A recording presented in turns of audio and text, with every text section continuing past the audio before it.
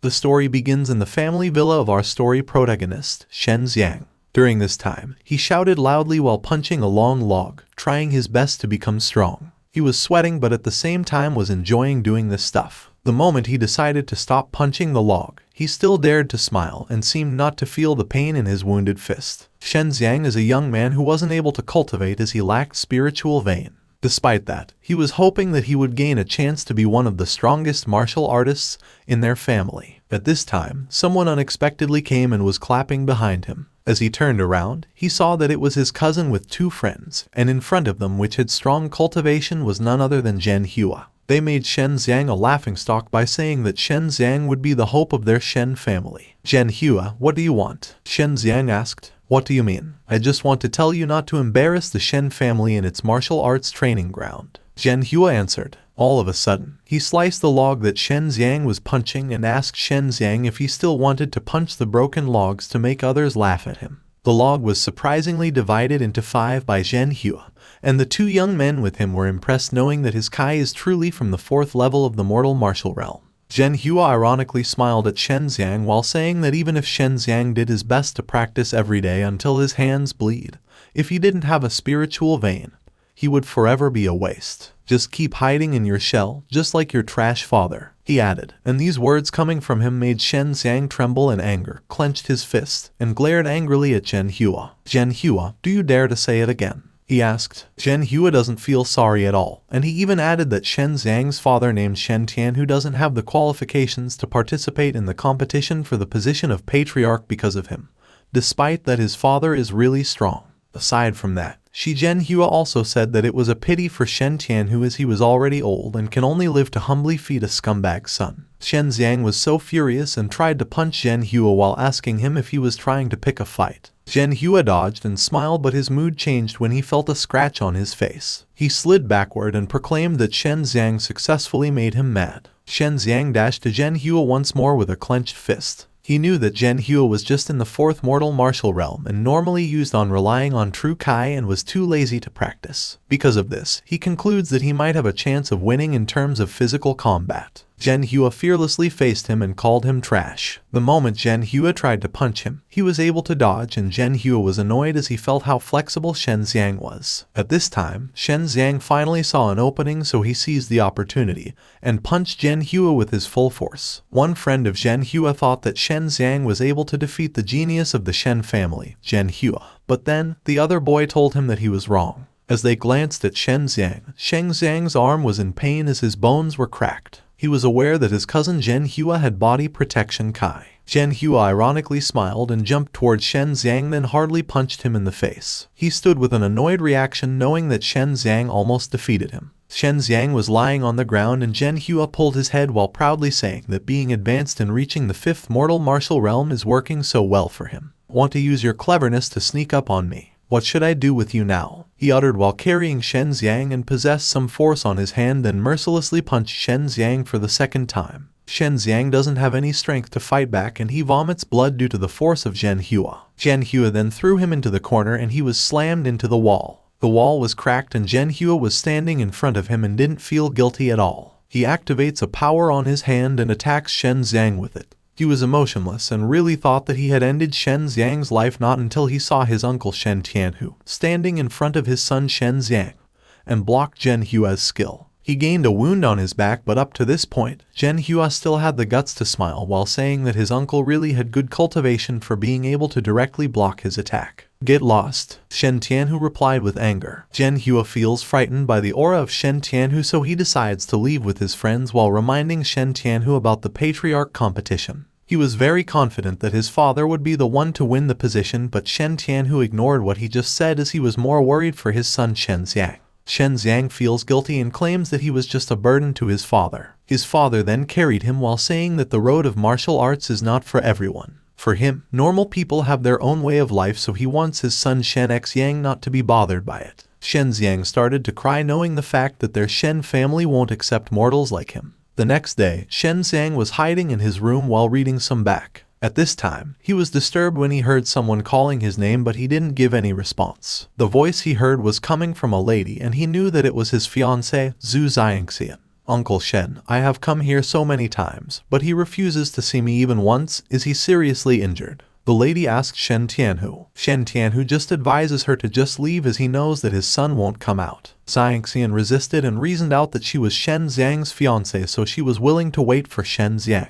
To her surprise, Shen Tianhu declared that they should end the marriage between the lady and his son. He said that Shen Xiang is a treasure of the Zhu family and is also a martial arts genius, while his son Shen Xiang doesn't have a spiritual vein and his whole life is destined to be lived on as just a mortal. For him, Shen Xiang doesn't deserve to be with the lady. As he was spitting these words, Shen Xiang clearly heard it and it made him feel sad. "Who wants him to be worthy of me? We love each other, that's enough," Shen Xiang replied. But she felt more sad when Shen Tianhu told her that the decision for marriage was still decided by them as parents. Shen Xiang was still leaning on his room's door and he was telling himself that he must become stronger and defy everything to become strong. Not just for himself but also for his fiancée Shen Xiang and his father Shen Tianhu. He was holding the book he was reading and it was about the hell spirit grass, which is a spirit herb that can help strengthen spiritual energy. When the night comes, Shen Xiang goes to the dead place despite the heavy rain and storm. Below this place, there is a scary cliff called Immortal Devil Cliff. There are many skulls here and a huge bird flying around. Shen Xiang was hanging at the cliff and was trying his best to climb and finally see the hell spirit grass. This plant only grows once in 1,000 years and it can only be picked on the yin day of the yin year and yin month. He knew that if he missed this opportunity, he might wait another few years again. He was trying his best to climb more until he reached the grass. He was thinking of turning it into an elixir, and he concludes that even if he doesn't have a spiritual vein, he can still break through to the 5th level in an instant. He pulled the hell spirit grass and he smiled widely while saying that it would be the time to reverse his destiny. Unfortunately, a strong lightning strike hit the area above him, causing it to crumble,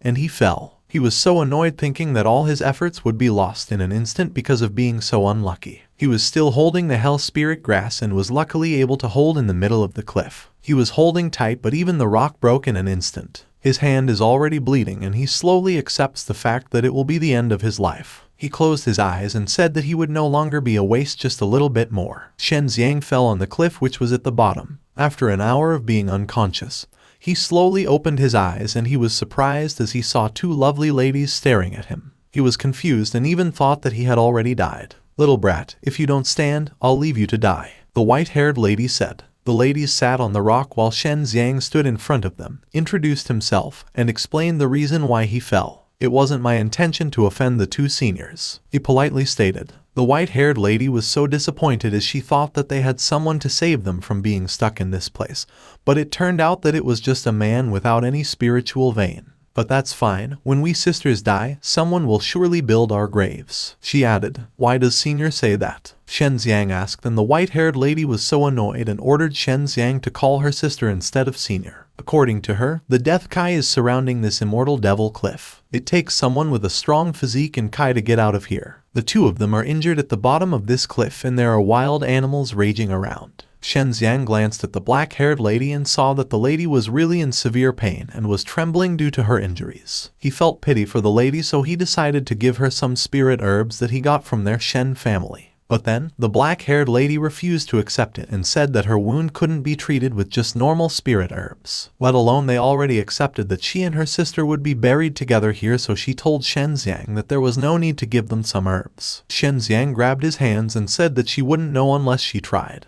"I still have very important matters to tend to. I believe you have a reason to continue living too. So even if I have to bet everything, I'll have you to try it once," he stated. The white-haired lady feels how sincere Shen Xiang is, and she is also touched by how Shen Xiang motivates them to continue living. She then whispered to her sister to try the herbs and the black-haired lady agreed. She then showed her wounds on her back, and seeing it made Shen Xiang uncomfortable as it was inappropriate for him to do it since he was a man.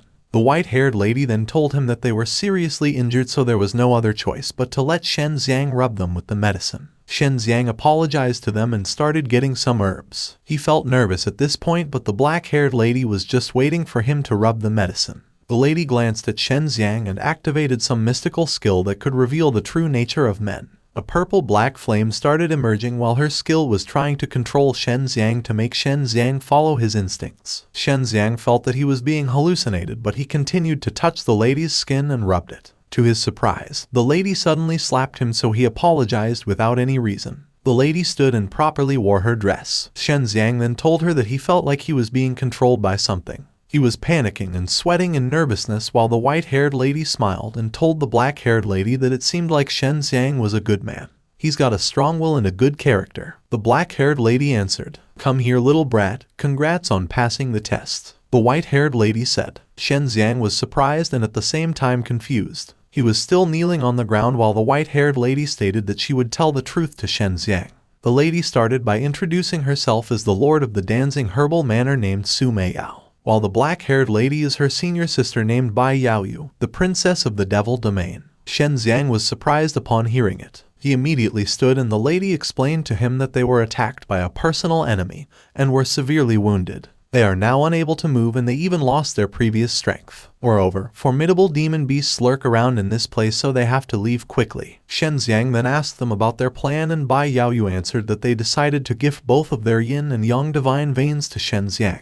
And if Shen Xiang can refine these both veins, he can possibly break through the death kai of the immortal devil cliff and escape. You should know that with me and my sister's character, even if we die, we will not give our veins to a person of low characteristics. That's why senior sister just used her powers to test you, Su Meiyao stated. So, then, I passed the test, Shen Xiang asked with a stuttering voice. Bai Yaoyu then advises her not to rush to be happy since the fusion and refinement of divine veins is not something ordinary people can do, and there may even be death involved. You can think about it carefully, or you can refuse, she said. In an instant, Shen Xiang instantly accepted it knowing that this kind of opportunity he had been waiting for long. Okay, I officially ask you, Shen Xiang, are you willing to sign a blood pact with the two of us, receive the divine veins, and help us recover our cultivation in the future? Su Meiyao asked. And as expected, Shen Xiang answered, I accept, with excitement and even vows that he will do anything as long as he becomes stronger. Su Meiyao then gets a black paper on her dress and declares to start giving their veins. Below the cliff, they were giving all their voice to transfer their veins to Shen Xiang. Shen Xiang was suffering in pain but he didn't have any plans to surrender and bravely endured the pain.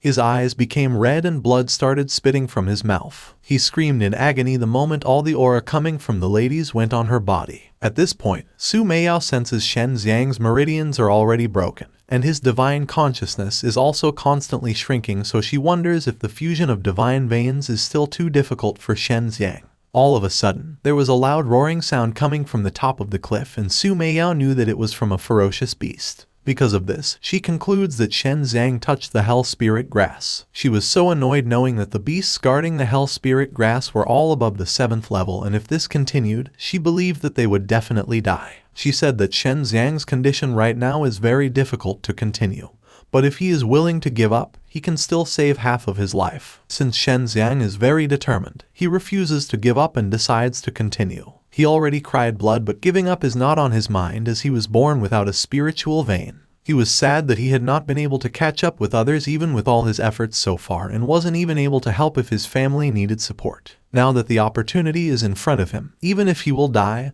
he won't give up. He continuously screams in pain and blood is all around his body. After trying to refine the veins of both ladies, Shen Xiang loses consciousness. At the same time, the beasts started attacking the bottom of the cliff. Both ladies slowly looked behind them and saw the gigantic beasts roaring loudly while walking toward them. Su Meiyao and Bai Yaoyu rattled, but then Bai Yaoyu noticed something at Shen Xiang's wounds and meridians. Shen Xiang's wounds have luckily healed on their own. As per Bai Yaoyu, if Shen Xiang is really so lucky, once he smoothly refines the two divine veins, no one will be his opponent. He still needs a little more time. Let's cover him. Just hold out, maybe there's still hope, she added. Both ladies then try to distract the ferocious beast, and the beast doesn't have a choice but to fight them instead of attacking Shen Xiang. The beast swung its tail and both ladies were unfortunately hit by it and slammed into the rock. Bai Yaoyu was so annoyed knowing that they both could easily kill this beast in one strike if they still had their original power. The ferocious beast smelled the Hell Spirit Grass at Shen Xiang, so he walked towards Shen Xiang, who was still unconscious. He was roaring so loud and Bai Yaoyu immediately cast some magic to stop the beast from going towards Shen Xiang.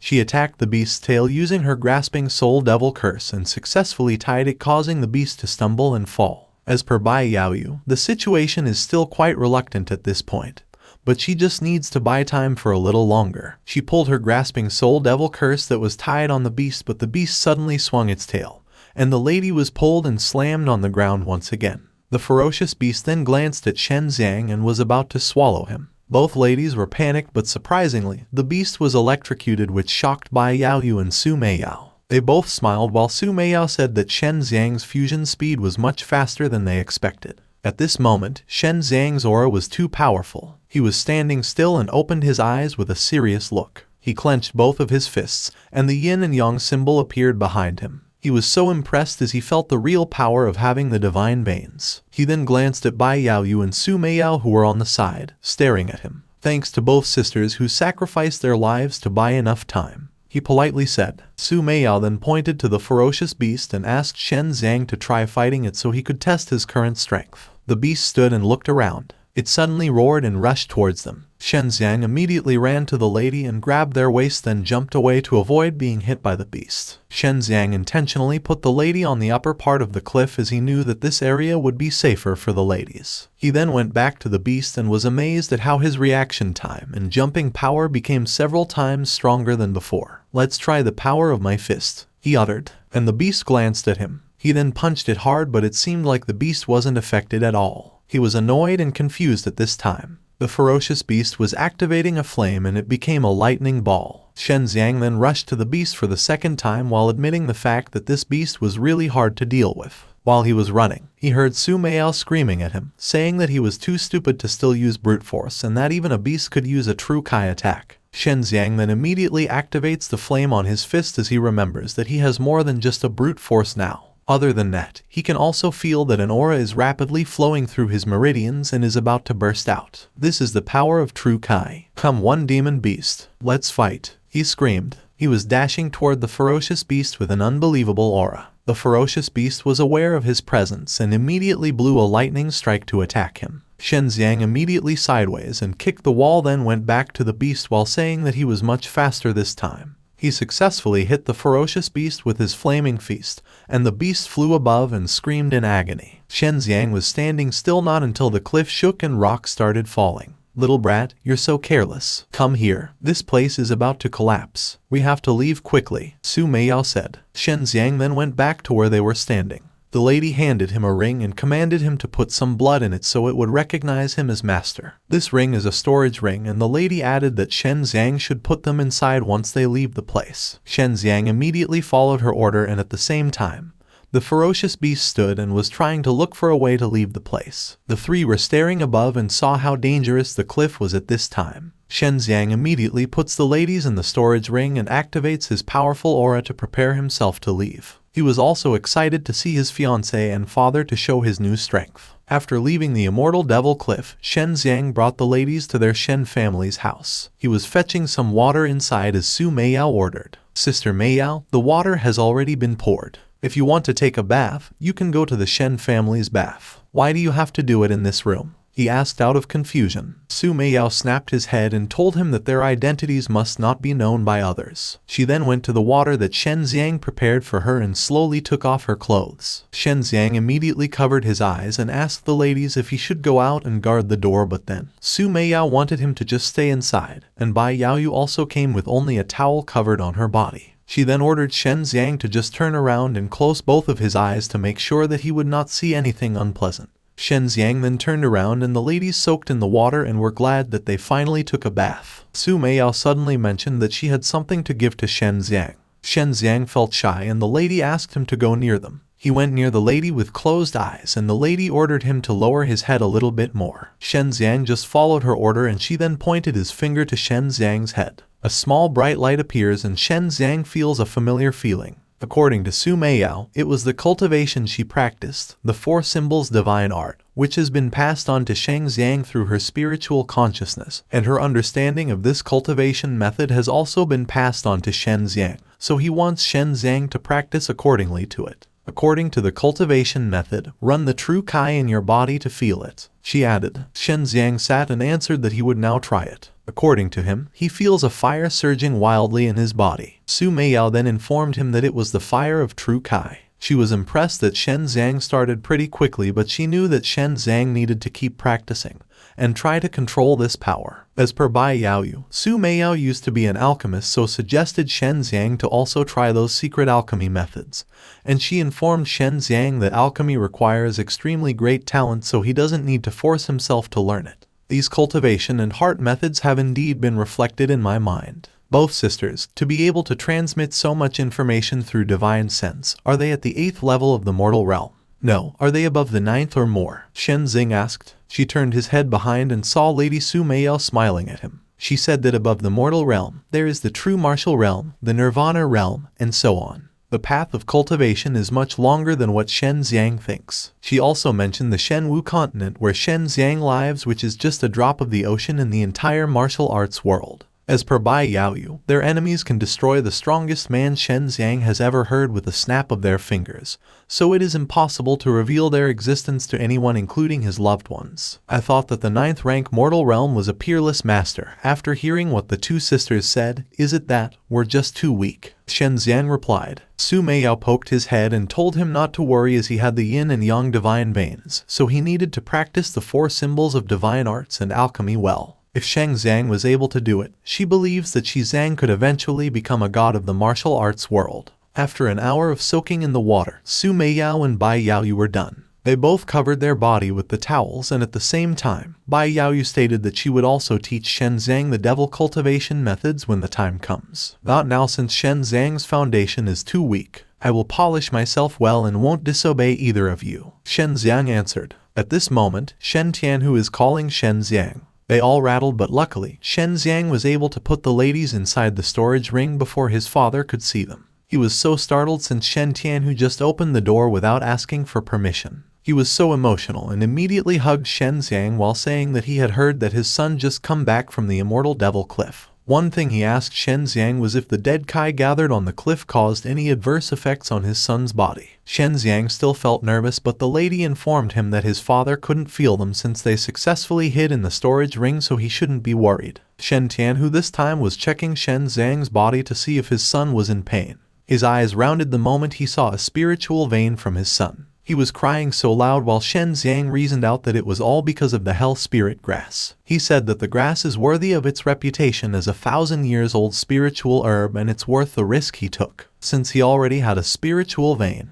he asked his father to compete for the position of the patriarch, as he believed that his father would succeed. It seems that all of this is God's will. Good. His father replied. They both then smack their fists, and Shen Tianhu laughs while saying that they will allow the Shen family to see how they become the new leaders of the Shen family as a father and son. A week later, Shen Xiang went to the Spirit Dan Pavilion. After a week of practice, Shen Xiang felt that he could control the fire of true Kai quite proficiently. But as Su Meiyao said, if he wants to improve his power quickly, he has to rely on refining elixirs. He went inside the pavilion and stared at the Pei Yuan body Dan that cost 5,000 large spirit stones. He felt sad knowing that he couldn't even afford the herbs to make some elixirs. Shen Xiang brings the storage ring with him, and Su Meiyao advises him that he can grow the herbs himself if he can't really afford to buy one. Shen Xiang was confused and even thought that the lady was just joking, since it takes 3 years for herbs to grow the fastest. Su Meiyao then answered that growing herbs for 3 years is only for those common people, while she has his own ways of growing them fast. Shen Xiang then immediately asked for 5 seedlings of azure spirit grass and 5 of blood element flowers. The worker then said that he would fetch it right now, so he should wait for a moment. While he is standing in front of the pavilion worker,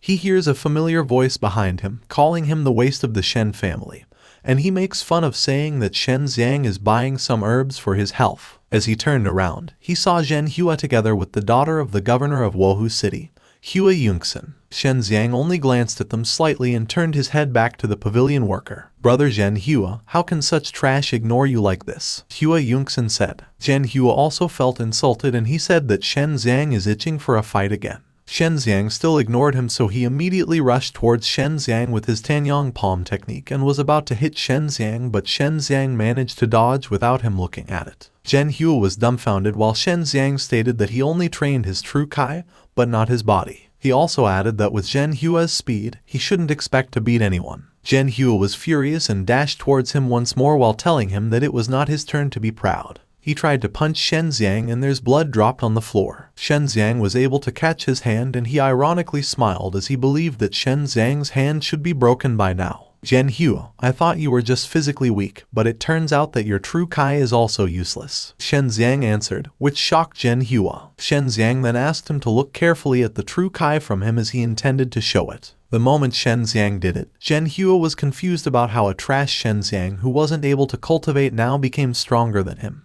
On the other hand, Hua Yunxin was so blinded by the light that emerged from Shen Xiang. She felt how hot it was and he was commanding Zhen Hua to move and teach Shen Xiang a lesson. Before Zhen Hua could react, someone standing above the pavilion is ordering them to stop fighting. This is the Spirit Dan Hall. Who dares to be rude here? The man angrily asked. Shen Xiang immediately introduced his name and asked for an apology for offending this man. It's just that my younger brother in the family is incompetent. He messed around here, so I took the initiative to discipline him, he added, which annoys Zhen Hua. That's your business. How dare you disturb the Spirit Dan Hall's master while he's making dance? Don't blame me for being rude, the man answered with anger. At this moment, Shen Xiang then glanced at Zhen Hua while saying that he would let go of him today. And if he is not convinced that Shen Xiang already has a spiritual vein, they will see each other at the Patriarch's selection. Zhen Hua can't accept that Shen Xiang's father will participate and he angrily says that Shen Xiang is not worthy at all. Now that I have a spiritual vein, I will naturally help my father in the selection process. Pray that you don't lose too badly, Shen Xiang uttered. Zhen Hua grits his teeth out of annoyance thinking about what kind of dance Shen Xiang has taken that really gives him such luck.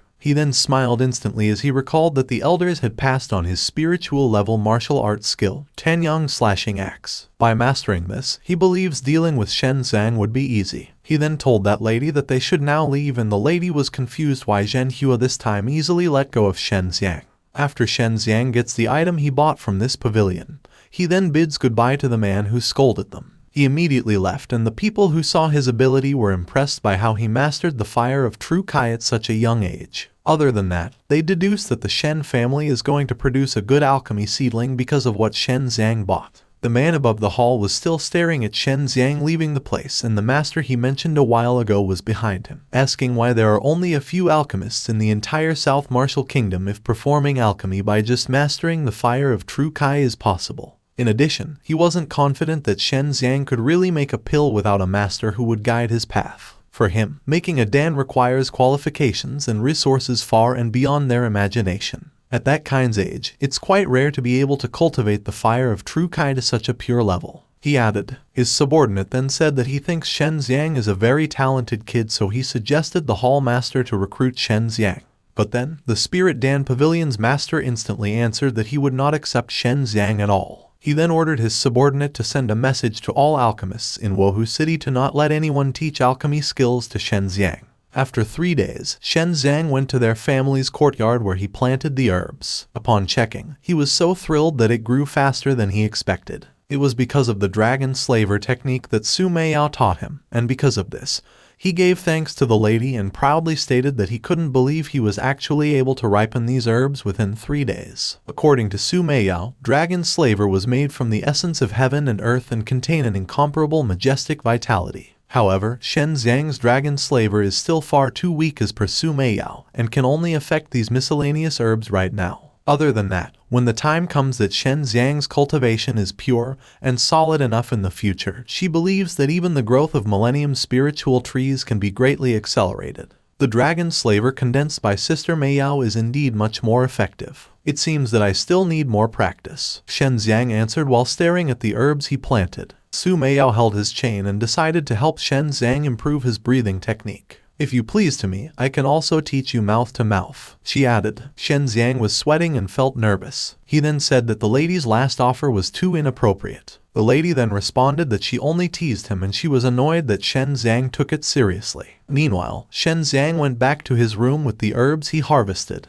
He was too excited to try alchemy using these herbs. The ladies were sitting while there was a lot of food on the table. They were enjoying eating and Shen Xiang asked them if making alchemy was really needed for them to prepare so much food. Of course, we need to prepare enough food. We don't know how long it will take. Are you thinking of starving us to death? Su Meiyao replied. At the same time, Bai Yaoyu was enjoying the food and said that she didn't remember how long it's been since she had eaten food from the mortal world. I don't think how long it will take to make these pills, no matter. Let's try using my divine sense first, Shen Xing declared while possessing his divine sense. After doing it, he suddenly transmigrated to the divine realm. He wasn't familiar with this place, so he looked around but saw a gigantic beast above him. He panicked upon seeing it, but Su Meiyao appeared and said that she couldn't believe Shen Xiang entered the divine realm so quickly. She was so impressed and claimed that Shen Xiang was indeed talented. According to her, the divine realm is her master's unique Tao of alchemy, to create a special realm using divine sense. In addition, while Shen Xiang is here,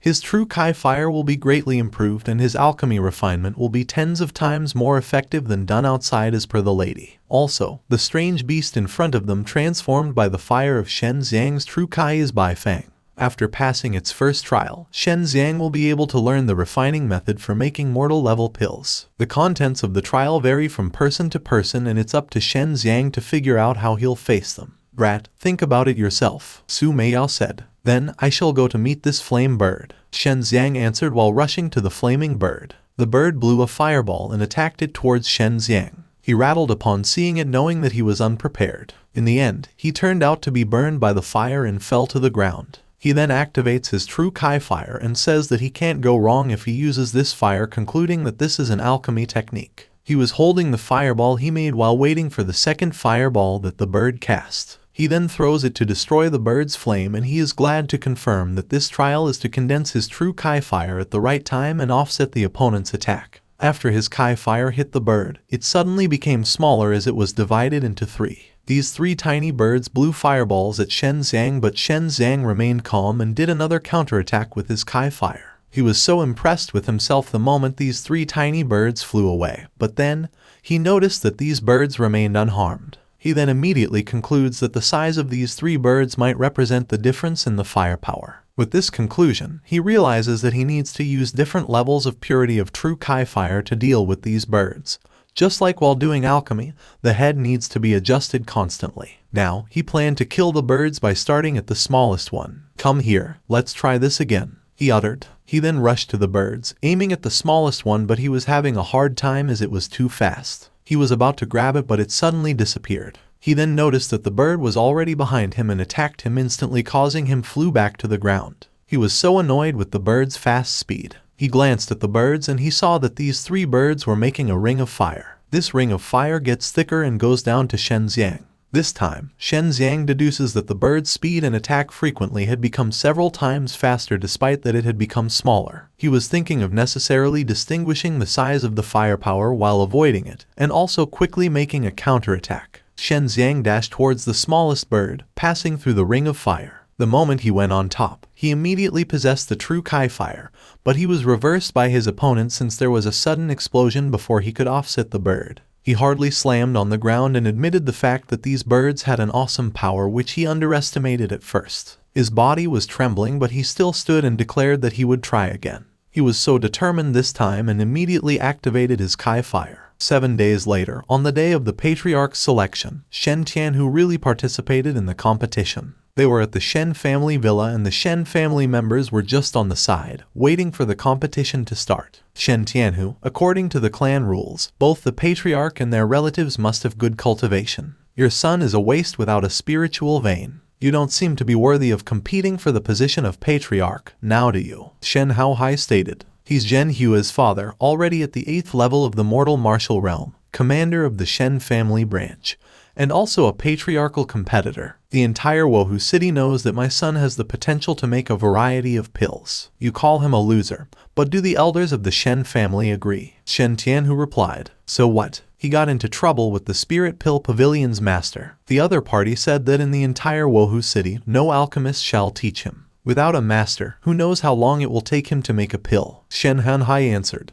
He's at the 7th level mortal martial realm and also Shen Haohai's younger brother. At this moment, Shen Xiang jumped towards the stage while asking them who said that he couldn't be an alchemist. He landed at the ring and proudly said that he could make pills without a master even if F may not be talented. He was holding the pill canister and Han Hai then said in front of everyone that Shen Xiang fried his brain knowing that it takes at least a year to learn alchemy. Plus, the fact that Shen Xiang just mastered true Kai fire a few days ago, so he won't believe that Shen Xiang can do alchemy in an instant. Okay, this uncle will play with you today. he stated. He also declares that Shen Xiang should bet something decent once he loses. Shen Tianhu believes in Shen Xiang's skill, so he confidently says that he will withdraw from the patriarch competition if his son loses the match. He was staring at Shen Xiang, who smiled widely, and now that his son has a bet, he's very sure that Shen Xiang has something up his sleeves. Shen Xiang gave thanks to his father for trusting his ability. He then asked his uncle Han Hai if the bet was enough, and Han Hai answered yes and added that he was happy to have one less opponent. Very good, Shen Xiang replied while activating his Tri-Kai fire. Hai Hai was surprised to see this powerful aura from Shen Xiang. Let's start, Shen Xiang declared, and the Kai fire covering him became more and more powerful. After an hour of trying to refine the pill he was holding, people didn't see any changes at all, and they were gossiping, wondering if Shen Xiang could really refine it. Some others underestimated him since they knew Shen Xiang as a trash member of the Shen family. At this time, Shen Xiang's cultivation in the divine realm was really effective for him. He feels that his true Kai fire seems to be dancing at his fingertips, and every change is clearly visible. He was glad that it was not in vain to be smashed by those 3 stinky birds for 7 days and nights. While he was refining the pill, both Bai Yaoyu and Su Meiyao were staring at him. Bai Yaoyu asked Su Meiyao how long it took for her to pass the trial. Su Meiyao then answered that she couldn't remember since it was long ago, but the thing is, it is more than 15 days. Because of this, Bai Yaoyu stated that it turns out Shen Xiang is more talented than Su Meiyao. Su Meiyao gets up with annoyance while reasoning that her master didn't even help her back then, while Shen Xiang has her, which she carefully guided every step of the way. She smiled, and a part of her was proud of Shen Xiang for passing the trial within 7 days, and she concluded that Shen Xiang has a bright future awaits for him. Going back to Shen Xiang, he was trying to open the pill canister and everyone was jaw-dropping, especially the 3 elders of the Sheng family after seeing that Shen Xiang really managed to refine the pill. Shen Xiang proudly showed them the tempering pill, and some people in the arena commented that these pills seemed to be even purer than the ones made by the Spirit Pill Pavilion. Because of this, some agreed that Shen Xiang's strength has already far exceeded a top-grade spiritual vein. No way, you must have cheated. This is not a real body-tempering pill, Han Hai stated. Not a body-tempering pill. Little uncle, I have heard some interesting things from my subordinates recently. They said that you have weak yang and kai and are weak in certain aspects. Shen Xiang replied, which made Han Hai feel insulted. Shen Xiang also added that he was concerned with his uncle Han Hai's strength, so he suggested using this pill he refined. Han Hai was trembling in anger while clenching his fist. On the other hand, Zhen Hua feels dumbfounded to witness that Shen Xiang can really refine pills. Some people in the area were too excited knowing that their Shen family finally had an alchemist. They also conclude that their Shen family's key training targets could also be changed if their Shen family really cultivates an alchemist. And for them, it's just a matter of time before they become the greatest family in Wohu City. While listening to their comments, Zhen Hua feels nervous. He grits his teeth out of anger and he says that he will not allow all those things to happen. He suddenly went into the ring and stated that Shen Xiang was being too complacent. Today, I will replace the clan elders to teach you a good lesson. He added, Shen Hua, have you forgotten how miserably you lost in the Spirit Pill Pavilion that day? Shen Xiang replied. Zhen Hua summoned his Tanyang slashing axe and said that he hoped Shen Xiang could still be as tough as he is now after trying to resist the strike of his weapon. He dashed towards Shen Xiang while slashing his weapon, and Shen Xiang felt a fierce coming from Zhen Hua's true Kai. A strong explosion emerged the moment Zhen Hua attacked Shen Xiang. Shen Xiang used his arms to defend himself. He was coughing numerous times and had some small bruises on his face, worthy of its power. After all, it's a spiritual level technique, and it has such power with a single swing. Zhen Hua stated. Shen Tianhu was shocked to see the Tanyang slashing axe from Zhen Hua's hand. According to him, the Shen family's spiritual level technique is only awarded to the Shen family members who have made great contributions, who gave it to him secretly. This is against the rules, he angrily asked, and the Shen family elders were just silent but looked guilty. Beside him is Han Hai, telling him that there is no point for him in pursuing the patriarch position now that Zhen Hua has already cultivated the axe. At this moment, Zhen Hua continuously attacked Shen Xiang using the axe, while Shen Xiang tried his best to dodge and surprisingly went behind Zhen Hua at a fast speed. He possessed his Azure Dragon Fist technique, but Zhen Hua still dared to smile, and attacked the ground where Shen Xiang was standing. Shen Xiang flew away and he wiped the blood on his mouth. He admitted the fact that he underestimated Zhen Hua's strength. Now, he concludes that it is impossible for him to attack in such a range, and if he can find a chance, he can possibly knock Zhen Hua down in one move.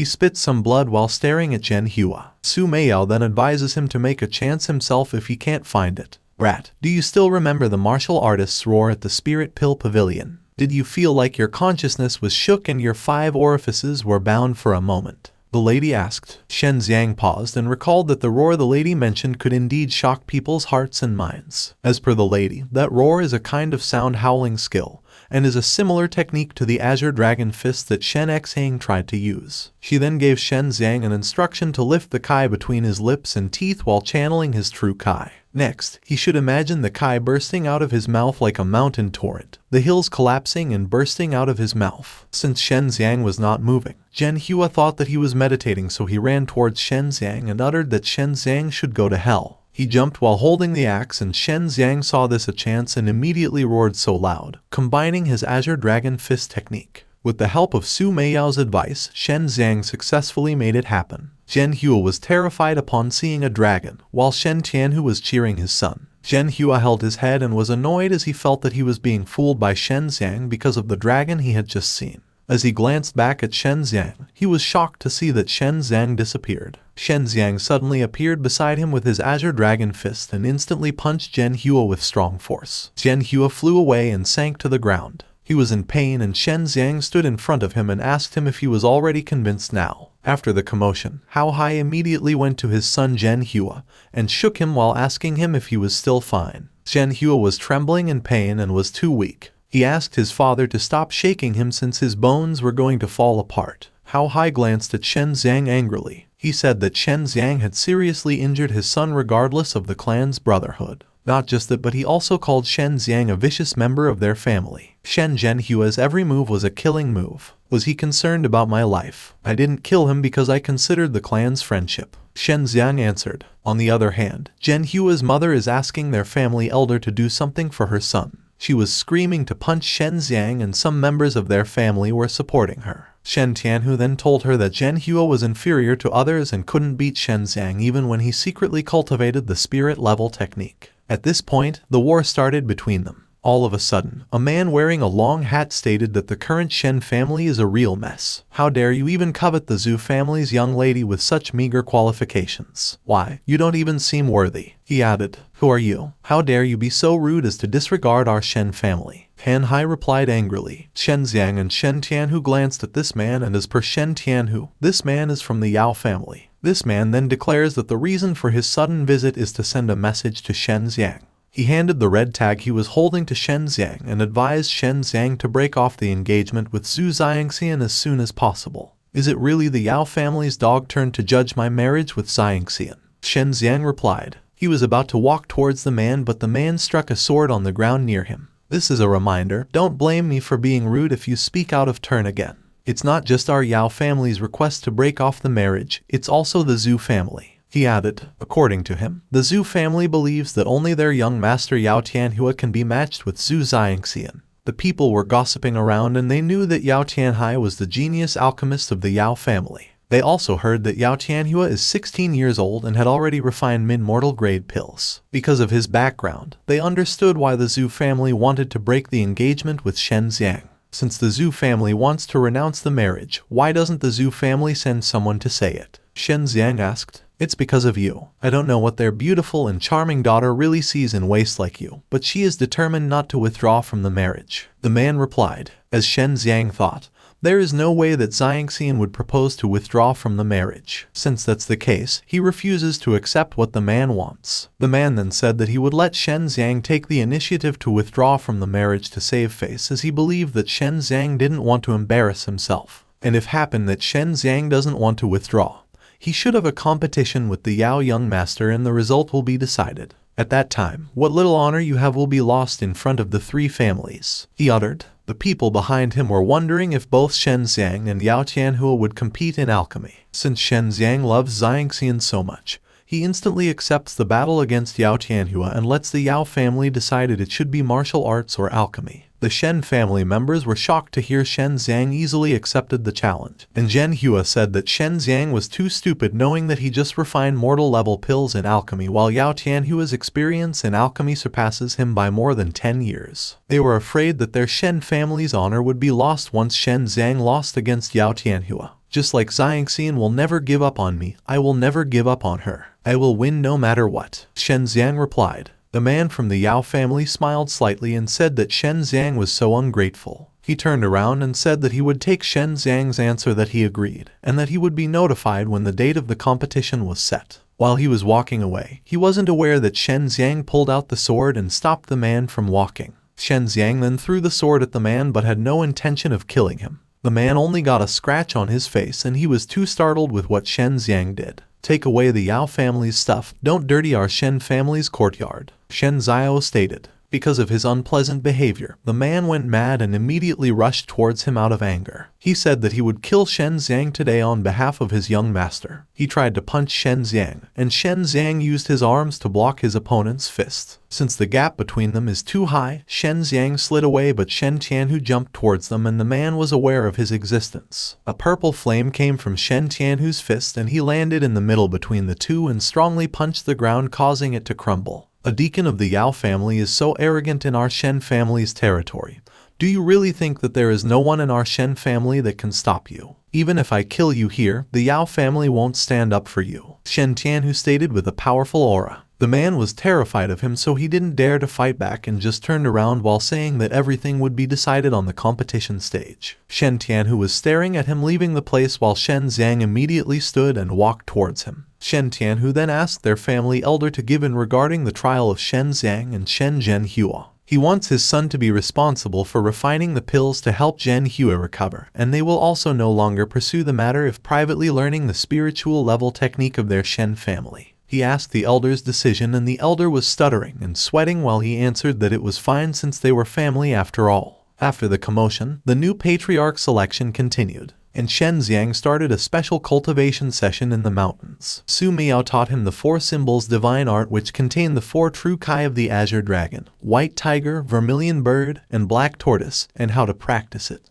At this moment, Shen Xiang focuses on himself as he possesses the power of the white tiger and strikes it into the water which creates a powerful explosion. This week, the white tiger's Kai of Shen Xiang began to have an effect, although it was not as smooth as harnessing the azure dragon Kai. At the same time, his father Shen Tianhu has also been making great strides, defeating one competitor after another. Finally, the last day of the patriarch selection came. It was Shen Tianhu versus Zhenhua's father, Shen Haohai, and Shen Hanhai. As per Hanhai, once Shen Tianhu defeats them both, the patriarchal position will be given to Shen Tianhu. Shen Tianhu then asked them if they wanted to fight alone or come at him all together. Hanhai stepped back and his brother Haohai answered that he would fight alone so he could convince their Shen family to trust him as patriarch. Come on then, I won't show you any mercy, Shen Tianhu said while activating a beast transformation, the powerful Thunder Tiger. The crowd was impressed knowing that this transformation was the 8th level of the mortal martial realm's iconic technique. In addition, this ability uses true Kai to change one's own state,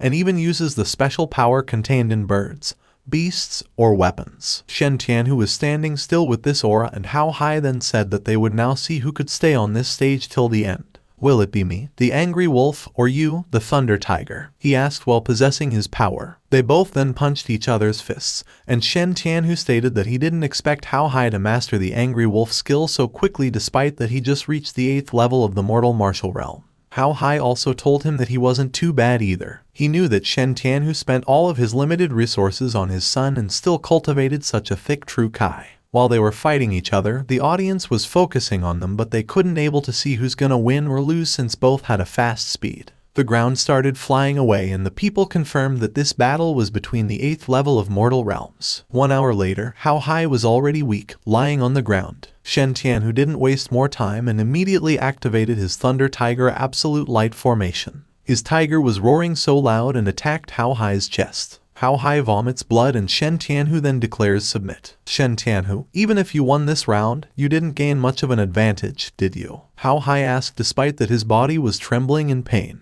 At this moment, Shen Tianhu suddenly feels pain in his stomach and he also vomits blood. He kneeled on the ground and Hanhai this time went towards him, telling him that life and death are at stake. I advise you that it's better for you to give up. He added, give up? How could I possibly give up the position of patriarch? Shen Tianhu answered. He was shaking in agony and someone was walking towards him and tapping his shoulder. It was his son Shen Xiang. Father, I saw your battle after I finished cultivating. You looked quite handsome when you won, Shen Xiang stated. Shen Xiang, who agreed to what he just said and even added that he is the most handsome in their family. It's just that he is now old. At this point, two men carried Shen Xiang off the ring and Shen Xiang told him not to worry and just leave the battle to his one and only son. He glanced back to Shen Xiang and asked if he was really sure, and Shen Xiang then asked the seniors to allow him to fight on behalf of his father. Since the seniors agreed, Shen Xiang then positioned himself in front of his opponent, Shen Xiang. This is a contest related to the position of the patriarch. Once the fight is over, life and death won't matter. Nephew Shen, have you really thought it through? Han Hai asked. Shen Xiang confidently answered of course, and Han Hai added that he would allow Shen Xiang to make one move and he should attack with all his strength. Shen Xiang didn't waste more time and immediately dashed towards his uncle Han Hai with a powerful aura. He said that he would not be polite this time. After this week of cultivation, Shen Xiang has entered the 5th level of the mortal martial realm. Since this would be his first fight after reaching far in cultivation, he wondered what effect it would have when facing against the 7th level of the mortal martial realm. On the other hand, Han Hai was dumbfounded as he felt weird with Shen Xiang's true Kai. Shen Xiang punched him using the storm-killing fist technique and due to the strong force, Han Hai flew away, which caused the crowd to be surprised and thought that Shen Xiang's power was already at the 6th level. Did it work? Shen Xiang asked, but Han Hai suddenly spoke while hiding himself in the ice shield he made. A person at the 5th level of the mortal martial realm can actually use true Kai to this extent. Shen Xiang, I have underestimated you, Han Hai stated. No effect at all. That was my full power strike with the Azure Dragon True Kai, Shen Xiang replied. At this point, a beast surprisingly appeared in front of him and it turned out that Han Hai possessed his beast transformation for the first time. Shen Xiang was confused knowing that this beast transformation is an ability that should only be available at the 8th level of the mortal martial realm. As per Han Hai, he has already completed the 7th level of the mortal martial realm and is only waiting for a breakthrough. He has also mastered some initial beast fighting skills. Because of this, he was very confident that Shen Xiang and Shen Xiang would definitely lose this patriarch competition. He casts an attack towards Shen Xiang and Shen Xiang stares angrily at him and immediately jumps away to avoid the enemy's strike. He went towards Hao Han while preparing his Azure Dragon Fist and immediately punched Hao Han. Hao Han managed to use his shield and Shen Xiang was already annoyed knowing that his attacks had still no effect on his opponent. Because of this, he decided to just gain some distance first. He tried to run as fast as he could but Han Hai easily reached him and teased him that his movement was too slow. Han Hai then strongly kicked him and he flew away and dropped into the crowd. Shen Xiang, if you had 10 more years, you might have been able to beat me, Han Hai stated. Shen Xiang was in pain, lying on the ground and Han Hai then rushed towards him while confidently saying that he would win the patriarch position today. Han Hai then attacked Shen Xiang using his 100 Fisher Glacier Stomp technique, causing Shen Xiang to stumble on the ground once again. He grits his teeth out of annoyance knowing that the full force of his Azure Dragon True Kai can't hurt Han Hai even a single bit, and there is not much True Kai left. He tried to dash towards Han Hai with a clenched fist while Han Hai was waiting for him to get near. I'll smash you like an egg against a rock, Han Hai uttered. He then attacked Shen Xiang numerous times and Shen Xiang was already covered with smoke. Han Hai thought that he didn't survive after facing multiple lasers, but then Shen Xiang suddenly laughed and Han Hai this time admitted that Shen Xiang's progress is indeed beyond everyone's expectations. Other than that, he advises Shen Xiang not to be so reckless when he meets someone he can't beat, someone who can't be beaten. I thought so too, Shen Xiang replied. He confidently said that he had found a way to beat Han Hai, and even if there was only a light chance, he was willing to always try. No matter how hard you try, you can only cause this level of wound, Han Hai answered. He then asked Shen Xiang if he really thought that he could win this battle. Shen Xiang then stated that the wounds he felt were nothing. What's more important for him is that he at least proves that he has a way to crush Han Hai's ice shield. He then activates his Azure Dragon True Kai and White Tiger True Kai and Han Hai still dared to smile while saying that Shen Xiang's technique is indeed a bit weird. At this time, Shen Xiang is planning to mix the White Tiger True in his next punch. With his current level of mastery of White Tiger Divine Art, he doesn't think that its power alone will be enough, but it should break through the ice shield that his Azure Dragon True Kai couldn't break through by itself. He believes that the combination of two different kinds of True Kai will have a special power. He was thinking for long, while Han Hai became bored and rushed towards him saying that his next blow would make Shen Xiang unable to stand up again. Do you still have time to think? He asked. He then activates his condensed ice needle but Shen Xiang still manages to dodge. Because of what he discovered, Su Meiyao was so proud of him, and according to her, since Shen Xiang is using different types of true Kai, he can create a turbulent flow of true Kai that disrupts the flow of his opponent's true Kai. Shen Xiang paused and asked as he didn't understand any of the lady's explanations. As per Su Meiyao, when Shen Xiang only uses one kind of true Kai, the ice shield will only be affected by the true Kai in one direction. But when he uses another kind of true Kai, they fuse together to form a turbulent flow. The direction of the effect of true Kai on the ice shield will also increase. Under the effect of different true Kai flows, it becomes easier to destroy the ice shield. Shen Xiang was waiting for Han Hai to get near, and he understood that as long as more types of true Kai are used at the same time, the effect will be stronger. He then activates multiple true Kai techniques, and Han Hai feels that Shen Xiang is continuously giving him a bad feeling, so he is planning to defeat Shen Xiang quickly. Shen Xiang got near to his opponent, and he was trying to fuse all the true Kai of the four elephants' divine art into his next punch. He was clenching his fist and teeth, and he suddenly covered his eyes with his arm as he felt that his meridians are surging wildly, and the power seems to be getting sucked away. Just standing is already so difficult, he uttered. At this moment, Han Hai is creating a gigantic ice rock, and he is very confident that Shen Xiang cannot hold any longer. He then attacked Shen Xiang with this gigantic ice, and Shen Xiang still held on to his fused Kai technique while telling himself that he needed to win this match on behalf of his father. The ice is getting nearer to him, and he then bravely punches it using his four elephant fist technique. Han Hai was dumbfounded the moment he saw Shen Xiang easily break the huge ice that he attacked. He was so blank, and the crumbled ice bumped into his face, causing him to fall on the ground and spit blood. He was lying on the ground as he passed out, and his brother and Shen Zhenhua couldn't believe that Han Hai was defeated by Shen Xiang, whom they truly underestimated for so many years. I declared Shen Xiang was the winner. Shen Tian, who will become the head of the Shen family, the Shen elder said. The crowd was cheering for Shen Xiang and believed that there was still hope for their Shen family because of Shen Xiang.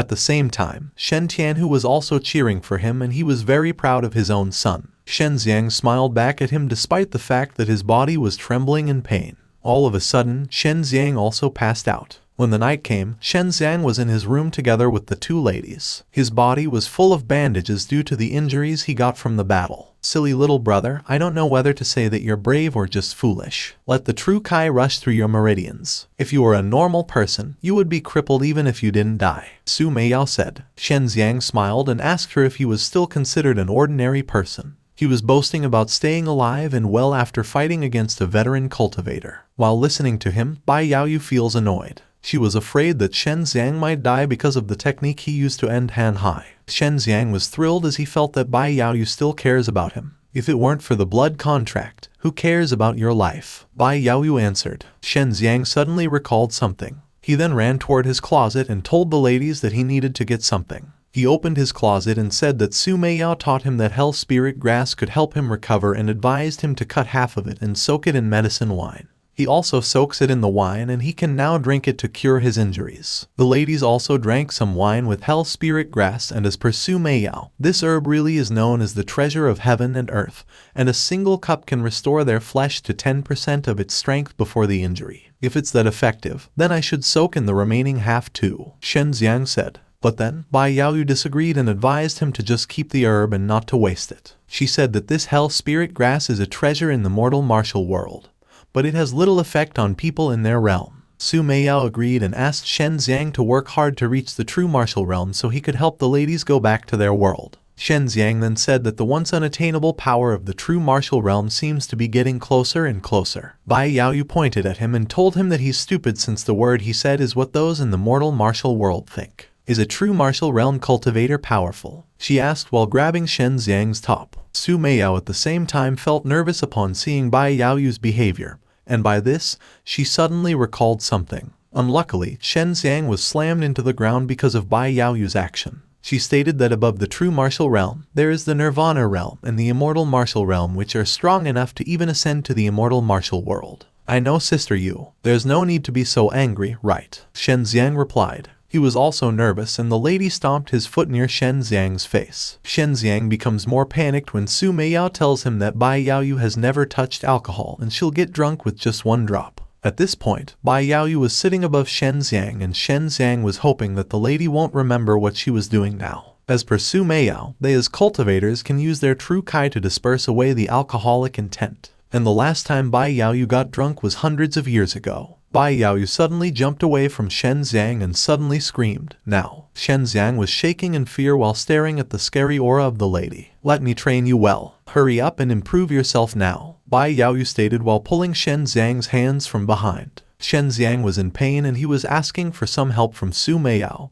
but Su Meiyao didn't dare to help him. Despite the fact that the lady is drunk, she's still very serious about teaching Shen Xiang some of her movements, so the three go to the mountain to train. They immediately start the training and Bai Yaoyu is ordering Shen Xiang to watch each of her moves. She was using her foot as she was kicking Shen Xiang at a fast speed. Shen Xiang this time was having a hard time and he believed that he needed to use the Yang Tru Kai to resist the lady since Bai Yaoyu had a yin body. Although it's difficult for him to cultivate with the lady, he believes that it can also quickly increase her vermilion bird Tru Kai. Your speed can barely keep up, the lady said. She suddenly creates numerous illusions and she says that Shen Xiang can block this move, and he will be considered to pass. She dashed towards Shen Xiang while preparing her Lone Star Demon kick, and Shen Xiang only used his arm to block the lady's attack, but he still felt the pain and suddenly flew away. Oh no, I can't stop it, the lady uttered. She was screaming Shen Xiang's name, hoping that Shen Xiang was still fine after receiving some unbelievable attack from her. That was close, I almost fell, Shen Xiang said, and he suddenly appeared behind Bai Yaoyu. He was flying using the Vermilion Bird Fire Wings divine skill,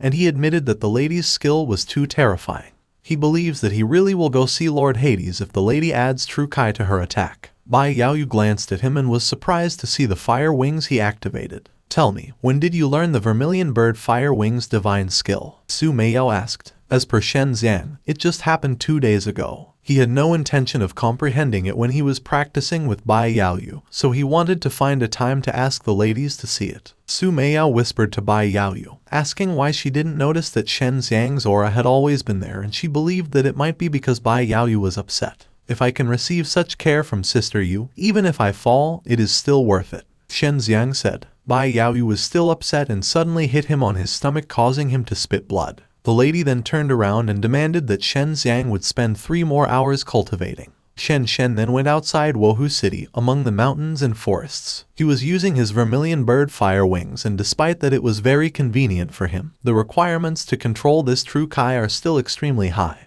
and he needs to cultivate more to master it. While he was flying, he saw some people fighting below. These people were from the Wohu City, and the other side was huge men fighting against the known family of Wohu City. Shen Xiang was curious, so he went down a little and saw that these people were from the Zhu family against some bandits. And he witnessed a thin man from the Zhu family who tried to attack a huge bandit using his sword, but the sword got easily deflected and struck on the ground. Who cares who you are? I will rob you today, the bandit uttered with an ironic smile on his face. All of a sudden, someone kicked him in the face, causing him to vomit blood and fall on the ground. Fortunately, I've arrived in time, Shen Xiang said. He glanced at the bandits and told them that they were so brave for robbing their Shen family's guests. The bandits were terrified, but the leader commanded his people to fight all together to defeat Shen Xiang instead of fighting one-on-one, knowing that Shen Xiang was already at the 6th level mortal martial realm. 6th level. It's more than enough to deal with you, Shen Xiang uttered while summoning his white tiger whip. The bandits dashed towards him with killing intent, and Shen Xiang evilly smiled at them and told them all to carefully watch how his whip works. The moment these bandits were going to attack him, he easily hit them with the white tiger whip, causing them to scream in agony as they were burned by the purple flame coming from the whip. Shen Xiang was mad that these people dared to hurt the Zhu family members, and he believed that these bandits were also from Wohu City. While he was standing, the leader jumped toward him with a pair of small axes, but Shen Xiang was aware of his movement and immediately flew above using his Vermilion Bird Fire Wings. The leader ended up hitting the ground, and Shen Xiang then attacked him with the whip. His back was in flames, and he admitted the fact that he underestimated Shen Xiang. He believes that they won't last long battling with Shen Xiang, so he declares to his people to retreat. While they were running away, Shen Xiang saw them and he immediately landed on the ground. But then, he has a feeling that these bandits are a bit odd, so it's better for him not to chase them. After the commotion, both Zhu Ming and Zhu Zhiliang gave thanks to him for saving them. Zhiliang shyly said that he is not good at cultivating, so he was almost defeated by the mountain bandits. He was afraid that their Zhu family would be disgraced once the word got out. Shen Xiang pointed his finger in the direction where the bandits ran away, and he said that those people were probably not ordinary mountain bandits. Judging from his fight just now, he feels that the leader of the bandits has at least the strength of a 6th level mortal martial realm. He then asked both Ming and Jilliang how many 6th-level bandits were there in the entire Wohu city, and how many would personally come out to rob a house. Jilliang felt nervous and asked him what he was trying to say. But then, Shen Xiang said that he wasn't sure if his hunch was true. What's important for him now is that both these men from the Zhu family shouldn't get hurt on the Shen family's territory. Shen Xiang invited them to come with him and they walked on the mountain while talking about something. Both young men were impressed by his movement, and for them, Shen Xiang was not only superior in strength but also with a sharp mind. Ming also stated that Shen Xiang is better than the sissy from the Yao family. Shen Xiang then instantly believes that Ming is referring to Yao Tianhua. According to Ming, Yao Tianhua is short and weak, and when he was young, he was treated like a girl. He still wants to marry our Xiangxian, an ugly toad who dreams of eating swan meat. Jilliang said. All of a sudden, a carriage stopped in front of them and the man inside suddenly threw a dagger to where the three were standing. Ming and Jilliang panicked, but Shen Xiang easily caught the dagger. At the same time, the two feel a strong wind coming from this mysterious man inside the carriage. You three over there, quickly identify yourselves. Otherwise, don't blame me for being rude. The man stated. Shen Xiang then gave his name and asked the same question to the man. The man suddenly clenched his fist after knowing that it was Shen Xiang. This man was expecting Shen Xiang to know that this carriage was owned by the Yao family, and he didn't like how Shen Xiang continuously spoke so provocatively. This man went down from the carriage and was together with a lady subordinate. Shen Xiang smiled and knew that this man was none other than Yao Tianhua. He said that what Ming and Jilliang said about Tianhua was really accurate. So, it's the young master of the Yao family, the famous genius in refining pills. It's my bad, he said. Because of his attitude, Tianhua thought that Shen Xiang really knew how to behave, not until Shen Xiang said that it was a pity that Tianhua is so weak for needing a maid to help him get off the carriage. Isn't a weak willow swaying in the wind usually a description of women? Jilliang uttered, and Ming replied that Shen Xiang was really funny. Tianhua felt insulted, so he has gone mad and clenched his fist while asking Shen Xiang if he wanted to cause trouble. Bullying the weak is not my Shen family's style. Mr. Yao, please stop. Shen Xiang replied, which made Tianhua more annoyed and trembled in anger. Tianhua summoned his golden saber and rushed towards Shen Xiang while saying that Shen Xiang had gone too far. At this time, Shen Xiang can see that Tianhua's true Kai fire is condensing into a Kai saber, and he concludes that Tianhua is also in the 6th level of the mortal martial realm. Shen Xiang managed to dodge and possess his true Kai while saying that Tianhua's level of strength wasn't enough to scare him. Take a look, this is how you really use true Kai. He added. He is about to attack Tianhua, but a sudden howling sound comes from the carriage, and this noise makes Shen Xiang unable to move and deafened. He was so annoyed and said that people of the Yao family only knew how to use sneak attacks. The man who howled got down from the carriage and he said that he would not lower himself to fight Shen Xiang. The howling attack just now was only a warning. He added. He is the 7th elder of the Yao family. Ming and Jilliang are annoyed at how shameless these two members of the Yao family are for going together against one and still have to resort to using a sneak attack. Tianhua, since you are fighting on behalf of the Yao family, you should follow the Yao family's way of competing in a distinguished manner. What's the point of fighting like that? The Yao 7th elder stated. Tianhua agrees with him and teases Shen Xiang by saying that the letter of engagement from their Yoa family should have been sent to the Shen family's residence. He was very excited while mentioning that the decision would be made on the trial ground in 10 days. Shen Xiang was so annoyed and roared so loud. The carriage suddenly exploded because of his strong howling, and Tianhua was triggered and asked him what he wanted. I also know the sound whistling technique, and the 7th elder is willing to provide me with an exchange. So naturally, I have to return the favor, right? Shen Xiang answered. The 7th elder was also mad and warned Shen Xiang to better understand what he was doing. Shen Xiang ignored their anger and walked away while telling them to see each other at the Shen family's martial arts arena in 10 days. Meanwhile, Shen Xiang went back to the Shen family's residence with the two members of Zhu family. He informed both that he needed to do some important things, so two men should go to the main courtyard and attend the banquet. Ming and Jilliang listened to what he said, and before leaving, they were cheering for Shen Xiang and were hoping that Shen Xiang would beat Yao Tianhua. After the two left, Shen Xiang entered his room. He was about to say something, but he was cut off as he bumped into the door when Zhu Xiangxiang suddenly opened it without any words. The lady immediately hugged him with excitement, and it felt like she missed Shen Xiang so much. The lady was so thrilled, and she informed Shen Xiang that she was here to cheer Shen Xiang as she heard that Shen Xiang would have a fight against Yao Tianhua. While she was caressing Shen Xiang, she suddenly paused as she felt something weird. Shen Xiang was confused, but the lady sniffed and gone mad after smelling a reek of women from Shen Xiang. She pulled Shen Xiang's collar while asking him if he was seeing someone else behind her back. Shen Xiang was shaking and stuttering as he answered that it was impossible for him to see some ladies. He reasoned out that there are some elders who have come to visit him recently. He believes that what he just said is not a lie since he sees both Bai Yaoyu and Su Meiyao as elders. The lady instantly believed him and asked him if he knew about the martial arts sects. Shen Xiang concludes that it might be the 8 sects in the mortal martial arts world. He has heard that the lowest cultivation among them is a master of the 9th level of the mortal martial realm.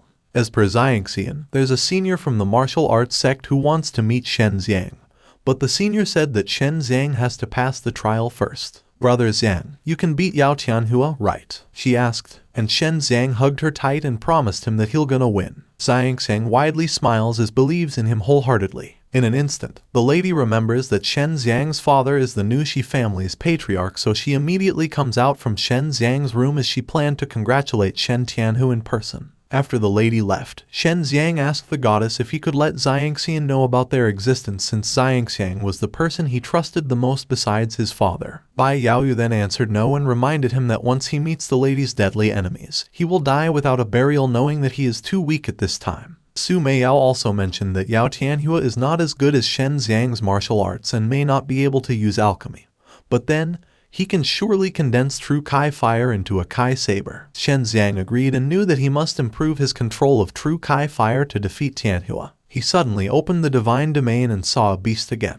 While he was standing and planning to do the second trial, Su Meiyao warned him that it was too early for him and his physical body wouldn't be able to resist it. Still, Shen Xiang was determined, knowing that this was the only way he could improve his control of true Kai fire quickly. At this moment, the beast instantly saw him and rushed towards him while roaring. Shen Xiang immediately activated his Kai fire and screamed very loudly, saying that he would pass the trial no matter what the contents of the trial were. All of a sudden, Shen Xiang saw something that made him pause. There was a flaming mountain made by Bai Fang in front of him. Meiyao was floating above him while saying that the second trial was very simple, and that was to smash the 1,000 infernal burial mountain. Shen Xiang then rushed to the mountain with his true Kai fire combined with his explosive punch. He started smashing the mountain, but he was annoyed to see that it wasn't moving at all. As he continuously punched for an hour, the fire suddenly went into his body and burned him. He was running away while screaming in pain as he felt like his bones were being roasted. Good thing that he managed to put out the fire, and Su Meiyao asked him how long he was going to fight. Sister Meiyao, I have been attacking this flaming mountain with all my strength for an hour. Is there really a way to break it? Shen Xiang asked in confusion. You idiot, the whole mountain is surrounded by Bai Fang's flames. Unless these flames are eliminated, your attacks will be ineffective. Su Meiyao answered. According to her, the 1,000 flames of Fire Burial Mountain are the source of Bai Fang's flames. Shen Xiang only has to bathe in the mountain and use his body to absorb Bai Fang flames as much as possible. Only after that, he can smash the mountain. At this time, Shen Xiang is already full of bruises because of the flame, and he was thinking of what Su Meiyao just advised him. As per Su Meiyao, Shen Xiang just felt the blow just now. She added that by just touching Bai Fang's flames, Shen Xiang's body had already started to melt. That's why she said the second trial was too early for Shen Xiang, and now she wants Shen Xiang to just give up. Shen Xiang was too hard-headed as he stomped back to the mountain and started the trial while screaming that it was only the second level of the trial. There is no reason for him to retreat as he already started it. He believes that Bai Yaoyu must have some methods to help him, knowing that she has the yin body. Bai Yaoyu then appeared and said that the time when she was in her prime, the mist formed by a wave of her hand could help Shen Xiang counteract Bai Fang's fire. She tried to help Shen Xiang, but its effect was less than 1,000 and its protection for Shen Xiang was extremely limited. Are you sure you want to get in? She asked, and Shen Xiang instantly answered that he was 100% sure. He is very determined to get in even without Bai Yaoyu's help. Shen Xiang this time gets into the mountain and screams that he had promised Xiang that he would win as he couldn't let the lady give to someone like Yao Tianhua. A straight purple light appeared the moment Shen Xiang soaked in the flame, leaving the ladies in worry, especially when he screamed in agony. Su Meiyao was sad to hear every pain of Shen Xiang, but she couldn't do anything since she had already warned the kid. Both ladies were just waiting for many days, and after 7 days of waiting, they were glad to see Shen Xiang finally come up, saying that it would be the last step now. Shen Xiang, I have to say that your perseverance once again has exceeded my imagination. Surprisingly, you soaked in the 1,000 flames of Fire Burial Mountain in 7 days and absorbed all of Bai Fang's flames here. Su Meiyao said. Of course, I won't easily retreat. Shen Xiang answered. He was trembling in pain and his body was full of burns. Su Meiyao was staring at him out of pity and she could see that Shen Xiang's meridians and body were severely damaged. But it was a blessing that he didn't collapse and die. And now, she wondered if Shen Xiang could still participate in the competition in this state. Finally, Shen Xiang was able to absorb the flame. He was trembling in pain but was able to clench his fist. He then smashed the mountain and the flames started flowing while the mountain shook. This time, Shen Xiang knew it himself that he finally passed the trial. 10 days later, the date of the battle came. Yao Tianhua came to the Shen family's battlefield but they didn't see Shen Xiang's presence. His father said that Shen Xiang went somewhere to cultivate more a few days ago but he didn't see his son for the past 10 days till now. One thing he was sure of was that Shen Xiang would attend the battle against Tianhua and he believes that Shen Xiang is already on his way.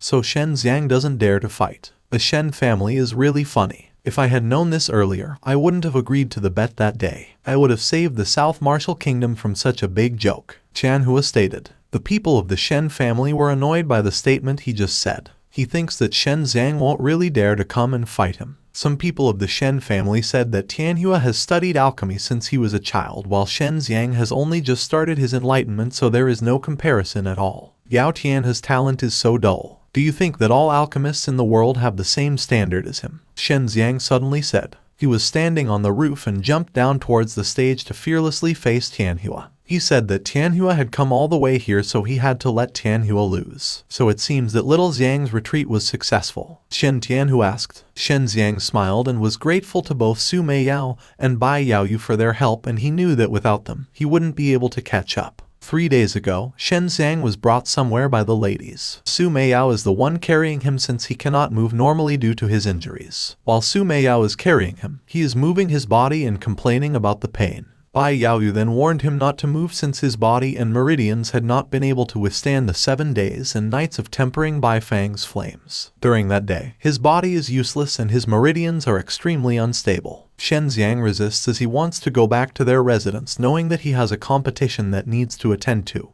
Bai Yaoyu won't let him as he cannot even stand and he might die if he uses his true Kai as it will surely burst his meridians. The Bai Fang flames contain newborn Kai. If you need to calm it, you must use the opposite force to continuously infuse it in your body. Luckily for you, there is indeed one place in this mortal martial world that meets the requirements. She added. Su Meiyao let Shen Xiang guess where they are right now and Shen Xiang thought that they were at the opposite of reincarnation which is death. After a few minutes, they arrived at their final destination which was the Immortal Demon Pond. As per Su Meiyao, the Death Kai in the Immortal Demon Pond can help Shen Xiang counteract Bai Fang's flames and speed up the recovery of his body and meridians. Shen Xiang was confused about what they should do now that they were here but Su Meiyao suddenly threw him on the pond and advised him to get soaked for 3 days. Shen Xiang was startled. He was gurgling water but he finished soaking himself in the pond and successfully came back to the Shen residence. After soaking in the Immortal Demon Pond for 3 days, not only did he recover from his injuries, but he also developed an immortal demon body. Stop talking nonsense. This is my Shen family's bet. Millennium Snow Lotus and Hell Spirit Grass. What about your Yao family? Shen Xiang stated while showing the treasures in front of everyone. The Yao 7th Elder then told him not to worry as their family's bet is the Millennium Beast Pill and dried vein fruit. The alchemy furnaces on both sides have been inspected. Now, the alchemy competition officially begins. The Spirit Pill Pavilion Master declared. Tianhua didn't waste a lot of time and instantly possessed his true Kai while saying that he would walk all over Shen Xiang. Shen Xiang did the same and challenged Tianhua to do what he wanted if he really could. 2 hours later, both sides were not done yet and the crowd was already tired of waiting. Tianhua is focusing on himself and he opens his eyes as he declares that he's finally done. He has made 5 spirit element pills and the pavilion master said that Yao family's genius really lives up to his reputation. The people of the Yao family were boasting that this spiritual element pill that Tianhua made was the hardest to make of all the low-level pills. Because of this, they believe that Shen Xiang is now doomed. Just in time, mine is almost done, Shen Xiang uttered. Tianhua then teases him that he's too slow and he says that he'll be laughing if Shen Xiang can't finish it. Shen Xiang slightly smiled and told him not to talk too soon. He then finally finished 3 intermediate marrow cleansing pills and he instantly ordered the pavilion master to rate it. Tianhua and their family's 7th elder were dumbfounded after seeing the pill that Shen Xiang made. As per the pavilion master, the pill Shen Xiang made is indeed a marrow cleansing pill, and its quality is above the mortal pill level. The crowd was murmuring. They were confused if the pill Shen Xiang made was really a marrow-cleansing pill, as they couldn't believe knowing that Shen Xiang was only a 16-year-old kid. The Yao family was curious, so they went to the stage to check it. They were checking the pills and they were proud that Shen Xiang really had much strength at such a young age. Because of what Shen Xiang achieved, Tianhua was shaking in anger and he couldn't accept his defeat. "I took the bet, bring out the loser's stuff," Shen Xiang said. Both Tianhua and the 7th elder side-eyed, and the elder told Tianhua to just make a move as he and their clan were willing to back him up. The Yao elder entertained Shen Xiang and he said that their Yao family will naturally not renege on the Millennium Beast pill and dried vein fruit. He proudly said that these treasures were a big profit. Shen Xiang was in front of him without knowing that Tianhua behind him possessed his power. He activates his Shadow Mirage sword attack and creates 2 illusions. He then dashed towards Shen Xiang while saying that the competition was not only about alchemy. He was moving too fast with his 2 illusions while Shen Xiang was following each of his movements and was trying to find his real body. "Shen Xiang, it is your honor to die under my Yao family's technique," Tianhua said without knowing that Shen Xiang instantly appeared behind him before he could strike. "Have you had enough fun?" Shen Xiang asked while striking Tianhua from behind. Tianhua was confused about how Shen Xiang managed to find his real body, and Shen Xiang only said that Shadow Mirage is indeed the Yao family's signature skill. "Break from me," he screamed, and seeing his powerful aura frightened Tianhua. Shen Xiang held Tianhua's head and said that Tianhua is full of openings and can't even make the true Kai flow evenly. That's why his real body was found by Shen Xiang. Tianhua angrily asked him to let go, but Shen Xiang even carried him and said that his sneaky thoughts would completely cut off this time. He then strongly punched Tianhua using his true firestorm killing fist, and Tianhua flew away and vomited blood. He slammed into the ground and passed out. The Yao elder and his people were trying to wake him up, but he didn't respond. The elder faced Shen Xiang and warned Shen Xiang that there was a price to pay for doing the wrong thing. Shen Xiang didn't feel any guilt at all, and he even turned around while telling the Yao elder that it was their Yao family who attacked first, and their Yao family now who can't afford to lose. "Do you want to be a scoundrel? I, Shen Xiang, will accompany you," Shen Xiang added. "Arrogant kid, I will teach you a lesson," the elder angrily said. The young rascal can't beat him, so now the old rascal has to support him. The Yao family really has no honor, Han Hai stated with annoyance. Zhen Hua then told him that he also did the same thing back then. Han Hai disagreed and explained that in the first battle of the Patriarch's election, Tianhua and Shen Xiang won, and they were convinced. And they now believe that Shen Xiang is the hope of their Shen family. This time, he volunteered to help Shen Xiang, but Shen Tianhua advised him not to rush and just observe the situation first. All of a sudden, Xiangxian came with a smile on her face. Shen Tianhua was surprised to see the lady, and the lady confidently said that Shen Xiang could easily defeat the Yao 7th elder. At this point, the Yao elder struck a punch at Shen Xiang, and Shen Xiang managed to dodge and move from a different direction. He then rushed back to the Yao elder and tried to attack, but he wasn't able to hit the elder even a bit. "Kid, I know that your palm has great internal strength, but it is impossible for you to touch me," the Yao elder said. Shen Xiang was annoyed as he never expected this old man to be flexible. He knew that he needed to defeat the Yao elder before he ran out of true Kai. Unfortunately, his abdomen is suddenly in pain. He felt that there was something wrong with his dantians. The elder seized this opportunity to rush toward him while saying that Shen Xiang's left abdomen was injured by Tianhua, and he believes that Shen Xiang is just pretending to be fine until now. He punched Shen Xiang using his blazing sun palm technique, but Shen Xiang deflected his attack. Still, the old man was able to grab Shen Xiang's wrist and attacked one more. This time, his attack was too powerful and Shen Xiang only used his arm to block. The Shen family was worried for him, and they saw that Shen Xiang was really in pain, so they asked Shen Tianhua to stop the competition immediately. For him, their Shen family's hope is Shen Xiang, and they don't want to let anything happen to Shen Xiang this time. While Shen Xiang was standing still at the rings, his father felt something strange in his aura. Even Xiangxian slightly smiled and said that she was sure that Shen Tianhua also saw it. She let Shen Tianhua know that the Yao 7th elder's realm is too low. As per the elder, Shen Xiang's left abdomen was previously injured by the Shadow Mirage, and now it was hit by his blazing sun palm. He proudly screamed that the attributes of these two injuries were contradictory, and he believed that Shen Xiang's meridians would be destroyed by the impact after the backlash. "You're going to be a trash person again," he said and guffawed while Shen Xiang gritted his teeth to look like he was suffering in pain. He suddenly laughed, which confused the elder. "Look carefully, old man, where is the injury from the Shadow Mirage?" Shen Xiang asked. The elder couldn't believe that he only saw an injury from his blazing sun palm, but not on the shadow mirage. Shen Xiang grabbed his top and he said that if he didn't trick this elder for a while, he could not make the old man reveal his weaknesses. This time, Shen Xiang activates his white tiger Kai and carries the Yao elder with just a bare hand. He ironically smiled and said that he needed to pay this old man 100 times for hitting him. He then punched the elder multiple times using his True Fire 100 Storm Killing Fists technique. In the end, the Yao elder was beaten up by Shen Xiang after hitting him with 67 punches. "Hey, why are you fainting? You still owe me 33 punches," Shen Xiang said. At this point, Xiangxian appeared in front of Shen Xiang and she asked Shen Xiang to stop hitting the old man. She then gave pills to the Yao 7th elder and said that this could help the old man recover quickly. The elder couldn't respond at all due to the severe pain.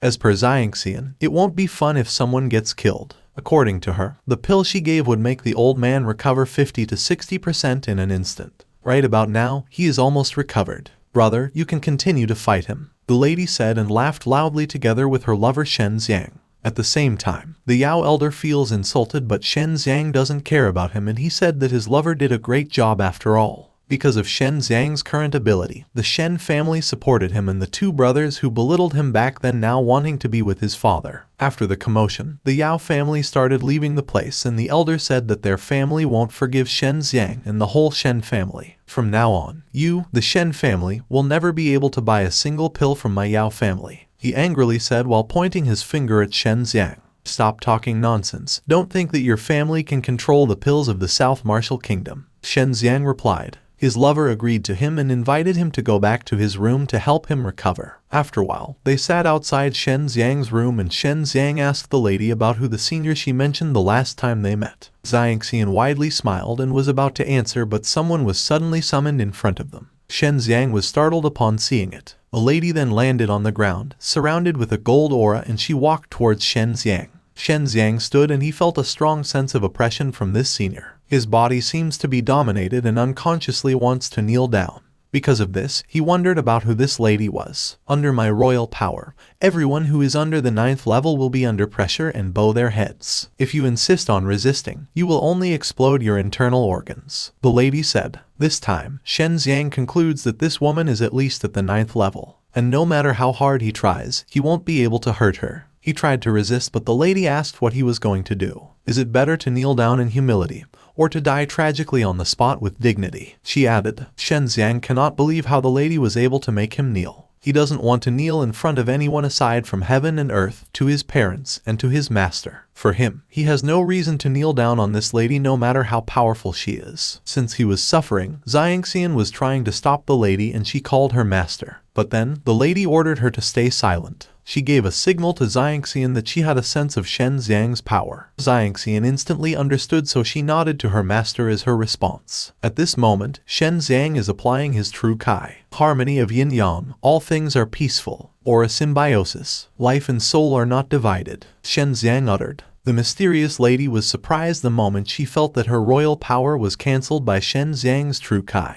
Her power was suddenly deflected and she thinks she hit someone nearby. Shen Xiang at the same time slammed into the ground. Since the lady wasn't able to make Shen Xiang kneel on her, she admitted that Shen Xiang was really good. Shen Xiang now understood that this lady was his lover's master and he asked if the pressure he felt just now was just a trial. "You are smart and have good potential. You're much better than the Yao family's bullshit genius," the lady replied. "You scared me to death. You said that you wouldn't bully my little Xiang, master," Xiangxian said with annoyance but her master just ignored her. On the other hand, the lady's royal power was hit by Zhen Huan which made Zhen Huan pass out. Meanwhile, Shen Xiang ran towards the guest room and he brought some tea to give to his lover's master. After they sat, Xiangxian explained that she didn't bother to tell Shen Xiang about her master as she was afraid that Shen Xiang would be distracted from the competition. She also informed Shen Xiang that she had passed the entrance trials of the martial arts sect, and now her master was going to pick her up. Shen Xiang was surprised knowing that the martial arts sect is beyond the mortal world and is where the lowest person is also at the 9th level of the mortal martial realm.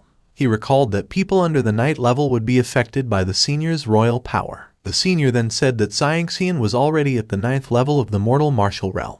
And with Xiangxian's talent, if she follows this senior for less than half a year she may be able to break through to the true martial realm. Shen Xiang was shocked and glanced at Xiangxian. He was so excited for the lady, and he said that he didn't expect that her lover was going to become a transcendent master. Of course, I want to become a heroine, the lady answered. As per Shen Xiang, it's a blessing for Xiangxian to be able to cultivate with the senior, and he hopes that the senior will take care of Xiangxian in the future. Junior Shen Xiang, I know what you are thinking. Although the true martial realm sounds far away, according to your potential, and the true Kai that I can see through, it's possible if you cultivate hard. If you can reach the 9th level, you can still meet her again, the senior lady said. Knowing that Shen Xiang and Xiangxian would now be far from each other, Shen Xiang felt sad. Xiangxian then also mentioned that he was worried for Shen Xiang, but now that her master approves of Shen Xiang, there's no reason for them to be worried. Brother Xiang, you have to find me soon, Xiangxian said while facing Shen Xiang with a smile on her face. Alright, when my cultivation level reaches the 9th level of the mortal martial realm, I'll find you, Shen Xiang replied while pinching Xiangxian's cheeks. Since both had already bid goodbye, the lady senior then opened a portal and said that they couldn't stay in the mortal world for too long.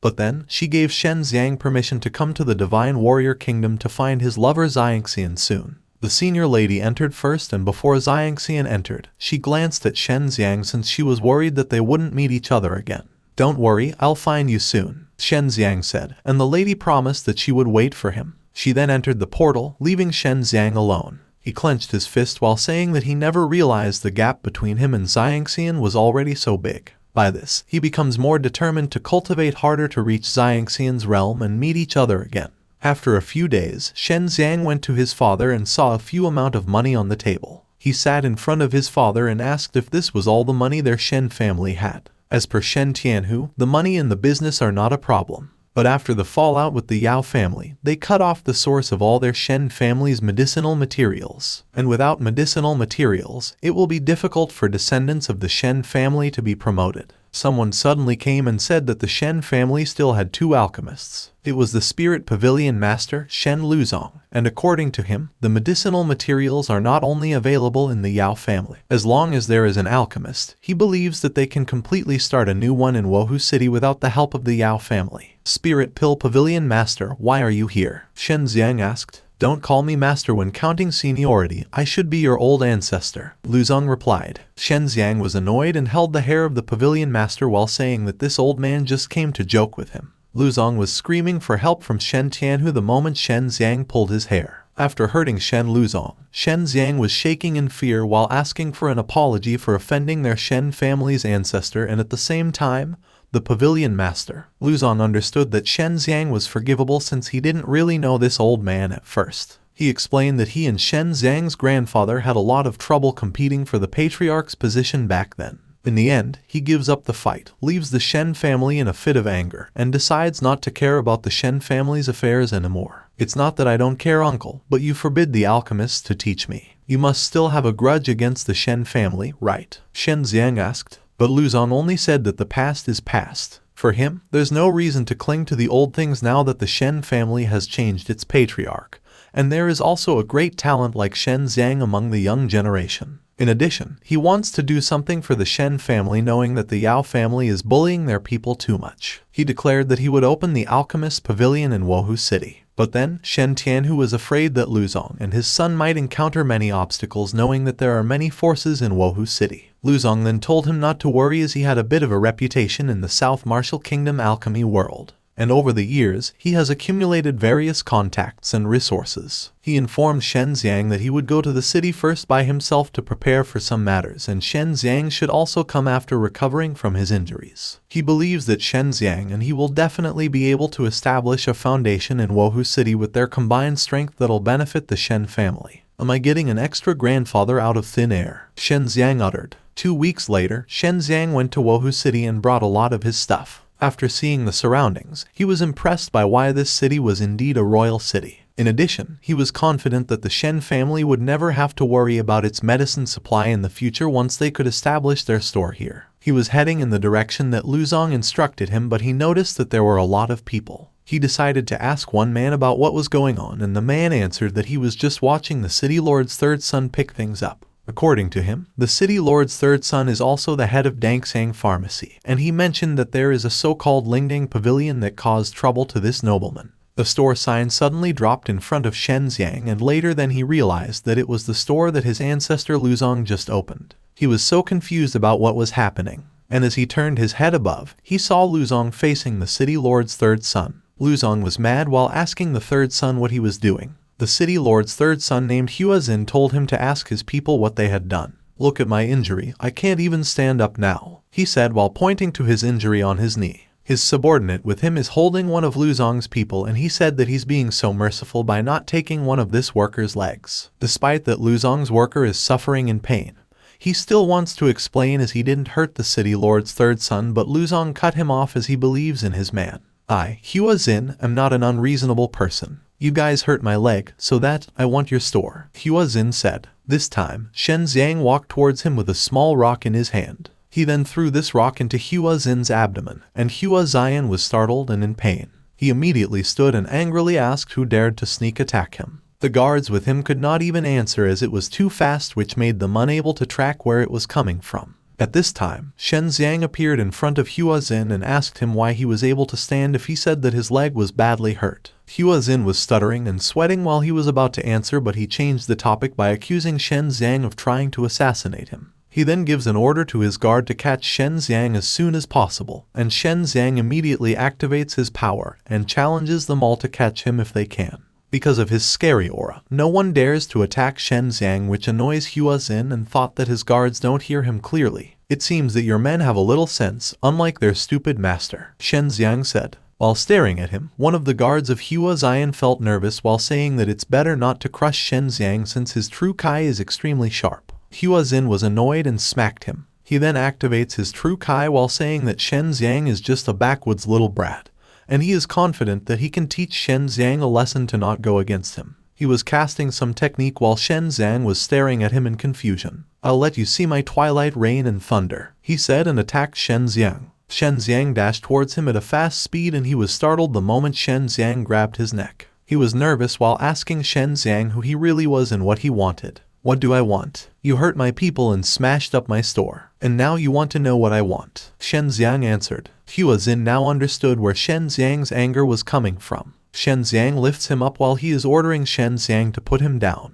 He also told Shen Xiang that his father is the city lord so they can discuss business. "That's right, you are the city lord's son and the head of Defying Pharmacy. There are two major powers behind you," Shen Xiang answered. "It's good that you know, so let me go," Huazin said. Shen Xiang agreed to let him go by smacking him hard. He fell to the ground and he was holding his painful cheeks while staring at Shen Xiang in anger since no one dared to smack him, even his father. He got a lump on his face, but he still dared to order Shen Xiang to kneel on the ground and beg for mercy. Shen Xiang was annoyed and smacked him once more on his other cheeks. His face was full of bruises and he was shaking in pain. Shen Xiang bravely stood in front of him with a scary aura, telling him that he was just an abandoned child, so he should not think too highly of himself. "Even an outsider like me knows that the Hua family of Wohu City is very famous for their twilight rain and thunder technique. You can only use the lower level of twilight rain and thunder," Shen Xiang stated. He kneeled in front of Huazin while saying that with the position of the head of Defying Pharmacy, he's already a useless person in the eyes of his father, although he is the city lord's son. He cutely smiled at Huazin and asked if he now understood. In addition, Shen Xiang is confident that the Hua family won't cause trouble with the two alchemists from the Lingdan Pavilion even if the Hua family stands up for Huazin. Huazin disagreed and he was emotional after hearing what Shen Xiang said. The people around were gossiping, and there was a lady who said that everyone in Wohu City knew about the matter, yet the city lord decided to point it out. The man with her then said that Shen Xiang was punishing Huazin but also wanted to kill his heart. At this moment, Shen Xiang stood and gave Huazin a chance to leave, but if Huazin still wanted to pester him, he would not be hesitant to be rude again. Huazin was crying so loud and suddenly held Shen Xiang while explaining that his father was biased for seeing him as not a talented son, so he gave all the resources to his elder brother and second brother. Other than that, the whole Wohu City knows that the Hua family's third son is a loser, and everyone makes jokes about him. He was holding tight to Shen Xiang's legs while asking what he should do. Shen Xiang was pulling his leg and asked him to calm down first. While he was busy pulling his leg, the pavilion worker whispered something to Luzong.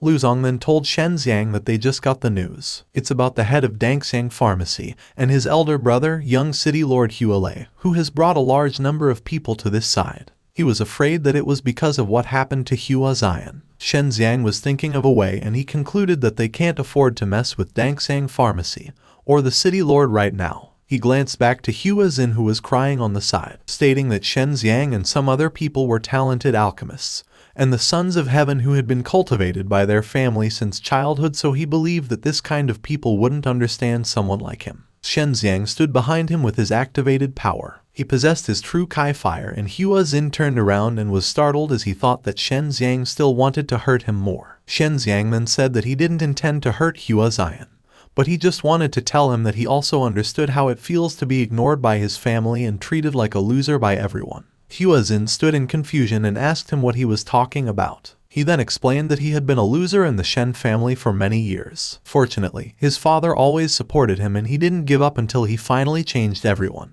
He holds tight to his flame and offers Hua Xian to work with him and get rid of the title of loser. After all, he believes that no one wants to be the trash of their lives. Hua Xin was thrilled and cried again while asking Shen Xiang if he was really sincere in helping. Shen Xiang said yes and smiled at him to calm him down. After a few minutes, the people of the Hua family came and Shen Xiang already told Luzong about his plan. Luzong asked if he was very sure about his plan, knowing that the other side was very aggressive, and Shen Xiang told him not to worry. The Hua family were outside the pavilion. The young city lord of Wohu City, Hua Lei, then gave an order to the guards to take down the troublemaker quickly. "Don't worry, Master Hua. I will give you a satisfactory show," he confidently said. And the one he called Master was just at the corner, waiting for what would happen. Hua Lei then ordered the guards to attack.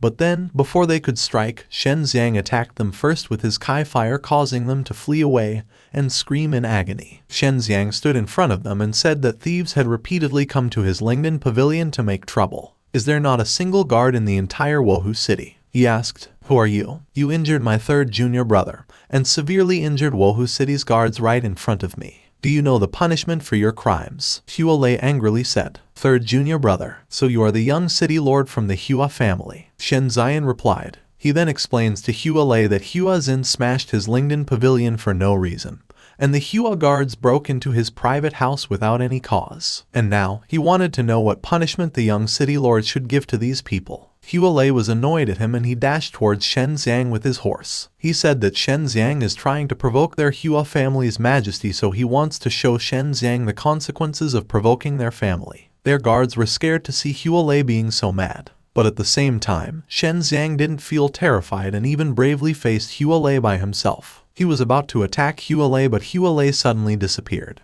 Hua Lei appeared behind him with his light and smoke energy, and he rushed to Shen Xiang, believing that he only needed one strike to end Shen Xiang's life. "This is the Hua family's greatest skill, the Sky Thunderstorm," he screamed. He was holding a weapon and his aura was very terrifying. Shen Xiang was staring at him from below and immediately possessed his white tiger's golden shield. He was able to activate the shield in time, and Hua Lei said that Shen Xiang could not escape when the hammer and lightning thunder came together. Shen Xiang was controlling the shield, trying his best not to get defeated by Hua Lei, but then, the shield exploded. And surprisingly, Shen Xiang remained unharmed. He scratched his clothes while saying that the power of the white tiger's golden shield was still not enough. He wouldn't have listened to Su Meiyao if he had known this earlier. Su Meiyao was annoyed at him and reminded him that he was too greedy for wanting to learn everything.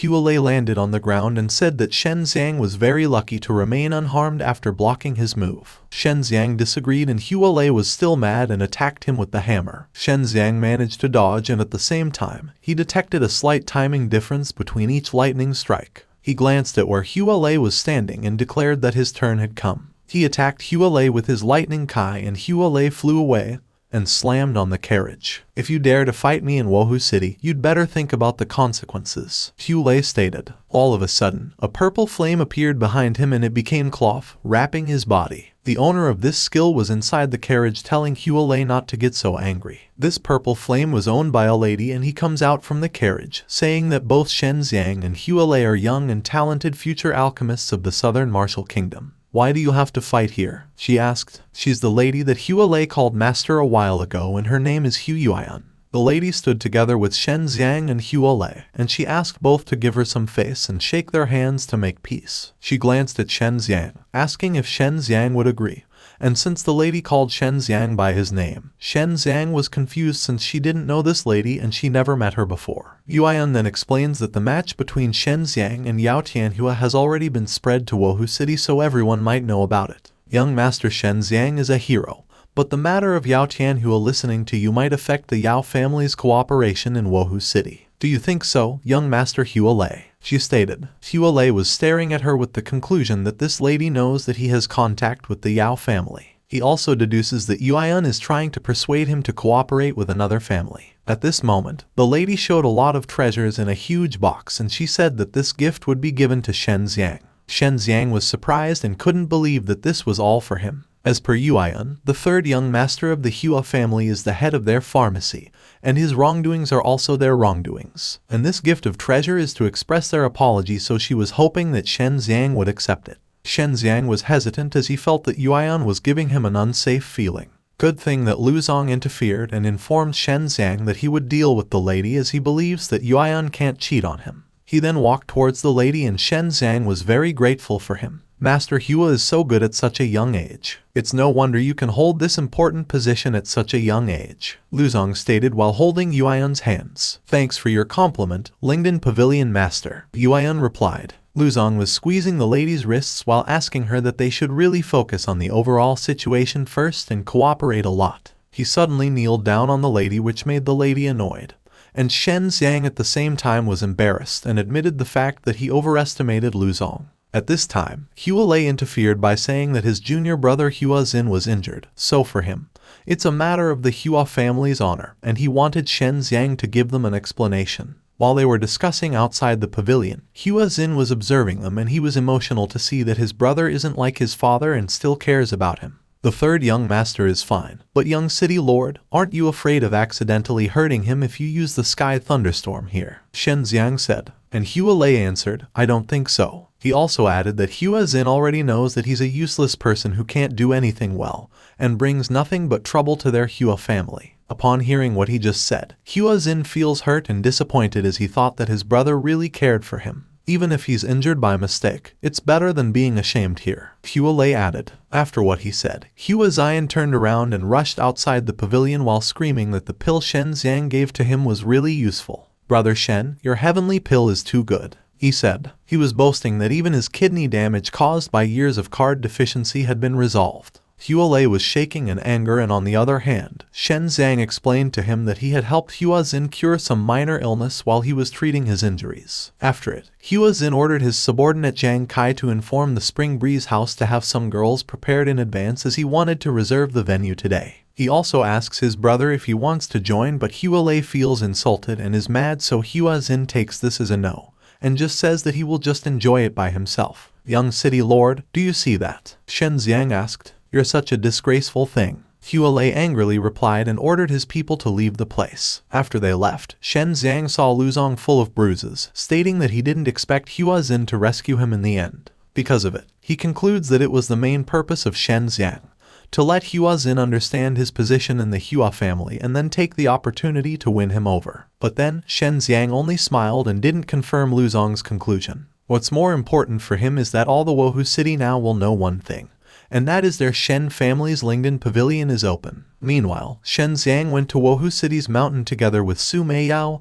and Bai Yaoyu. As per Su Meiyao, she didn't expect there to be such a good place like this in the mortal world. She felt an abundance of spiritual energy here that made her more comfortable. Bai Yaoyu then said that she was very sure Su Meiyao couldn't stay in the storage ring for a long time. I thought we were the same, Su Meiyao asked. Before Bai Yaoyu could answer, Shen Xiang came to inform them that the dragon slaver cultivating efficiency here is indeed much higher. In addition, the nearby flowers and herbs affected by the effect of dragon slaver grow extremely fast. At this rate, he's certain that within 3 months, he can have the golden spirit fruit that would take 1,000 years to bear fruit. He was holding the plant, but someone suddenly threw him an axe and ordered him not to pick any of the herbs. Shen Xiang was startled, but he managed to dodge and turned around. The mysterious man who came claims that he discovered these herbs, so he won't allow Shen Xiang to take any of them away. He was together with numerous people and they were all covered with a cloak, so Shen Xiang couldn't identify who they were. You guys made me lose my appetite. Little brat, let's teach them a lesson, Su Meiyao said. And Bai Yaoyu added that they should be gentle to these people. It's better to break their skulls and spill their blood all over the ground, Bai Yaoyu stated while possessing her power. Shen Xiang was confused since the lady offered that they should be gentle but now planning to massacre these people. Don't you know who we are? How dare you steal our business here? The man said, and after showing his face, Shen Xiang realized that he had seen this guy before. After a few seconds of thinking, he instantly confirmed that this man was the leader of the mountain bandit. Didn't you hear me? Don't blame me for being impolite, the leader angrily said while rushing towards Shen Xiang. Shen Xiang activates his power and dodges, causing the bandit's head to fall on the ground. Shen Xiang then went to him and sunk his face on the ground. 2 months ago, you were a mountain bandit in Wohu City. Why are you a medicine collector now? Shen Xiang asked with anger. He was squeezing the man's cheek and the man didn't understand what Shen Xiang was trying to say. Shen Xiang then scared him with the whip, and since this man won't explain honestly, Shen Xiang decided to wrap the whip on the man's body, which made him electrocuted and unable to move. Shen Xiang then threw him away and he bumped into a huge rock. At this point, the leader of this bandit remembered who Shen Xiang was. Shen Xiang stood with a terrifying aura, ordering him to tell his true identity and say the reason why he pretended to be a bandit before. The man immediately sunk his face on the ground and explained that he was Wai Dazhuang, an herb picker of the Wai family who was usually responsible for supplying medicine materials to the Yao family. Shen Xiang paused after hearing about the Yao family from this man. After a few seconds, he then asked Dazhuang if he was the one who disrupted the Shen family banquet. And Dazhuang instantly answered yes and reasoned out that it was the 7th elder of the Yao family who instructed him to do it. Bai Yaoyu wasn't surprised at all, as she had long seen that the 7th elder of the Yao family was very sinister. In that case, let's start with you. I will deal with the new and old scores with you, Shen Xiang stated. Dazhuang was terrified of him and asked him for forgiveness, as he was only forced to do it. He was begging Shen Xiang and even offered that he would help Shen Xiang deal with the Yao family if Shen Xiang would let him go. Shen Xiang looks so terrifying, and at this point, Dazhuang informs him that Yao Tianhua is on the way to Dongping City. Shen Xiang paused and smiled upon hearing it. After it, Shen Xiang immediately went in the direction that Dazhuang gave. The moment he saw the Yao family's carriage, he immediately blocked it, so the carriage was forced to stop. The driver was mad and angrily ordered him not to block the way. Shen Xiang then summoned his whip and dashed toward the carriage and attacked it, causing it to be divided in half. I'm looking for you, Yao Tianhua, he uttered. Yao Tianhua together with the Yao 7th elder were on the ground, and they were both surprised to see the powerful true Kai of Shen Xiang. What are you doing here? The 7th elder asked, and Shen Xiang told him to ask it himself. If you don't want people to know what you're doing, then you shouldn't do that, he stated. Stop talking nonsense with him, 7th uncle. Let's teach him a lesson together, Yao Tianhua angrily said. The 7th elder then gets some pill to strengthen his body, as he is afraid after seeing the terrifying true Kai of Shen Xiang. I know you guys are shameless, but that's okay. Let's do this together, Shen Xiang uttered while holding his ship. Tianhua and the 7th elder were planning to act in sync, and Tianhua then activated his Shadow Mirage sword attack. Shockingly, the 7th elder becomes a masculine man after activating his blazing sun palm. His fire was too powerful and they both attacked Shen Xiang with their skills. Tianhua was panting while wondering if their synchronization worked, but the 7th elder was shaking as he thought that Shen Xiang should have been blown away, leaving behind nothing but dust. But now, it seems like Shen Xiang remained unharmed. In 2 months, the Shadow Mirage sword attack has gained the power of the 7th realm, as expected of a genius of the Yao family, Shen Xiang uttered while he was covered with a cloud of smoke. When the smoke completely disappeared, they witnessed that Shen Xiang was covered with a barrier which made him stay safe. He proudly said that he fortunately progressed even faster than Tianhua. Both Tianhua and the elder were shocked, and Shen Xiang then rushed towards them with his whip and attacked Tianhua and the 7th elder together mercilessly. Shen Xiang tied them together tightly, causing them to spit blood and suffer in pain. The elder's nose was bleeding and he was asking Shen Xiang what he wanted. Do you really want to attack us? The Yao family won't spare you. Wait for the extermination of your family, Tianhua stated. As per Shen Xiang, Su Meiyao told him that the White Tiger martial skill uses combat to raise its power, and sometimes, bloodshed is necessary. He squeezes Tianhu's body using the whip until the blood splatters around and Tianhu dies from his hand. Shen Xiang isn't guilty at all, and for him, Tianhu only got what he deserved. The next day, Dazhuang went to Shen Xiang's house and he was glad to face Shen Xiang as he brought the medicinal materials that Shen Xiang asked from him. Shen Xiang then invited him to have some tea, and while Dazhuang was about to sit, he informed Shen Xiang that there was a lot of buzz outside right now. It says that Yao Tian, who is convoy, has disappeared, and not even a single body can be found. So what? Shen Xiang replied, and Dazhuang panicked while he said that Shen Xiang shouldn't be worried as he didn't know anything at all. He only knew that the Yao family had disappeared, and now it was the Lingdan Pavilion's opportunity. Shen Xiang then widely smiled at him and said that he'd leave the medicinal materials to Dazhuang from now on.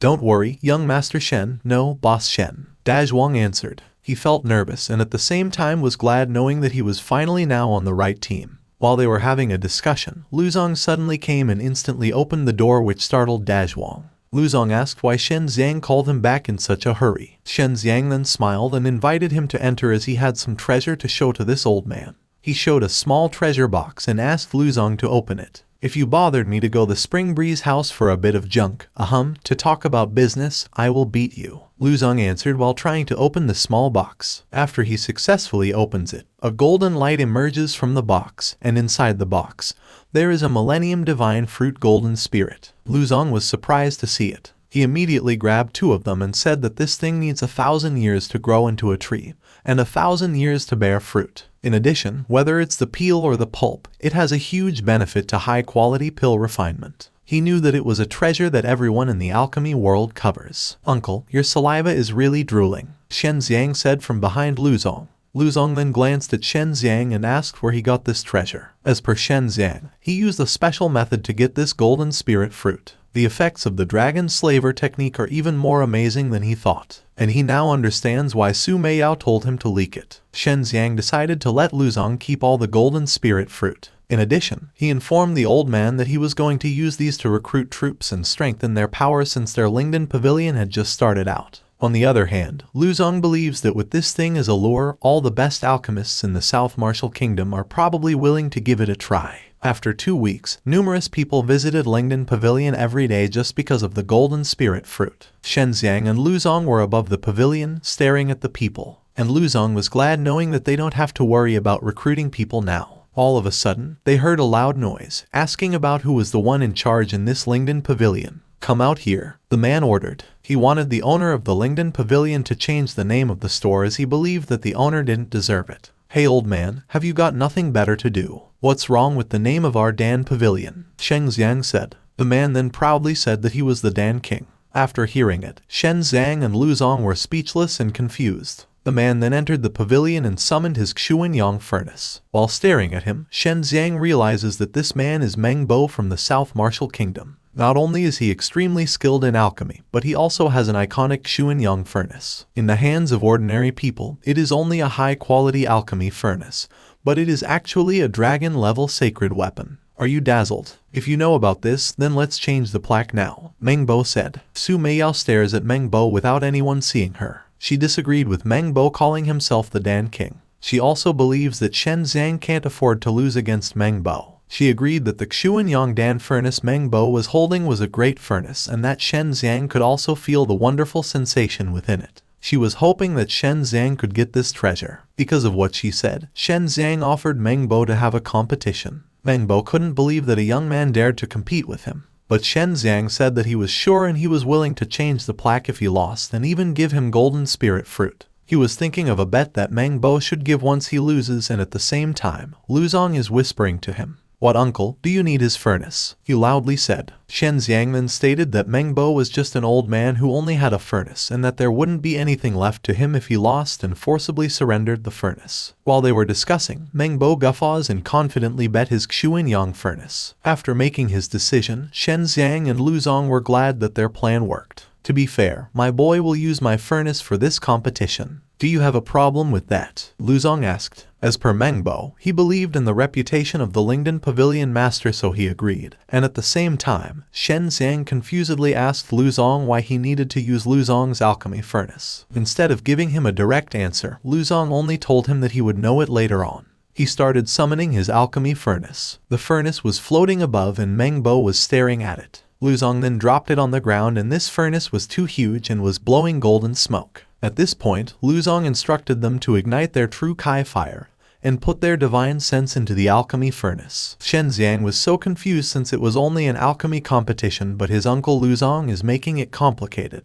Luzong was already annoyed at him while ordering him to just do what he just said instead of talking too much. Shen Xiang doesn't have a choice but to follow. Shockingly, he saw something that made him dumbfounded. His eyes rounded as he saw himself floating in an unfamiliar place surrounded by some bloody colors. Other than that, he also saw numerous bats flying around. The bloody thing disappeared and he was now surrounded by the golden light coming from the furnace. He then heard Luzong's voice, telling him that this is how high-level alchemists compete with alchemy. As per Luzong, Mengbo and Shen Xiang have entered this divine sense by introducing their true Kai fire into his pill furnace. And he declared that this competition is not only about alchemy skills from now on, but is also about the control of their respective true fire divine beasts. At this time, Mengbo appeared beside Shen Xiang, stating that these bats flying around are called medicine bats with true fire divine beasts formed by his true Kai fire. Shen Xiang then realized why he first thought that this place was the divine realm. As per Su Meiyao, this place is precisely not the divine realm,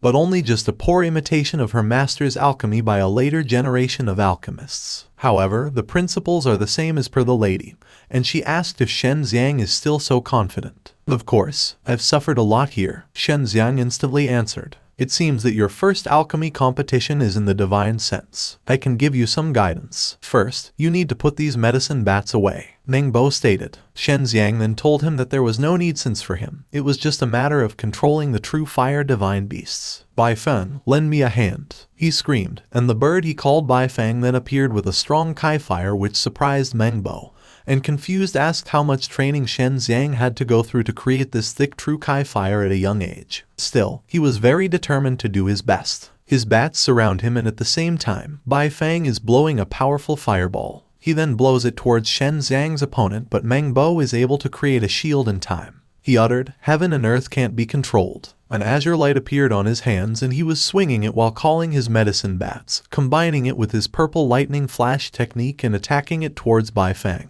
Bai Feng was chirping in pain, and on the other hand, Shen Xiang also gained several wounds and he realized that the damage suffered by the beast would be transferred to its owner. He was annoyed knowing that he couldn't break through Mengbo's defense, and Bai Feng's speed was too slow to cause these medicine bats any damage. Bai Feng continuously screams in agony. At this point, Shen Xiang was afraid that it would be hard to win if he go on like this. According to Mengbo, every confrontation between divine beasts will consume and shock Shen Xiang's divine power. More seriously, it will even damage Shen Xiang's alchemical foundation. Now, he advises Shen Xiang to give up as soon as possible. Seeing Shen Xiang suffering and pain makes Su Meiyao annoyed as she believes that Shen Xiang has forgotten Bai Feng's first lesson. Shen Xiang was confused about what the lady was trying to say, but the lady suddenly hit his head. "You stinky man keep talking about how being big is good," the lady said. She then smiled and said that being enough is something just right while being too big is not good either. "If that's the case, then what should I do, Sister Meiyao?" Shen Xiang asked, and Su Meiyao answered that he should inject his true Kai fire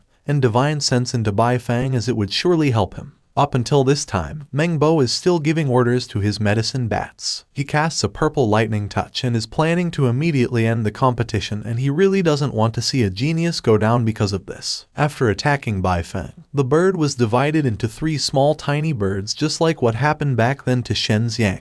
These birds rushed to the medicine bats of Mengbo and poked them multiple times. The moment these birds hurt the bats, Mengbo was also in pain. He grits his teeth and he sweats while vomiting blood. The chicken taste really isn't so bad. Thanks to Sister Meiyao's reminder, Bai Feng divided into smaller forms and was able to easily keep up with the speed of your medicine bats. Shen Xiang uttered. The birds were flying around, looking for another target, and Mengbo at the same time was screaming so loud due to the agony he felt. "Now, this truly is our competition," Shen Xiang uttered while clenching his fist and slightly smiled.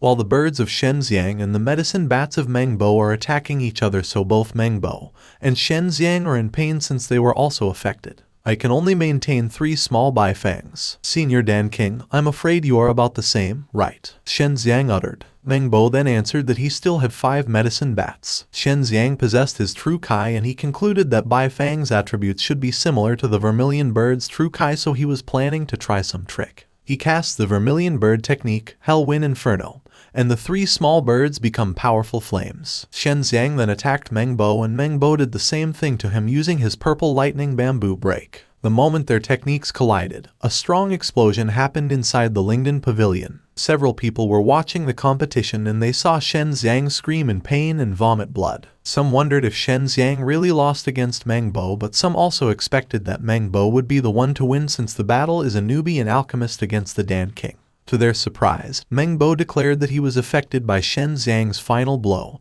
and couldn't refine the aura of Kai pills. Since he failed, people were wondering if Shen Xiang was able to make it. Shen Xiang slightly smiled and proclaimed that he made to refine the pills. While staring at these pills, the people were impressed as the aura emitted by these aura Kai pills of Shen Xiang didn't contain even a single trace of impurities. They even conclude that the technique of Shen Xiang should only be found in the sky. "Senior, does this count as my victory?" Shen Xiang asked, and Meng Bo stated that it's really the new generation leading the old generation now. He was holding his Xuanyang furnace and claimed that he was convinced of losing the alchemy competition against Shen Xiang.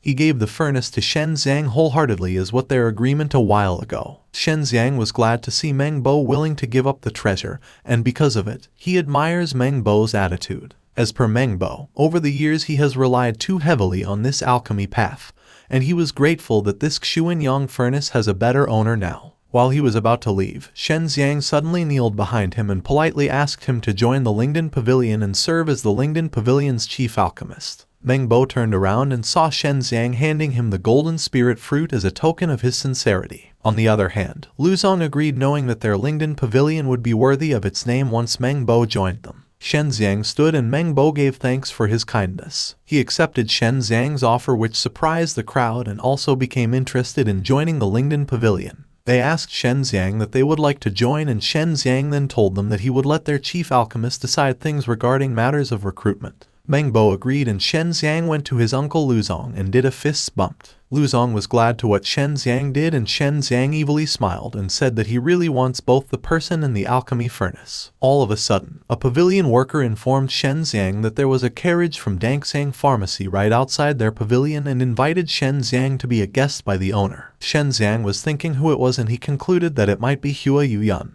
It's already night, but Shen Xiang still went to the Defying Pavilion. At the same time, in the Defying Pharmacy, Lady Hua Yuyan was here, waiting for his subordinates to come back and report the news about Shen Xiang. 1 week later, Shen Xiang was riding a carriage and was going somewhere. At the same time, Su Meiyao explained to him that the Hua Yuyan village of the Defying Pharmacy may be behind the Defying Tao Yuan sect of the 8 great sects. As Shen Xiang recalled, the 8 great sects are the 8 most prestigious martial arts sects in the Chenwu continent. Each fiction has a large number of the best resources and cultivators. It can be said that every cultivator in the mortal martial world is eager to join them. He wondered if the Defying Tao Yuan's alchemy should also be powerful. As Su Meiyao, even if Shen Xiang wanted to go, he had to go to the Tai Mo sect, the strongest among the right great sects. While she was explaining, Shen Xiang noticed that she was not in the mood. Su Meiyao then pointed to his treasure hidden in his clothes, and she said that this treasure of Shen Xiang was red and hot, and it tortured her yin body so badly. Shen Xiang then gets it and concludes that the lady is referring to his Dan furnace. Its size can be changed, and after dripping blood on it, it'll recognize its master. Su Meiyao also added that this furnace can release Yin Kai to resist a little, but she's the only one who gets hurt between Bai Yao Yu and her. Shen Xiang laughed, but he felt pity for Su Meiyao, knowing that the lady was suffering.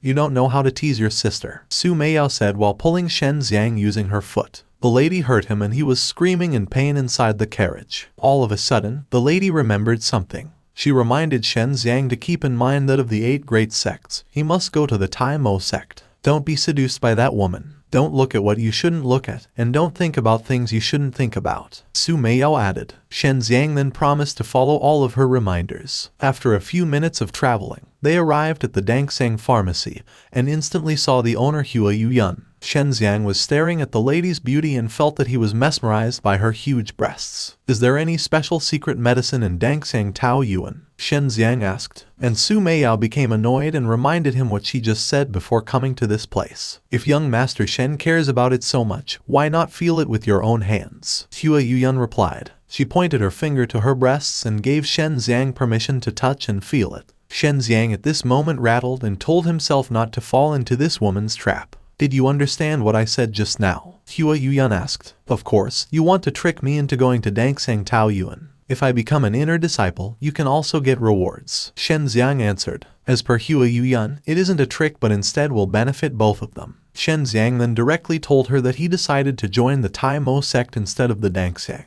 The lady was surprised knowing that the Tai Mo sect is indeed the most powerful sect but is also the most difficult to enter among the 8 sects. Do you really want to go? Obviously, I have paved the way for you, she stated. She's willing to bear Shen Xiang's children once Shen Xiang becomes a true disciple of the Dangxiang sect. She knew that she couldn't be Shen Xiang's main wife like Xiangxian, but she was willing to be Shen Xiang's second wife. She was about to touch Shen Xiang but Shen Xiang moved to the side so she ended up sunk on the ground. You're well versed in this. I'm afraid that there are already many high-quality juniors who have taken the bait, right? Shen Xiang said. Hu Yuyang claimed that Shen Xiang refused her and also insinuated that she was old, pearly, and not of the same generation as him. She then turned around while telling Shen Xiang to come to her at any time once he changed his mind. The lady turned back to Shen Xiang when Shen Xiang mentioned that he had a big treasure that happened to be dedicated to Hua Yuyan, and now he wanted to exchange it for some spiritual money. The lady was surprised and very excited. Shen Xiang then summoned the Millennium Blood Spirit Grass but Hu Yuyan was disappointed.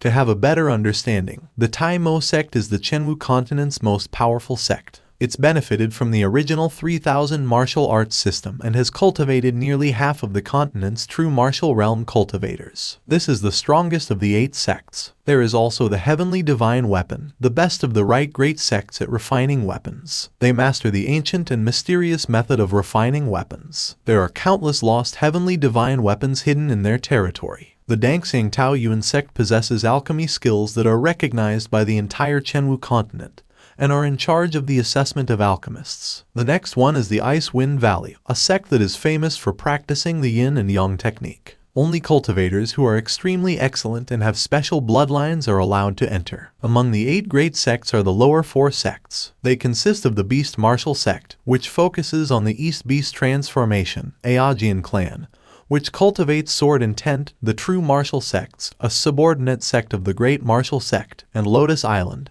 a mysterious new sect. After having a discussion with Hua Yuyan, Shen Xiang went to Wohu City's center. He was holding 400,000 spiritual money as he had sold his Millennium Blood Spirit Grass to the lady. He was so thrilled knowing that he could now buy more materials to grow golden spirit fruit. While he was walking, he heard some loud noise. Upon checking, he saw himself standing in front of Wohu City's martial arts tournament registration office. He heard some people around stating that after passing the test, it would be considered a successful registration. I almost forgot this was today, he uttered. He was waiting together with the other people as he decided to also try it himself. As per the host, once hitting the yellow color or above, the participant will automatically pass the test. Get out of the way. It's my turn. The man named Lu Tao screamed while clenching his fists. He went in front of the trial stone wheel and strongly punched it. A green color then appeared at the top of the stone and the host declared that Lu Tao hit the green color and was ready for the preliminary test. Lu Tao was so happy but he was cut off when Shen Xiang stepped forward. Get out of the way, fatty. What makes you so happy? It's only green. The people around said. Can't I be happy after passing it? There are still more than half of the people who didn't pass the test. Lu Tao answered while walking away. Shen Xiang's turn now. He was staring at the trial stone wall and realized that it had turned into several colors ranging from red, orange, yellow,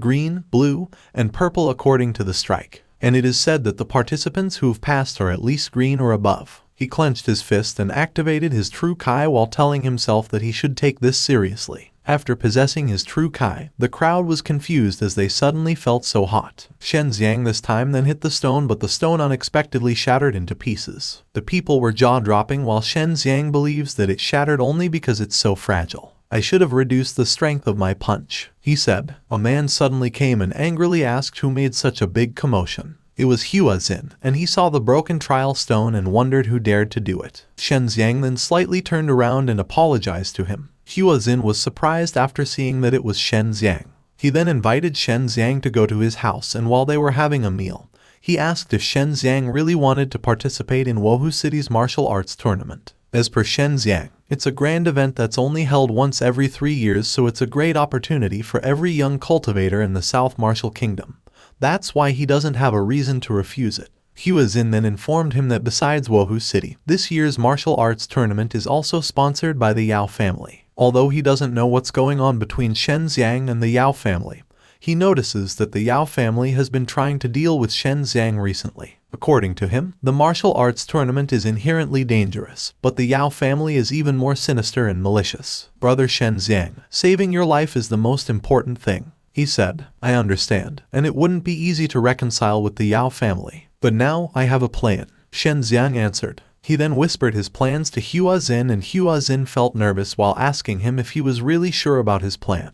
The next day, Shen Xiang peacefully went to the mountain to do alchemy. After a few hours of doing it, he finally felt that it was time for the pill to appear. At this moment, he was wondering about what kind of treasure this Xuanyang Dan furnace he used that even Su Meiyao couldn't see through. He possessed his Azure Dragon's True Kai, and both ladies were impressed to see that his current Azure Dragon's True Kai sense was so strong. Because of this, Bai Yaoyu advises him not to stop and just keep transmitting True Kai. Shen Xiang listened to her advice, and his Kai fire transmitted to the furnace he used. He smiled and asked Su Meiyao to see the changes in the furnace. The furnace becomes more powerful and has a dragon's face in front of it. Since Su Meiyao was scared, she was pushing Bai Yaoyu to check the furnace together, but then Bai Yaoyu also didn't want to do it. Su Meiyao forced her, knowing that she was the only one with a stronger sense of the furnace between them. Sister Meiyao, you better not make it difficult for Sister Yaoyu, since the yin body is obviously so weak, Shen Xiang said to tease Bai Yaoyu. Bai Yaoyu felt insulted and decided to check the furnace herself. She went near the furnace and held it, but she felt something strange. While she was holding the furnace, she suddenly trembled and claimed that the furnace had become so mysterious. Shen Xiang smiled at her and said that she was being cute while doing it to make the lady not stop. After an hour, the lady feels weak and tired while kneeling on the ground. Shen Xiang was curious to know what the lady had found, and Bai Yaoyu said that it had the aura of rigidity and yang. She believes that it might be the fire dragon blood jade, and that this furnace may be a divine dragon weapon. Shen Xiang was surprised after knowing it. Su Meiyao beside him was so glad to confirm that Shen Xiang had found a treasure. According to her, a divine dragon weapon isn't something from this mortal world, and it's a waste to give it back to Meng Bo. Once Shen Xiang mastered the furnace's power, she believed that their plan to restore strength could also be advanced. On the other hand, Bai Yaoyu claims that she can't stand the blood jade, so she decides to go back to the storage ring first. At this moment, Shen Xiang was observing the furnace and concluded that there were still many mysteries in this alchemy furnace that he needed to explore by himself. One thing he noticed is the several ancient runes coming out of the furnace, and the information is automatically pouring into his mind. It says that in ancient times, humans in the Tianshan Mountains, the dragon's son made a contract with the true dragon from the fire dragon blood jade. It turns out that this furnace originated from ancient times and was refined by a man named Yan Long Zai. Under the influence of the fire dragon blood jade in the furnace, the true Kai fire can make the alchemy process more stable. Most importantly, this furnace also has a yin and yang reversal array. Shen Xiang discovered that it can speed up the passage of time in the furnace and make alchemy more effective with half the effort. He concludes that if he can make use of it, he would be able to refine a large amount of aura Kai pills to quickly enter the 7th realm. While he was observing the furnace, Su Meiyao informed him that they were being followed. Shen Xiang agreed as he heard a rustling sound behind. He told Su Meiyao not to worry since the ladies were with him. He checked behind to see if the person spying on him was near. He then immediately ordered Su Meiyao to get back in the ring, and a sneak attack went towards Shen Xiang. Shen Xiang used his True Kai to stop the arrow and twirl it back to the area where it came from. The arrow now has lightning strikes, and it struck the man who was spying on Shen Xiang. The man instantly died in just one strike, and it turns out that he was not alone. Su Meiyao believes that these people are clearly aiming at Shen Xiang. Shen Xiang was calm and believed that these people were from the Yao family, since he asked Hua Xin to release the news on purpose. He was glad that the Yao family's lapdogs took the bait. Bai Yaoyu then said that no matter how he looks at it now, he's still in a disadvantageous situation. Even if you lured them out, what can you gain after that? She asked. Shen Xiang recalled that Su Meiyao mentioned that the will of the White Tiger True Kai needs to be fed by fighting. The Wohu's martial arts tournament is coming soon, and he is worried that he doesn't have enough opponents. There are numerous assassins in front of Shen Xiang, and he immediately summons his whip while saying that he will use these people for the time being to try them out. The enemies started attacking Shen Xiang, and Shen Xiang fought against them alone while asking them who the one sent them to aim him. He said that he's willing to let these people live as long as they will honestly pin out the person who ordered them to attack him. Stop talking nonsense. If we tell you everything, how can our Black Wind gang continue to hang around on the road in the future? The assassin's leader answered. His comrades were staring at him and he was so confused about why. Shen Xiang smiled as he confirmed that these people were from the Black Wind Gang as the assassin's leader said. Please sacrifice your life for righteousness, he screamed, and a powerful lightning strike continuously appeared from him. The people were discussing if they would still fight now although their identity have been exposed because of their leader. Their leader was still confused as he couldn't remember that he mentioned their true identity to Shen Xiang. He forgets about it first and commands his people to kill Shen Xiang as soon as possible. Shen Xiang possessed his white tiger, the wild dance of the prairie fire technique, and attacked it to the assassins. Some were screaming in pain and some saw openings to attack Shen Xiang. They then rushed towards Shen Xiang but Shen Xiang was aware of their attacks. Shen Xiang spun his whip but the assassins were able to activate their shield. Shen Xiang then activates the second move of his white tiger and successfully summons the tiger that was roaring so loud. The roaring sound makes the assassin electrocuted by its lightning strike and Shen Xiang catches the assassin's leader. The leader was shocked to see Shen Xiang able to advance to the 7th level. According to Shen Xiang's true Kai firm, he's still in the 6th level. After combining with the dragon furnace, his technique's power is even stronger, so he realizes why he's considered to be at the 7th level. Just say it straight, did the Yao family send you here? What's their purpose? Shen Xiang asked. I'm the leader of the Black Wind Gang. Do you think you have the ability to kill me? How could I tell you? The leader answered. Shen Xiang possessed a most powerful aura while stating that he had plenty of ways to make this man talk. The leader was terrified the moment he saw the legendary Yin Devil true kin from Shen Xiang. He was staring at Shen Xiang while stating that everything Shen Xiang performed before was all pure Yang technique. He was curious to know Shen Xiang's real identity and why he knew this demonic power. Shen Xiang squeezed his head and he screamed so loud due to the severe pain he felt. He was surrounded by Shen Xiang's demonic power and Shen Xiang wondered if Bai Yaoyu had a connection to these people from the Black Wind Gang knowing that the leader recognized the Yin demonic true Kai. According to Bai Yaoyu, she has long been unrelated to the mortal world, so she's afraid it was created by the descendants of some incompetent disciples. At this point, the leader can't hold the pain any longer. He uttered something but Shen Xiang didn't get it so he came closer to the man and he heard the man mention the Lingdan Pavilion. Shen Xiang rattled upon hearing it as he was worried for their pavilion. He immediately flies and blames himself for not realizing earlier that with the Yao family's insidiousness, they would never just target him or the Dan King. He concludes that the Yao family lured him away to make a chance to attack the Lingdan Pavilion. He was so worried for his uncle Luzong and the alchemists inside their pavilion. After a few minutes, he arrived at their pavilion. He recalled that the leader of the Black Wind Gang stated that the main target was the Lingdan Pavilion. But staring from outside, looks like nothing happened. As he was about to enter, he saw his father staring at him from the window together with his uncle Han Hai. And his father has heard that he went to the Dangsang Tao Yuan owner's boudoir. Young boy, you must know how to behave yourself. I used to be like that too, Han Hai stated as he was thinking the wrong way. Shen Xiang ignored what he said but instead asked them if they had met any cultivators who came to make trouble in his Lingdan Pavilion. As per Han Hai, he just happened to meet troublemaker people but they weren't really cultivators, just a group of bandits playing tricks. He was glad to inform that those bandits were repulsed by their Shen family. Don't worry kid, I know you're off to practice. If anything happens, our family will back you up, Shen Tianhu said. All of a sudden, he coughs and vomits lots of blood. He passed out and both Shen Xiang and Han Hai panicked and worried for him. Shen Xiang then brought his father to his uncle Luzong and checked his health. As per Luzong, Tianhu's internal energy is disordered, and his true Kai is flowing backward. Luzong temporarily sealed Shen Tianhu's meridians with his true Kai to save his life. Shen Xiang was worried for his father too much so he asked Han Hai about the identity of the people they fought with and what really happened. As per Han Hai, it was a group of bandits with a leader who was only at the 8th level. He and Shen Tianhu repelled those people in a few rounds, but the bandit leader suffered even more. Luzong then concludes that those bandits have used some kind of evil technique that didn't kick in until now. While he was treating Shen Tianhu's wound, he noticed something.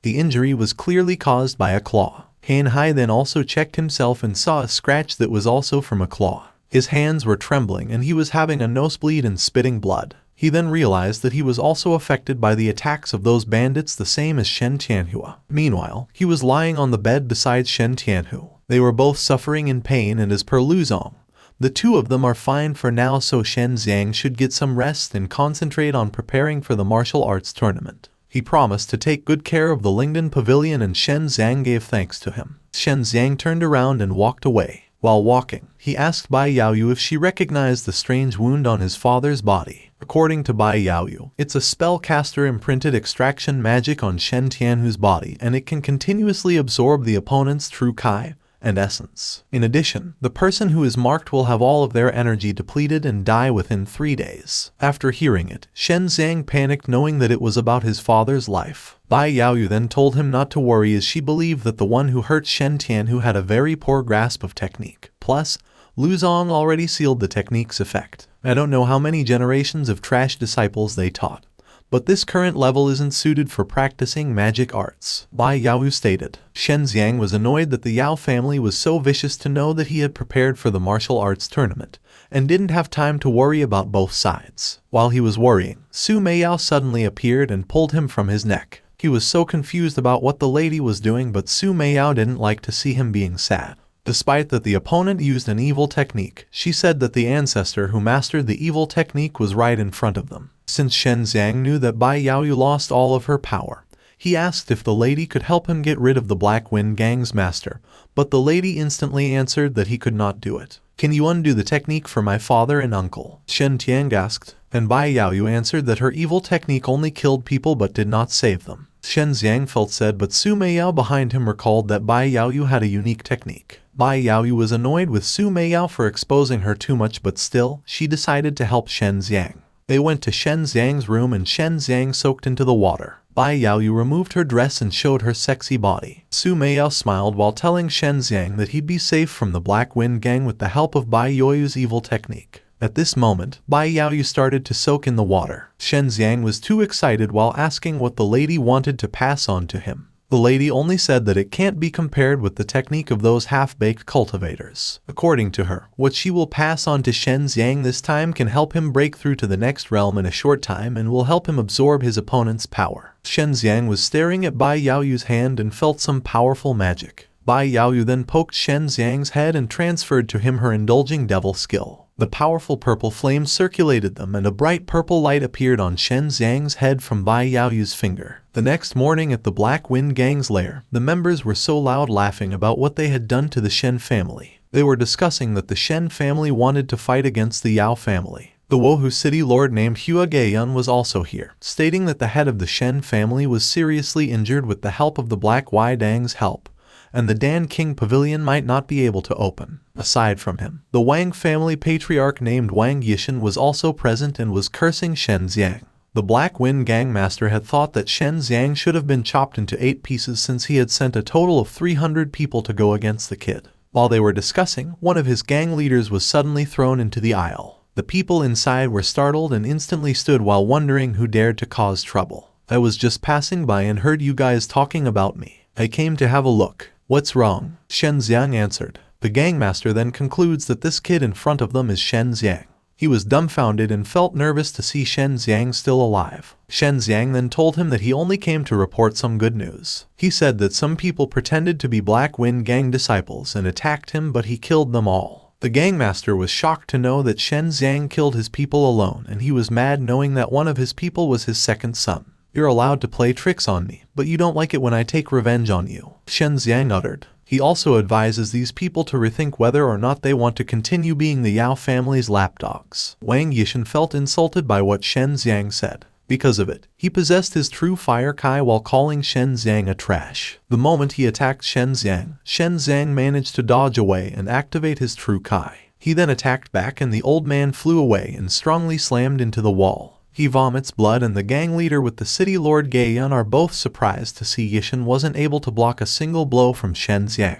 "This is a grievance between me and the Black Wind Gang. If you want to die, I won't stop you. If you want to live, don't meddle in my business," Shen Xiang stated. The city lord immediately grabbed Yishan and decided to leave as soon as possible. Shen Xiang stared to the Black Wind Gang master who was standing on his throne and ordered his people to kill Shen Xiang as soon as possible. His people dashed towards Shen Xiang with killing intent, but Shen Xiang didn't panic at all and even told the gang master that there were consequences for attacking their Shen family. He screamed so loud and he was covered with his dragon kai aura. His enemies flew away and his azure flame came out from the gang's house. He was able to kill so many people in an instant, and only the gang master left, who was shocked to see his people die against Shen Xiang.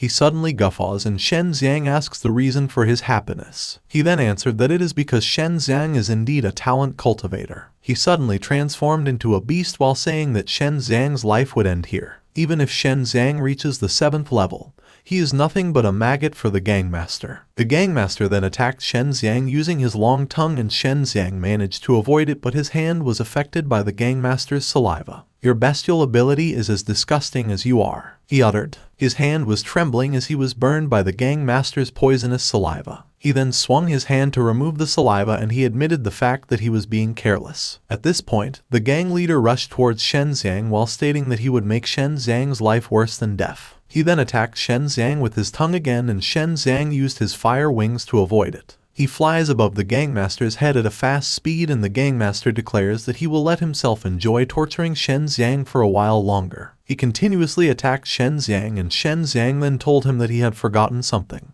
It was his tongue that was too long and now it was knotted around the hall. The hall pillars started falling and the gangmaster was annoyed knowing that he was now trapped. He tried to pull out his tongue but he can't. He ended up bumped by the pillar and his tongue was cut off. He gets back to his human form and Shen Xiang then seizes the opportunity to rush toward him. Shen Xiang clenched his fist and punched the gang leader using his Sky Tiger violent killing fist. He vomits blood and falls to the ground. "This is for your attack on the Lingdan Pavilion and for hurting my father and uncle. I'll pay you back for all of them," Shen Xiang stated. The gangmaster grits his teeth out of annoyance and he cannot accept his defeat yet, so he dashes towards Shen Xiang using a Thunder Tiger lightning array. Shen Xiang was shocked knowing that this technique was owned by his father. He tried to block the gangmaster's attack but it was too powerful, which made him fly away and slammed on the ground. The gangmaster knew that Shen Xiang was curious as to why he could use Shen Tianhu's technique. According to him, the Black Wind Gang's first master was the disciple of the 9 heavenly demonesses, and he uses a magic technique that has long been lost. This magic skill can absorb true Kai and obtain the opponent's technique, and he proudly said that Shen Xiang was also hit by this evil technique too. Do you feel that yourself losing strength? Is there a piercing pain all over your body? Don't worry. When I learn your technique, I'll kill you to help you get rid of it, the gangmaster uttered without knowing that Shen Xiang was heading toward him at a fast speed and punched him in his abdomen.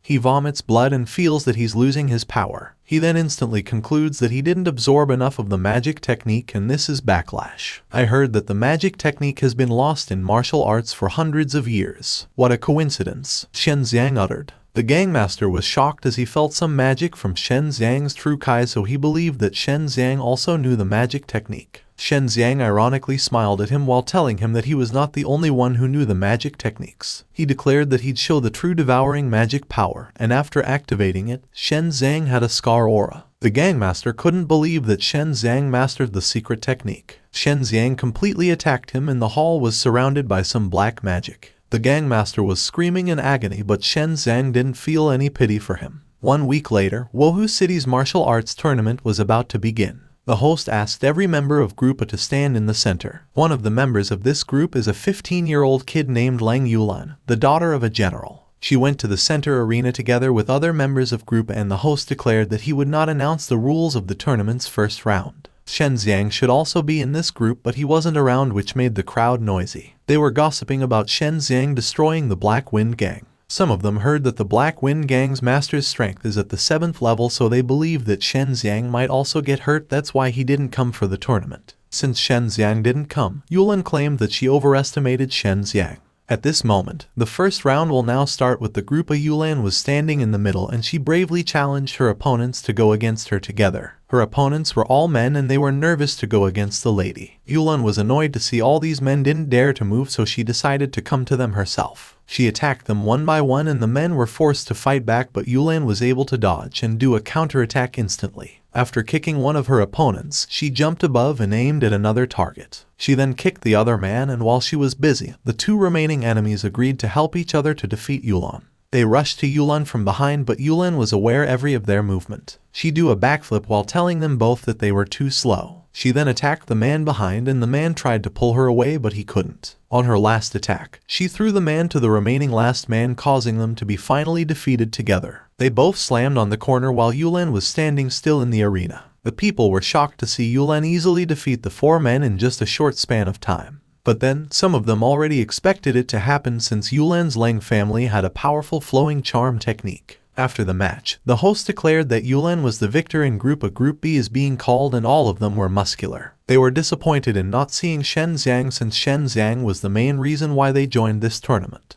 The fifth elder of the Yao family was also here and he was annoyed with the thought that Shen Xiang really gave up this martial arts tournament for a moment of anger. Since Shen Xiang also belongs to Group B, the host proclaimed that Shen Xiang would be judged as a loser after he counted to 3. But after counting 2, Shen Xiang finally came and went inside the ring with a smile on his face. The fifth elder of the Yao family was staring at him with anger. Shen Xiang apologizes to the host and asks to repeat the rules for him. As per the host, the rule is that 5 people in the same group will fight on the stage, and the last one to stay on the field at the end will be the winner. While staring at him, the Yao fifth elder believes that he has been suffering from injuries even if he was lucky enough to defeat the Black Wind Gang's master. He planned something against Shen Xiang and he was very confident that Shen Xiang couldn't escape his plan. He had paid a lot of money for these 4 guys from the Group B, and they'll work together to take down Shen Xiang. After repeating the rules, the host declared that the match will now begin. The 4 men immediately rushed to Shen Xiang while saying that they would not show any mercy. Shen Xiang just stared at them without any emotion and challenged them to do what they wanted. Shen Xiang then possessed his true Kai and condensed it.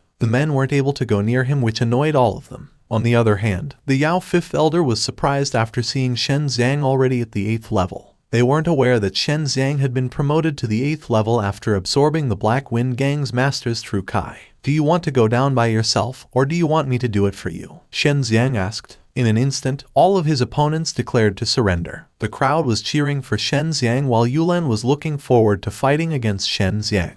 After the battle of Group B, Yulan was called to the ring. The host then declared that the tournament's second round would be announced in 3 days. In addition, Song Nanming will be in group A with Yulan. Song Nanming is the crown prince and he said that he can't bear to hurt his future wife, so he wants Yulan to just admit defeat. Don't be delusional. My father's spirit in heaven won't agree if I marry someone like you, Yulan answered. On the other hand, Yao Chong will be in group B together with Shen Xiang. Brother Shen Xiang, I must defeat you. I'll win by any means necessary, Yao Chong said. Shen Xiang smiled as he could see that Chong was different from the rest of the Yao family as he didn't pretend to be a gentleman. At this moment, someone suddenly entered the ring while holding a saber. He rushed towards Shen Xiang with killing intent and he said that Shen Xiang needed to pay for the death of his brother Tianhua. Shen Xiang asked him if he was from the Yao family, but then he didn't give any answer. When he was about to stab Shen Xiang easily kicked his saber and it twirled above him. The saber was about to strike him, causing him to be panicked and scared.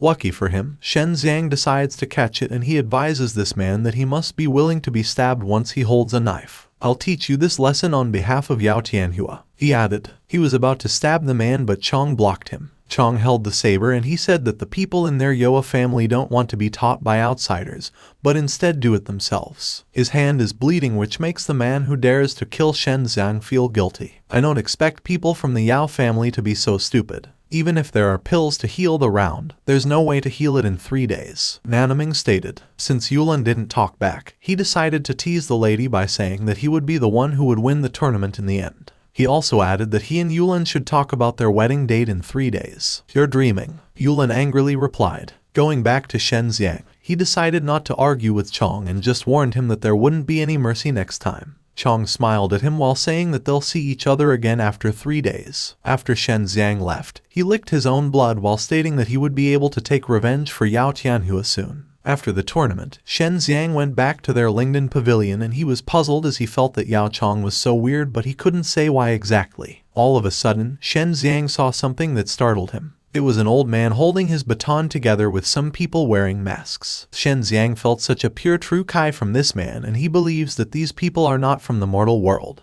The old man knew Shen Xiang's name and he said that he was Shen Xiang. He left the Shen family 50 years ago to enter the martial arts sect, so he's also Shen family's ancestor. Shen Xiang was dumbfounded to know another ancestor of their family. But he's also grateful since right now, a big battle with the Yao family is inevitable. And a part of him believes that this Shen Xiang came back to give him some help. Shen Xiang said that he came to Shen Xiang only for one thing. Shen Xiang smiled at him while telling him to feel free to say any of his requests. Shen Xiang suddenly struck the ground using his baton and he was mad while ordering Shen Xiang to apologize to the Yao family and not make more trouble or make things worse. Shen Xiang was shocked as he thought that this old man was really willing to help him.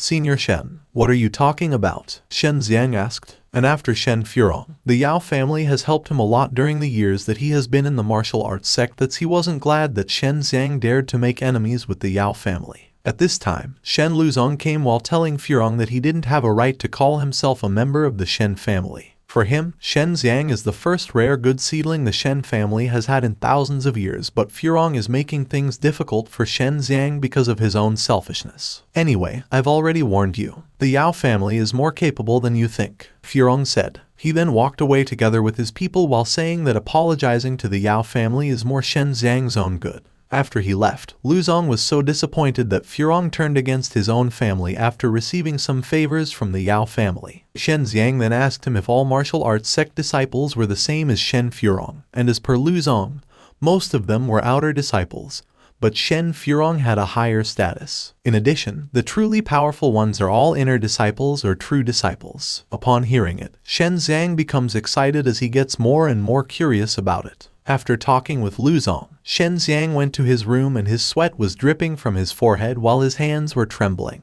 It was because Su Meiyao was above him while he was doing some push-ups. He was complaining as he could not do it any longer, but the lady wouldn't allow him to stop. He was forced to continue it despite that he was already in pain. According to Bai Yaoyu, he must first exhaust his whole body if he wants to master the beast transformation. For her, if it wasn't for Meiyao's magic weapon that can increase its weight by 300 pounds, it would take Shen Xiang even longer to achieve this step. Su Meiyao smiled while saying that she would not let Shen Xiang go if he did not try his best. Shen Xiang just followed them until he reached 5,000 push-ups without resting. After doing push-ups, Su Meiyao declares that it's time for the second step. She explained that the second step of the beast transformation is for Shen Xiang to enter his divine sense. He held Shen Xiang's face while saying that he must fight the beast that's formed by his true Kai. As per Su Meiyao, he needs to choose one of the 4 symbols of divine exercise she taught Shen Xiang and imagine the true Kai he wants to transform into a beast. She tapped Shen Xiang's finger using her true fire Kai and Shen Xiang closed his eyes and declared that he'd choose White Tiger True Kai since it's his main attack technique now. Shen Xiang's eyes sparkled and saw himself standing in front of his White Tiger. He was staring at it while Su Meiyao instructed him to defeat this White Tiger so he could truly master the White Tiger Beast transformation. He can use his Kai penetration to cast more advanced gold spells. Shen Xiang felt nervous and he said that he wanted to ask a question to Su Meiyao. His question is not about fighting the White Tiger, but it's because he saw another beast aside from the White Tiger. A part of him believes that it might be his dragon, Xuanwu. It's that simple. Don't you think there should be an explanation? Shen Xiang asked. As per Su Meiyao, it is because there are 4 kinds of true Kai in Shen Xiang's body, so maybe Xuanwu's true Kai has also been inspired. She said that Shen Xiang could get 2 kinds of beast transformations if he could defeat both of these beasts. Shen Xiang becomes more excited, but a part of him is thinking about what will happen if he cannot defeat both beasts. Su Meiyao then told him that he'd be dominated by the true Kai's power and completely lose himself. She explains that the 4 symbols divine exercise is relatively special,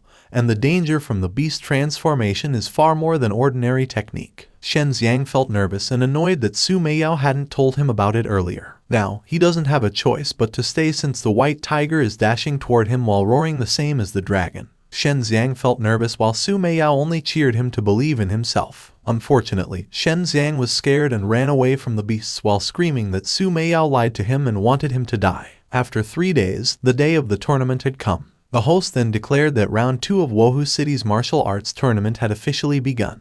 He called all the candidates and both Yao Chong and Shen Xiang stared into each other's eyes while the host stated that there were also no rules and the one who stayed would be considered the winner. While facing each other, Shen Xiang saw Chong's wound that was covered by a bandage. Shen Xiang threw a pouch to Chong and Chong caught it with his other hand. As per Shen Xiang, Chong's hand injury the day before was blessed by his true Kai. And if it weren't for his self-made pill, it would be difficult to completely recover. He wants Chong to take the pill he gave that is inside the pouch so that everyone won't say Shen Xiang is not victorious. Chong gets the pill from the pouch and swallows it as he believes Shen Xiang's character, and never poisons the pill. He removes the bandage on his wound while saying that he will still do whatever it takes to win to avenge Tianhua even if Shen Xiang helped him. After checking his wound, it was healed instantly. Shen Xiang then smiled after seeing Chong recovered. He then activates his true Kai and declares to start the match. Before the fight begins, people gossip that the Yao family is crazy for letting a 7th level deal with Shen Xiang. Some also said that the Yao family is colluding with the organizers and maybe Yao Chong has some secret techniques to deal with Shen Xiang. At this point, Chong activates his shadow mirage, and Shen Xiang this time is able to do a beast transformation while saying that Chong's shadow mirage is better than Tianhua's. "Let me use this blow to test the power of beast transformation," Shen Xiang uttered while rushing toward Chong. But then, he suddenly can't move his body. Chong this time was very determined to pay Shen Xiang back for Tianhua with his punch. He punched Shen Xiang in the abdomen and Shen Xiang instantly vomited blood, which confused everyone. They were staring at Shen Xiang while wondering why Shen Xiang wasn't moving at all. Shen Xiang grits his teeth out of annoyance as he concludes that Chong used poisonous gas against him to seal his meridians, sp he cannot utilize his true Kai. Chong widely smiled and confirmed that Shen Xiang's conclusion was right. According to him, he can configure the corresponding toxin by sensing the opponent's true Kai in advance, and it makes his opponent unable to use true Kai during the battle. Shen Xiang was mad and asked him when he found out about Shen Xiang's true Kai. He then realized that it was because of the saber 3 days ago. He believes that Chong took the saber on purpose in order to grasp his true Kai's type in advance. Chong splits his body and adds that not only was that saber designed by him, but he even planned for that kid 3 days ago to go up and stab Shen Xiang. He then attacked Shen Xiang once more while explaining that he knew Shen Xiang would never dare to kill that boy, and that's why he dared to catch the dagger with his bare hands. It was all according to his calculations. That is also the reason why he stated back then that he will do whatever it takes to win against Shen Xiang. After hitting Shen Xiang flew away and was shaking in pain. "Sure enough, I still overestimated your Yao family. You're all a bunch of despicable and shameless bastards," Shen Xiang uttered. At this point, Chong drew his saber while rushing to Shen Xiang with an evil smile on his face. He also uttered that those who know his secret will die. The crowd was shocked to see him holding a saber, knowing that using a saber in this tournament is foul play. They tried to shout to remind the organizer about it, but it seemed like the organizer didn't want to interfere, and surely expected this to happen.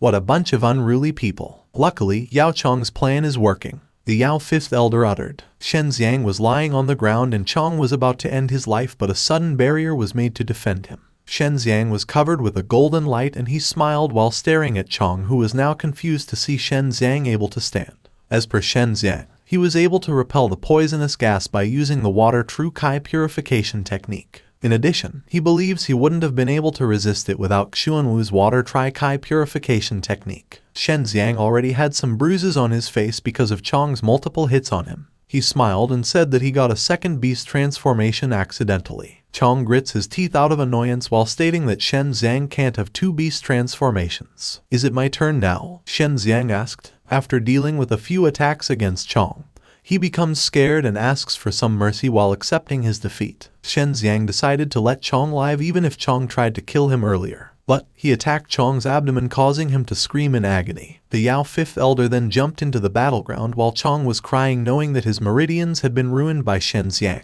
"Shen Xiang, you broke the rules, so you should be expelled from the tournament," the Yao Fifth Elder proclaimed, and he called the battleground guards, ordering them to take Shen Xiang down. Hua Yuyun suddenly appeared, telling the Yao Fifth Elder that he was ruining the Yao family's reputation and the fairness of the martial arts tournament with one decision. She believes that the royal family won't let things go once this tournament becomes a joke to everyone. The Yao Fifth Elder stares at her with anger, but Hua Yuyun doesn't feel frightened at all. There are even people around her stating that both the Yao family's young and old members are shameless and they think the Yao family is declining. Because of what Hua Yuyun said, the host was forced to declare that the winner of the match was none other than Shen Xiang. Shen Xiang stood with a smile on his face and he will be one of the finalists in this tournament. Behind him is the Yao Fifth Elder, telling him that their Yao family will never let anyone in the Shen family go. Shen Xiang then honestly told him that his main reason for sparing Yao Chong's life was to make Chong see with his own eyes how his Yao family was destroyed. After the match, Shen Xiang went outside the arena and rode in a carriage together with Hua Yuyun. While they were having some tea, the lady mentioned that she was only there to say goodbye to Shen Xiang. Shen Xiang was confused, so the lady said that she needed to go back to the Dangsang Tao Yuan. Since Shen Xiang is puzzled, the lady teases him that it looks like he is afraid of not being able to marry the lady. "If you come back with me now, I'll still be your main, okay?" she said. Shen Xiang then repeated to her that he was interested in going to the Tao Mo sect instead of the Dangsang.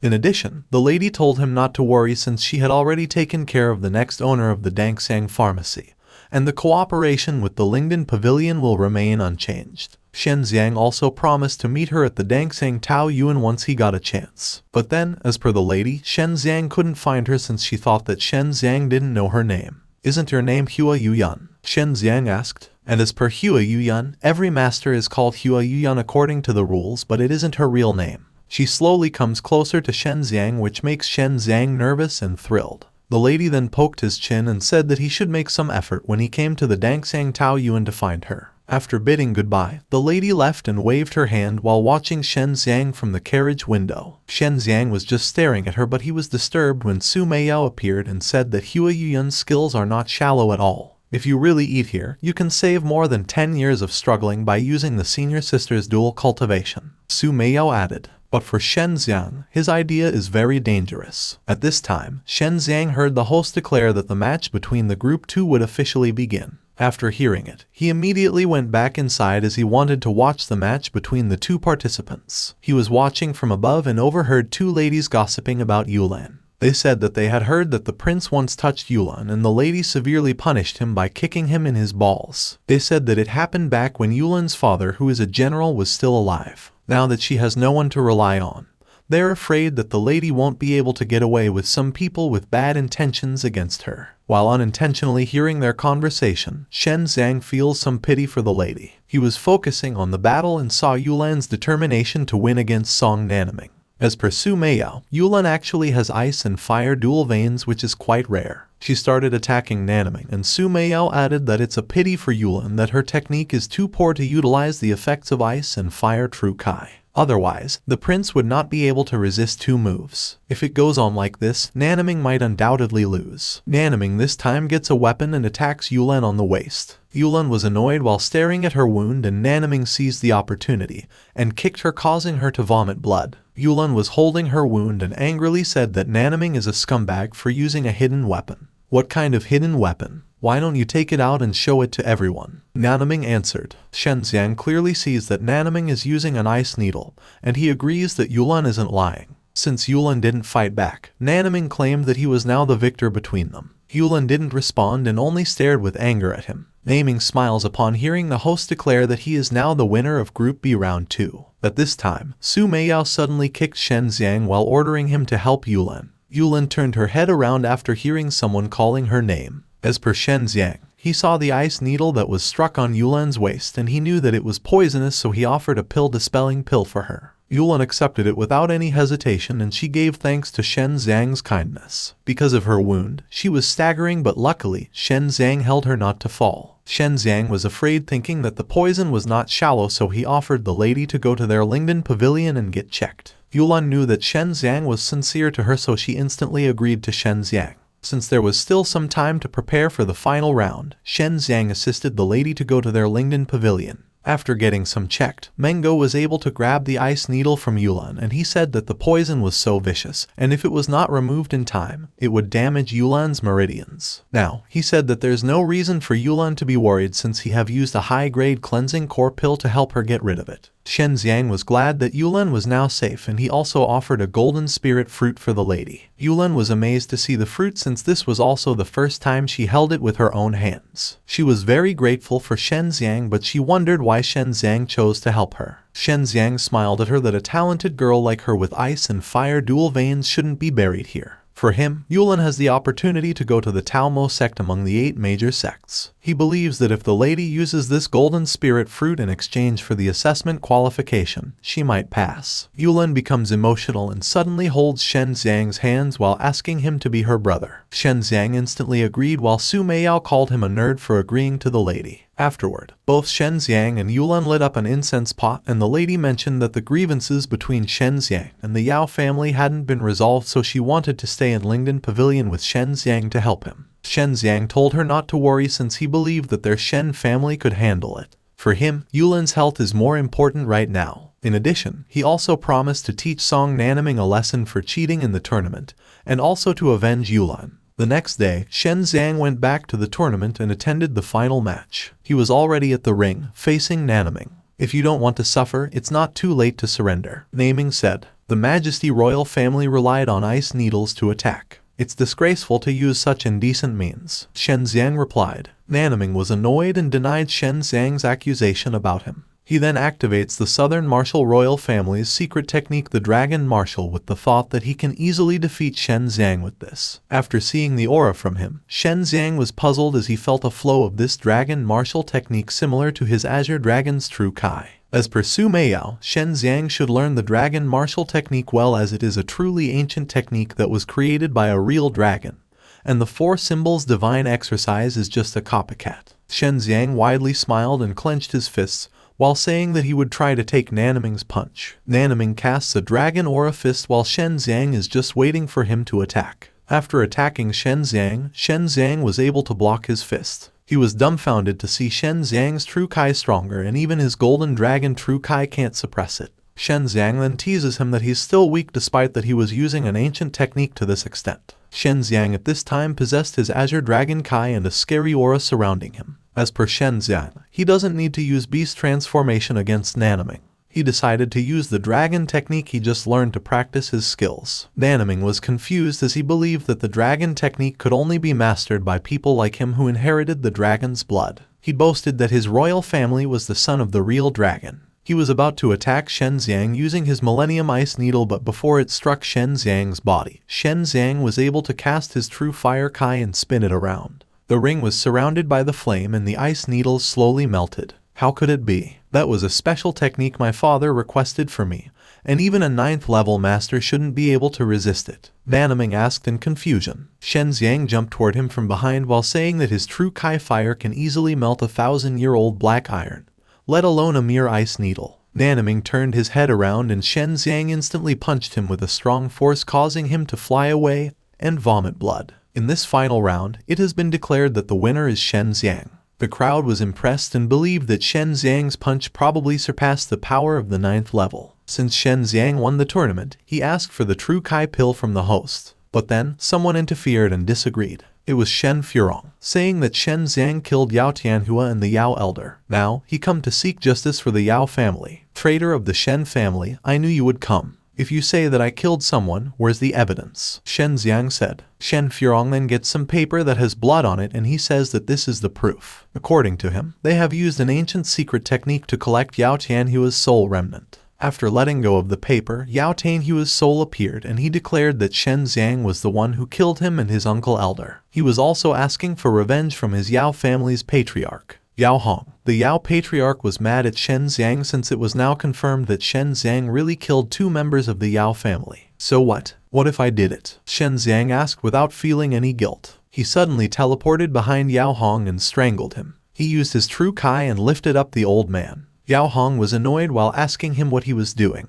I'll let you talk more too, Shen Xiang angrily answered. At this point, Yao Hong's eyes had an azure flame flowing out and it seemed like he was hallucinating. Shen Xiang then asked him if he sent his Yao family assassins to assassinate the disciples of the great family. Yao Hong instantly answered yes, and he could not lie due to the power that Shen Xiang used towards him. He said that the Shen family is growing gradually, which will threaten the Yao family. According to him, they took advantage of the time when the great family's disciples were attending the Yao family's banquet and sent people to assassinate them. While listening to his statement, people were shocked while the Yao clan and Shen Xiang with his people were annoyed at how Shen Xiang was able to make Yao Hong speak nothing but the truth. Did you hear that? That's what the Yao family is doing, Shen Xiang said. The crowd was so loud and called the Yao family shameless and despicable. Shen Xiang, you're too deceitful. You killed a man and then insulted our Yao family's reputation. I'll kill you on the spot, Shen Xiang stated. He then commanded his people to surround and kill Shen Xiang with all their strength. His people then instantly rushed to Shen Xiang with killing intent. They were holding a sword, but Shen Xiang didn't feel scared at all. Today, I'll clean up the Shen family's mess. Kill him for me, Shen Xiang added. Numerous people were rushing at Shen Xiang and Shen Xiang activated his true Fire Kai. At this moment, someone interfered and went down to the ring.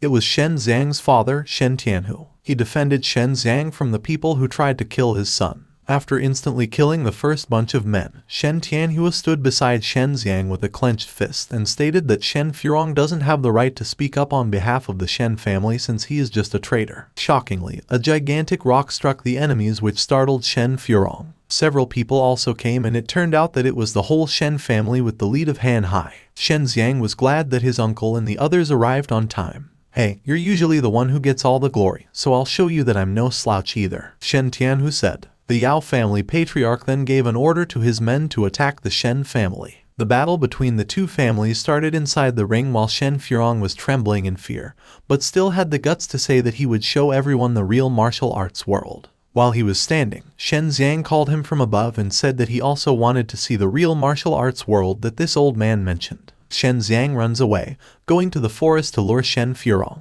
Shen Xiang then chased him with his activated lightning strikes. They were both attacking each other in the forest, and Shen Xiang used his raging world claws to attack Shen Xiang, but Shen Xiang was able to activate his golden barrier in time. Shen Xiang transformed into a beast while scratching Shen Xiang's barrier. He angrily said that he would rip Shen Xiang to pieces once he tore open the barrier. At this time, Shen Xiang was having a hard time as he felt that the mastery of the beast transformation was completely different in the 9th realm compared to the right realm.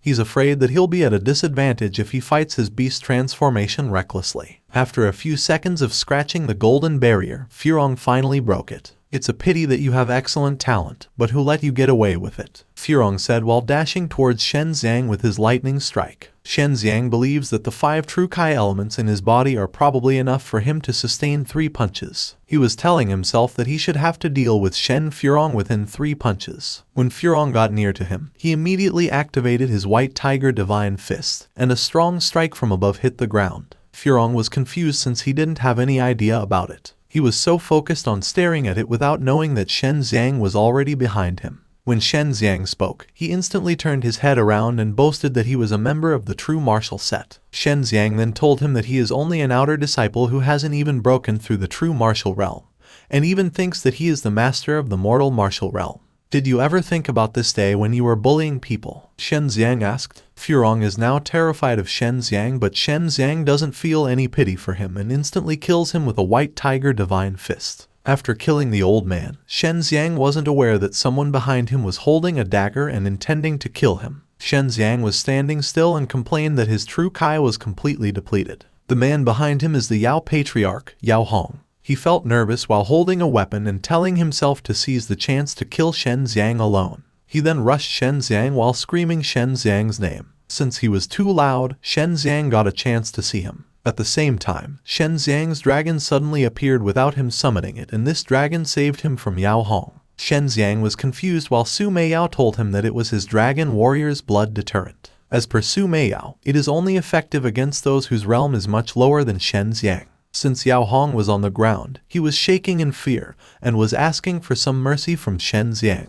After a few minutes, the Shen family went to the Yao family's mansion, and Shen Qianhua declared that they would now attack the whole family. Upon entering, several people were already prepared to fight against them. At the same time, Shen Xiang is also heading to the Yao family's mansion while saying that the Yao family should make themselves scarce now. He landed on the ground and declared to everyone that he already defeated Shen Furong and the head of the Yao family. He brought Yao Hong with him, who is now very weak, and Yao Hong asked all his people to surrender for them to survive. The Yao family members were disappointed that Shen Furong was defeated despite that he was at the 9th level of the mortal martial realm. Since they didn't have any reason to fight, they all put down their weapons and accepted their defeat. While they were leaving, Shen Xiang suddenly swung his hand, and it turns out that he was destroying the Yao family's mansion. The Yao mansion crumbled to pieces, and Shen Xiang proclaimed that the Yao family starting today would only become history. In addition, none of them will be allowed to take a single step into the king's city. "Let's go. We're going to build our Shen family's new house here," Shen Tianhua added. Because of Shen Xiang's ability, the members of their family were cheering for him and were very proud of what he was doing right now. 1 month later, Shen Xiang already had a new room in their new mansion. At this moment, he was cultivating and he felt more strong and powerful than before. In addition, he also concludes that he's about to break through. "Sister Meiyao, in your opinion, do you think now is a good time for me to enter the 9th level?" he asked. But upon checking the lady, she was too busy eating some sweets. "There are so many delicate and sweet poria cakes and dare paste cakes. How long has it been since I ate these things?" she asked. Shen Xiang then told her not to worry, knowing that their Shen family's power was getting more and more stable, so he promised that he would bring all of the famous pastry chiefs in the whole continent, not to mention the South Martial Kingdom. "Don't blame me if you get fat by then," he added while trying to get some sweets, but the lady hit his hand before he could get one. Su Meiyao was staring at him with anger, and it seemed like she didn't want Shen Xiang to get some. Shen Xiang understood the lady and respected what she wanted. All of a sudden, someone calls Shen Xiang's name while reporting to him that something is happening. Shen Xiang immediately opened the door and the man outside informed him that Shen Hanhai had been injured. Shen Xiang immediately rushed to the room where Hanhai rested and he asked what was going on. As per Luzong, Hanhai is not seriously injured, but he'll need to rest for a while. According to Shen Tianhu, while delivering goods, Hanhai and the people with him were ambushed by a group of thieves, and the entire Shen family's chariot and horse team were almost wiped out. Hanhai survives as he tries his best to escape. He was full of bruises around his body, including his face that were already covered by a bandage. Shen Xiang was furious after knowing what happened and he was eager to know who those attackers were. Shen Tianhu concludes that it might be the Yao family's elders from the martial arts sect, but Luzong disagrees as he believes that Hanhai might not be able to escape if it was the Yao family. In addition, he believes that the martial arts sect won't be able to cover up, so they're not in the martial arts sect. No matter who they are, they're asking for trouble. Shen Xiang replied with anger. Since he already defeated Shen Furong, he was confident that those people wouldn't be able to take a single one of his moves. Shen Xiang comes out of the room and activates his fire wings as he wants to find those attackers. His father allowed him to do what he wanted and informed him that Hanhai was attacked at 9 Points Mountain. Shen Xiang then flew and after a few minutes, he arrived at the area. He looks so worried after entering the mountain range as he feels a wave of true Kai following him. All of a sudden, someone casts an attack toward him using an elephant claws technique. Several claws appeared but Shen Xiang underestimated them as it was only a small trick for him. He blocked all the claws using his true Kai fire and possessed his vermilion bird flame. He attacked the skill to the direction where the claws came from and he claims that it was Song Nanaming who dared to follow him and attack him with a devilish move. You're the crown prince of South Martial Kingdom, so how can you be involved with a demonic sect? Aren't you afraid of losing your royal family's trust? Shen Xiang stated. Song Nanaming then appeared in front of him with the elephant claws on his hands and he screamed that Shen Xiang would have to die here. Shen Xiang dashed towards him with his vermilion bird flame but Nanaming became scared and ran away. While he was running, the sky became red and someone was about to land. Shen Xiang was dumbfounded while staring at it and after a few seconds, a mysterious man appeared near him and said that demons had taken over the world. Shen Xiang moves backward as he feels a strong aura from this man but he doesn't have any idea who this man is. The man was standing still with a flame in his hand and suddenly cast a demon lock and attacked Shen Xiang. Despite that Shen Xiang possessed his true Kai, he was still caught by the chains. He grits his teeth while trying to remove the chains but he ends up sunk on the ground. Upon seeing him suffer, Nanaming came back and laughed loudly knowing that he was now trapped. He proudly said that he lured Shen Xiang to this place without knowing that he had a backer behind him. Shen Xiang was still trying to break the chain but the mysterious man advises him to give up as he believes that his demon lock isn't something that Shen Xiang can break. You're the one who made the move just now. Are you a 10th realm cultivator? Shen Xiang asked. And the man confirmed it and even introduced himself with the name Ju Duzi. Now you understand. Even if you're in the 9th realm, the differences between the 9th and the 10th realms are insurmountable. This is what happens when you offend the crown prince, Nanaming stated while continuously laughing. He also ordered Ju Duzi to immediately kill Shen Xiang but Ju Duzi became annoyed at him and ordered him to shut. Without any words, he beheaded Nanaming in front of Shen Xiang.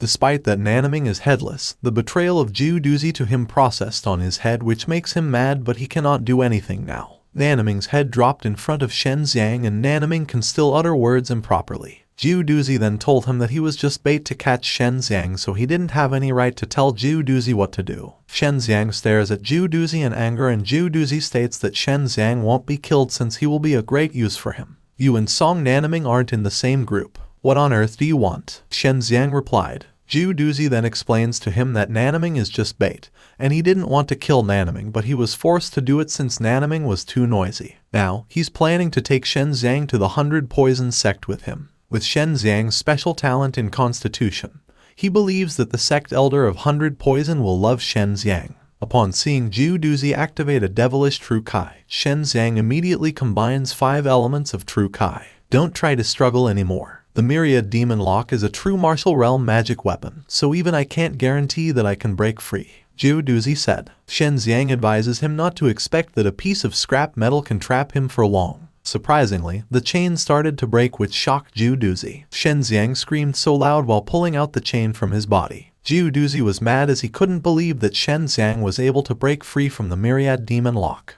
He then activates his myriad hidden swords while stating that Shen Xiang's future will be unlimited if he is allowed to enter the true martial realm with this kind of talent.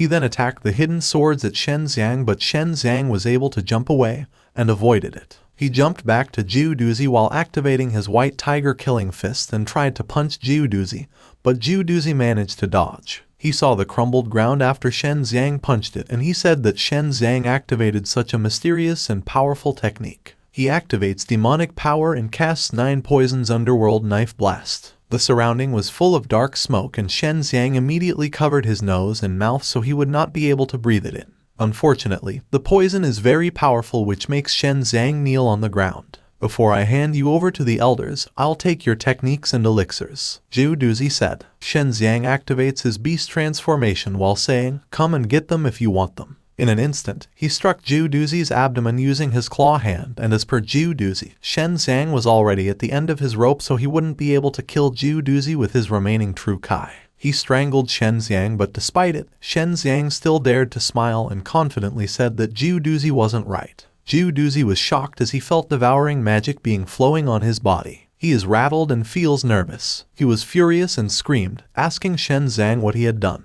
One more thing that makes him confused is the devouring magic is his true Kai that he has cultivated for hundreds of years, but was easily used by a mere kid. He was already in pain but was still eager to kill Shen Xiang. Shen Xiang activates his true fire Kai while saying that it's a pity for Jiuduzi for being unable to kill him. He then attacked his true Kai fire to Jiuduzi's body, and Jiuduzi was burning in an instant. Shen Xiang's flame was too powerful and he was able to kill Jiuduzi with it. After confirming that Jiuduzi was already dead, he then switched off his flame and Jiuduzi's skull was in front of him. He admitted the fact that a 10th realm cultivator isn't easy to deal with. Shen Xiang becomes weak after using his full power. Luckily, Bai Yaoyu comes out and allows him to lean on her body. "You're messing up again. I told you that it's easy to explode and die if you devour someone much stronger than you," Bai Yaoyu stated with annoyance. "Come on, sister. The result is good, isn't it? You don't want your little brother to die like this, do you?" Su Meiyao said. But Bai Yaoyu was more annoyed and asked her to help Shen Xiang. Su Meiyao didn't follow her order after seeing Jiuduzi's bones. She was expecting to get something from the dead man. After checking, she found a heritage bead and a secret treasure key. Meanwhile, a clear smoke coming out from the forest. The smell was so good which made Shen Xiang awake. After opening his eyes, he saw the 2 ladies enjoying eating some meat. As per Su Meiyao, Shen Xiang slept soundly, so she and Bai Yaoyu guarded him in fear. In addition, she was worried that Shen Xiang's meridians were flowing backward after devouring Jiuduzi's true Kai. Shen Xiang got up and Bai Yaoyu then handed him the treasures they found earlier from Jiuduzi and Nanaming. It was in the pouch, and as per the lady, inside are the Dragon Warrior's refining scroll and the martial spirit that Song Nanaming carried with him. She said that Shen Xiang was too lucky since these treasures would be useful for him in the future. Shen Xiang takes out one of the treasures and asks about its information. Bai Yaoyu then answered that it's called an inheritance bead. Some sects store their techniques in them, and Shen Xiang can read them after injecting his divine sense as per the lady. Shen Xiang then immediately tried it and confirmed that this treasure was an artifact refining scroll. He doesn't have any idea about the main use of this item, but he can feel how good it is. What else is there? Is there anything related to the land of secret treasures? Su Meiyao asked. But Shen Xiang becomes confused as it doesn't seem to exist, so he wondered why Su Meiyao asked about it. Su Meiyao smiled and pointed to the key that was on her breast. According to her experience, it's very likely to be the key to the secret treasure. But it makes her sad to say that it will be useless since they don't know where the secret treasure can be found. Shen Xiang was sweating when he asked why the lady hung the key on her neck and was now stuck on her 2 beasts. "It looks pretty good. Besides, I'm usually in the ring, so I'm not afraid of other people knowing that I have it," Su Meiyao answered. Su Meiyao teases him to touch the key, but Shen Xiang refuses. While they were teasing behind Bai Yaoyu, the lady said that the land of secret treasures has always been hard to come by, so they should pretend it doesn't exist. At this time, Shen Xiang saw the pouch again and asked the ladies if the pouch was owned by Jiuduzi. Su Meiyao answered yes, and Shen Xiang then grabbed it as he was thinking that there was something special in the pouch. He reversed the pouch and he was right as he found a map drawn on the pouch. Su Meiyao was too excited and proud of Shen Xiang for thinking about it. Since they have the key to the secret treasure, the 3 don't waste more time and immediately head to the treasure while following the map. While walking, Su Meiyao was glad to see dozens of golden spirit fruits, thousands of myriad striped fruits, and hundreds of purple spirit fruits that would be enough for Shen Xiang to use for a long time. She also felt a very rich aura in this place, and by this, She claims that it was very beneficial for Shen Xiang to absorb Zhu Duzi's true Kai. Shen Xiang suddenly ran fast as he planned to send a message to his father and cultivate here for a while before going back to the city. By the way, sister, I have a favor to ask. After all, there are some things I can't do alone, Shen Xiang said. Su Meiyao was thrilled and thought that Shen Xiang wanted to enter the world of adults with their help, but Shen Xiang cut her off and said that he would like the help of both ladies to pick all the herbs for him while he's cultivating. Su Meiyao was annoyed and couldn't accept the fact that Shen Xiang only asked for some help to pick all the herbs. After 1 week of cultivating, Shen Xiang isn't done yet. The ladies followed his favor, and while picking the herbs, Su Meiyao was annoyed and said that Shen Xiang wasn't really a man. Women are meant to be loved, but he actually wants us two beauties to work in the fields, she added. He was so irritated knowing that the area was so big and there was still half a mountain of herbs that they needed to pick. Since Shen Xiang overheard her complaining, he promised the lady that he would treat her to pastries at Yanghefeng. Because of what he said, Su Meiyao was thrilled and suddenly felt some cravings for sweets. Since it's already been a week, Bai Yaoyu asked Shen Xiang if he had entered the 9th realm after absorbing Zhu Duzi's true Kai. Shen Xiang activates all his divine Kai and declares that what Bai Yaoyu said is right. He has already condensed all the beast forms of the 4 symbols divine exercise, and now he can master the 4 beast forms. Because of his excitement, he immediately went back to his residence and proudly informed everyone, especially his father, about what he achieved. Shen Tianhu then said that the world of martial arts is too small, so it's time for Shen Xiang to go out into the world. Shen Xiang instantly agrees and immediately bids goodbye to his Shen family. He flies using his vermilion wings, and the Shen family is cheering for him. While leaving, everyone was staring at him until he disappeared from their sight. Shen Xiang was so excited to go to the Tai Mo sect and also to meet his lover Xiangxian. After he arrived at the martial arts sect area, he smiled as he felt a strong aura that made him realize why there were a lot of cultivators who wanted to come to this place. All of a sudden, Shen Xiang heard a noise coming from the ground. Upon checking, he saw a man fighting against a gigantic monster. The cultivator was using his fist to attack the beast and also kicked it with a strong force and was luckily able to knock down the beast. At this time, Shen Xiang went down and offered some help. But the man said that he's almost done, so it's not worth it for him if he have to give Shen Xiang some of the loot just for him to take one shot. Shen Xiang then told him that he didn't need to pay anything as he only wanted to test the monster's power. That's no good. How about I give you the cow's leg? The man replied. At this moment, the beast gets up and goes berserk. Both Shen Xiang and the fat man agreed to their deal and helped each other. Shen Xiang was so excited and immediately activated his white tiger killing fist while rushing to the beast. He then punched the beast with a strong force, and the beast roared in pain since his waist had been punctured by Shen Xiang. The fat man smiled and said that Shen Xiang had a dominating punch. He also rushed to the beast with a clenched fist and punched it hard, causing it to fall on the ground once more. The beast was finally defeated by the two. After the match, the fat man grabbed the beast's leg and stood at the beast's head. My name is Zhu Rong. What's yours? He said. You're a great fighter. I'm Shen Xiang. I'm 17, so I should be a few years younger than brother Zhu. Shen Xiang replied with a smile on his face. Zhu Rong threw him the beast's meat and asked if he planned to enter the Tai Mo sect. Shen Xiang then answered yes, and Zhu Rong decided to show him the way. They both head to the Tai Mo sect with the beast with them. While walking, Zhu Rong instructed Shen Xiang to take the test at the Tai sect's recruitment trial grounds. Since there's a huge beast with him, he cannot enter the sect, so he bids goodbye to Shen Xiang, and Shen Xiang gives thanks for his help. While he was leaving, Shen Xiang was staring at him and believed that he should belong to the Tai Mo sect. But Shen Xiang doesn't know what level he's at. Shen Xiang then heads to the Tai Mo sect entrance, and Su Meiyao reminds him to restrain his other attributes and only use the fire attribute for the test. In addition, he shouldn't expose the yin and yang veins so easily. Meanwhile, Shen Xiang is already at the trial ground together with the other participants. It's his turn, so he puts his hand on the beast statue, and as per the organizer, Shen Xiang has a fire attribute spiritual vein with a value of 75, so he passed.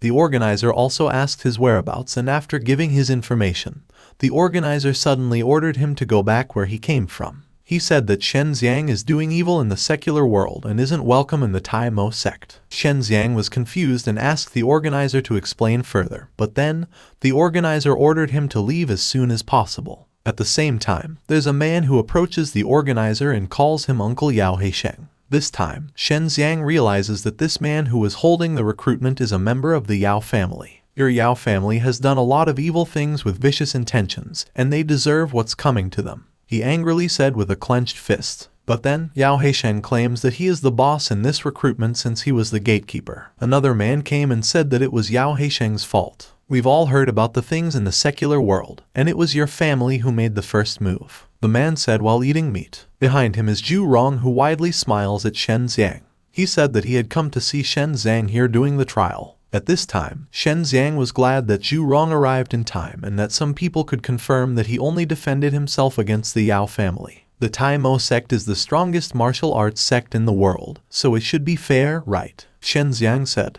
Little brat, why are you talking about my uncle's injustices? Fang Liang said, Yao Heisheng's little brother. He ordered Shen Xiang to get out of the sect, and as per Heisheng, he's qualified to consider all aspects of a disciple. For him, Shen Xiang's state of mind and strength are not up to their standards. Your Tai Mo sect's disciple is yelling at people, so I guess your state of mind and strength are very good, right? Shen Xiang replied, which makes Liang annoyed and angrily said that he would tear Shen Xiang's mouth to pieces if it weren't for the rules. Since Shen Xiang really wants to be part of the Tai Mo sect, Heisheng gives him a chance, and that if he can defeat Liang within 5 years. Once it happens, he can enter the Tai Mo sect without paying any fees. Shen Xiang smiled and agreed to him. Liang didn't feel scared at all, as he was very confident that Shen Xiang would never have a chance to enter the Tai Mo sect, as he was sure to enter the true martial realm within 5 years. Shen Xiang was eager to enter the Tai Mo sect, so he declared to start the competition now. After a while, they went to the battlefield and Liang stated that Shen Xiang could only blame himself if he was beaten to death or disabled. Stop talking nonsense. I'll attack first, Shen Xiang replied while activating his true Kai. He attacked using his fire palm technique and Liang was able to dodge it by jumping above. Shen Xiang stared at him. He then dashed toward Liang and kicked Liang's abdomen using his raging flame kick. Unfortunately, Liang was able to catch his foot. Liang squeezed Shen Xiang's foot and pulled him while he was jumping. From above, Liang dropped Shen Xiang and Shen Xiang grits his teeth and jumps twice to avoid slamming his body on the ground. Your attack speed and power aren't enough, and yet you still want to threaten me, Liang stated. Shen Xiang was annoyed as he regretted using the fire attribute during the test. In addition, his Vermilion Bird's true Kai offensive moves are all at a high level, but he can't use them now. At this point, Liang activates a lightning power while screaming,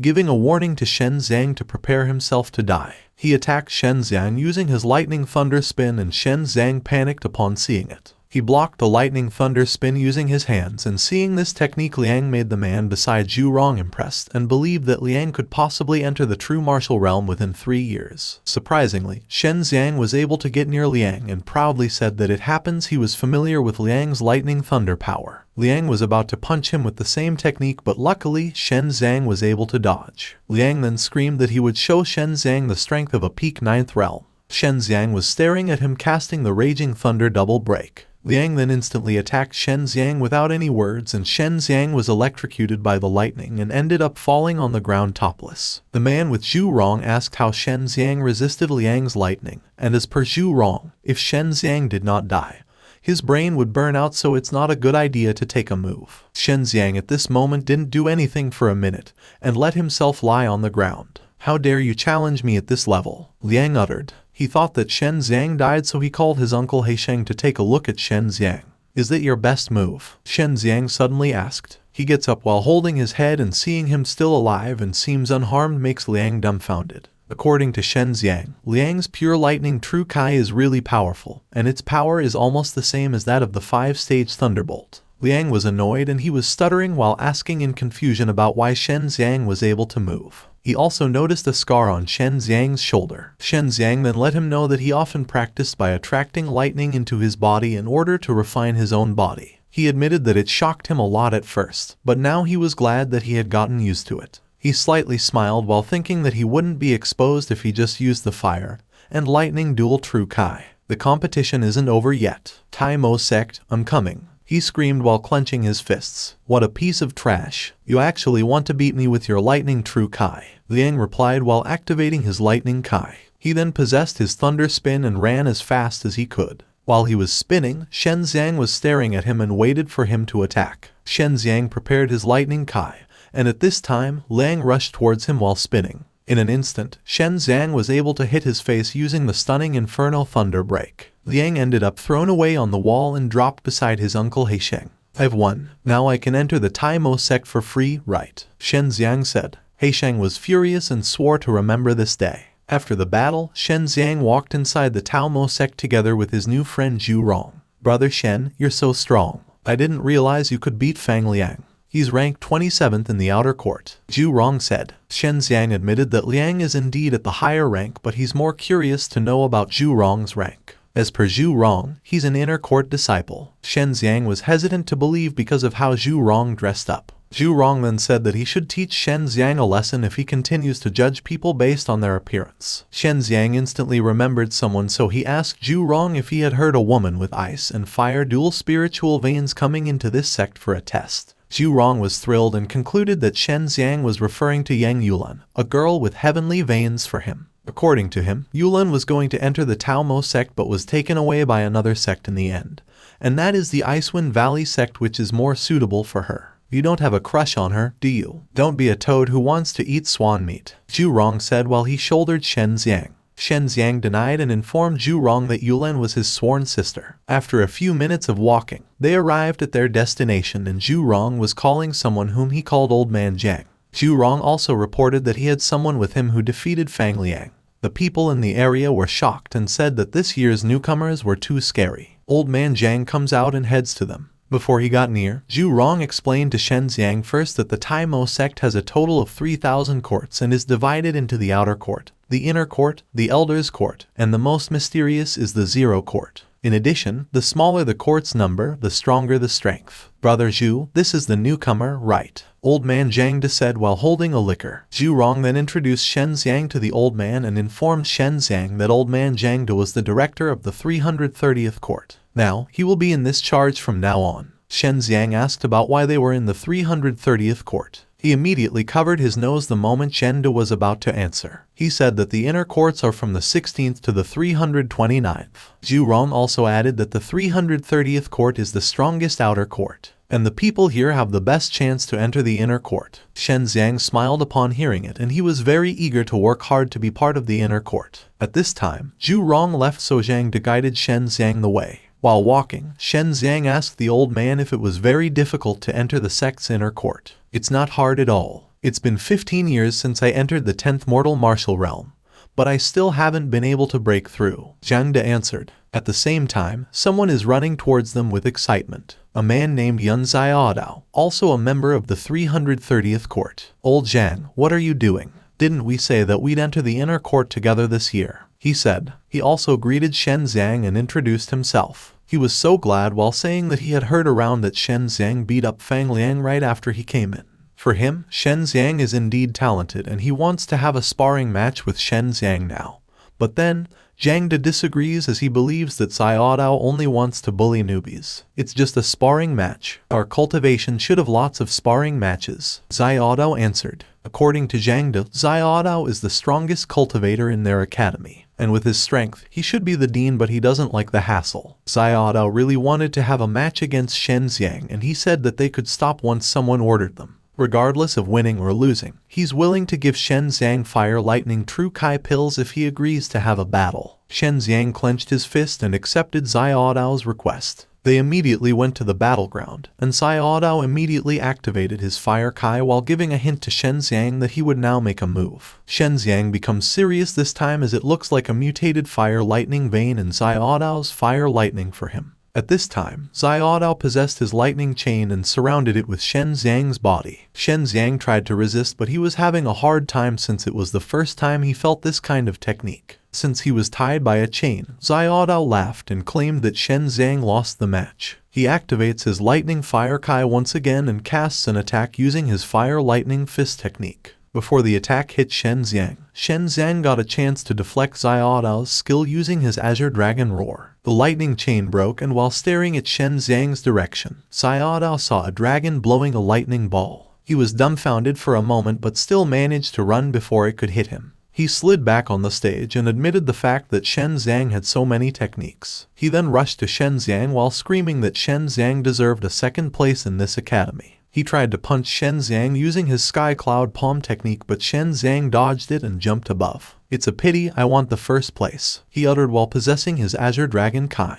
He dashed back to Xiaodao with his Azure Dragon Palm, and seeing his real power made Xiaodao become more interested in battle with him. Both their sky cloud palm and azure dragon palm collided, but before the match ended, Zhang De ordered them both to stop. What's going on? What a disappointment, Xiaodao said. Look for yourselves, Zhang De angrily answered. He pointed his finger around the area as it was already destroyed, and he said that if both keep fighting, they might tear the place apart. Since the old man already commanded them to stop, they didn't have a choice but to follow him for good. When the night came, the four were having dinner, and while eating, Zhu Rong mentioned that he had heard Fang Liang wouldn't get better in a year or so. And because of this, he believes that the Fang family will probably try to settle things with Shen Xiang. Xiaodao then told him not to worry, as he was very confident that Shen Xiang could beat up the Fang family once he got to the 10th level. It's good that we have one more person to enter the inner court, Zhang De said. You're from the secular world, and you want to enter the inner court, a man behind the curtain suddenly said. Shen Xiang and Zhang De turned their heads around and saw Xie Yanch, who belittled Shen Xiang.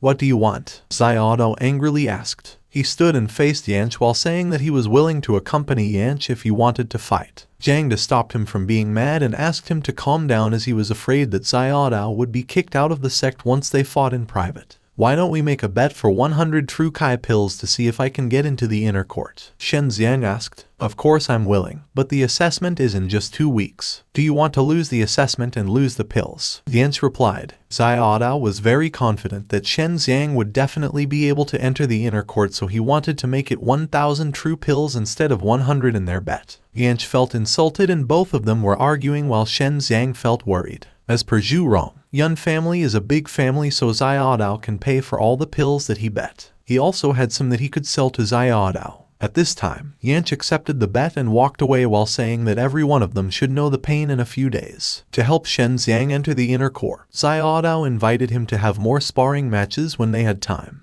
In addition, he also has several beautiful sisters, and he's willing to introduce them to Shen Xiang when the time comes. Shen Xiang instantly refused and said that he only wanted sparring matches with Xiaodao, nothing else, as he already had a fiancée. Why didn't you bring her here? It's very common to bring family members to the Tai Mo sect, Zhang De said. Shen Xiang then informed them that his fiancée is Zhu Xiangxian and is currently practicing in the heavenly kingdom of gods. After hearing it from him, the three were shocked as they couldn't believe it. Old Yun, you should quickly cancel the bet, because I think my big brother's brain was really destroyed by Fang Liang's electric shock. Last time he said that Lang Yulan was his cousin, but this time he was even more courageous. Zhu Xiangxian is his fiancée, Zhu Rong said while holding Shen Xiang's head. It's alright, brother Shen. There's no need to make up such an excuse if you don't like my sisters, Xiaodao added. Shen Xiang was sweating and couldn't understand why these three people wouldn't believe him, claiming that Zhu Xiangxian was his fiancée. 2 weeks have passed, and the inner court's first assessment has begun. As usual, there's a gigantic stone on the battlefield, and a lot of participants wanted to be part of the inner court. At this point, it's old Zhang De's turn. He clenched his fist and screamed while punching the stone. After punching it hard, a golden light appeared, and from the top of it, it said he had reached 1,800 kilograms, so he passed the first assessment. After him is Xiaodao. Xiaodao smiled and said that the first assessment was the strength test. It was very simple for him and was looking forward to setting a new record this year. He then jumped toward the stone and strongly punched it. The golden light appeared, and the organizer declared that he reached 2,700 kilograms, so he also passed the first assessment.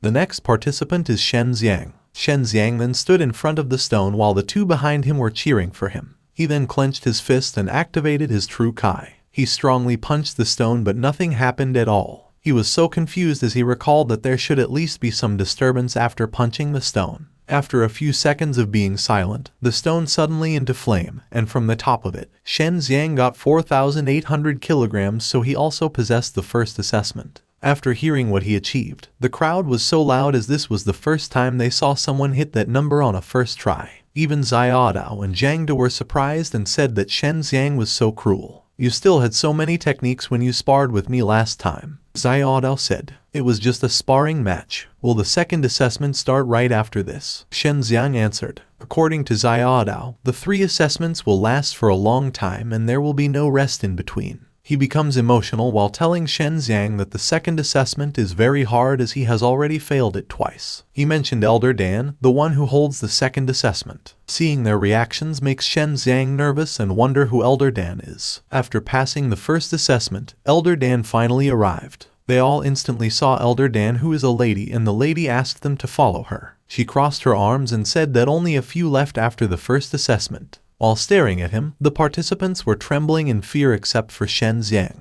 He feels that Elder Dan looks like Xiangxian's master, but her voice is different. Elder Dan checked the participants' scores during the first assessment, and she was glad that this year wasn't bad and the values of the participants were all very high. Upon checking, he saw the highest score, which was Shen Xiang. Since she was curious, she first called Shen Xiang's name, and Shen Xiang then stepped forward, and he was so calm, but the lady misinterpreted it as arrogance. Don't think you can be so arrogant just because you have a little power. A person with a bad state of mind like you should sharpen yourself more in the outer court, understand? Elder Dan stated. She threw all the paper, and the people claimed that the lady was aiming at Shen Xiang.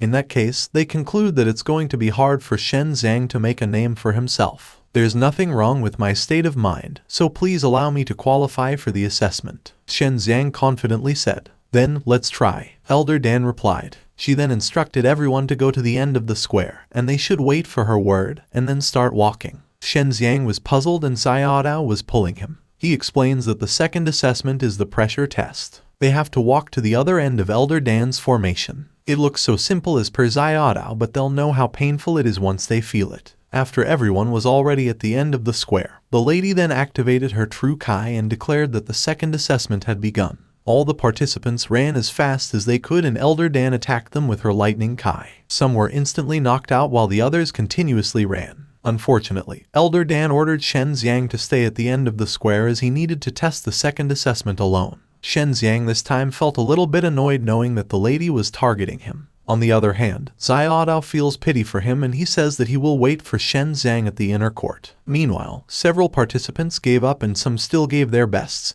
and one of them is Xiaodao and Zhangde. They were already at the stairs, trembling in pain but didn't think to surrender. Xiaodao successfully passed the second assessment, and he saw Zhangde was about to give up, so he motivated the old man.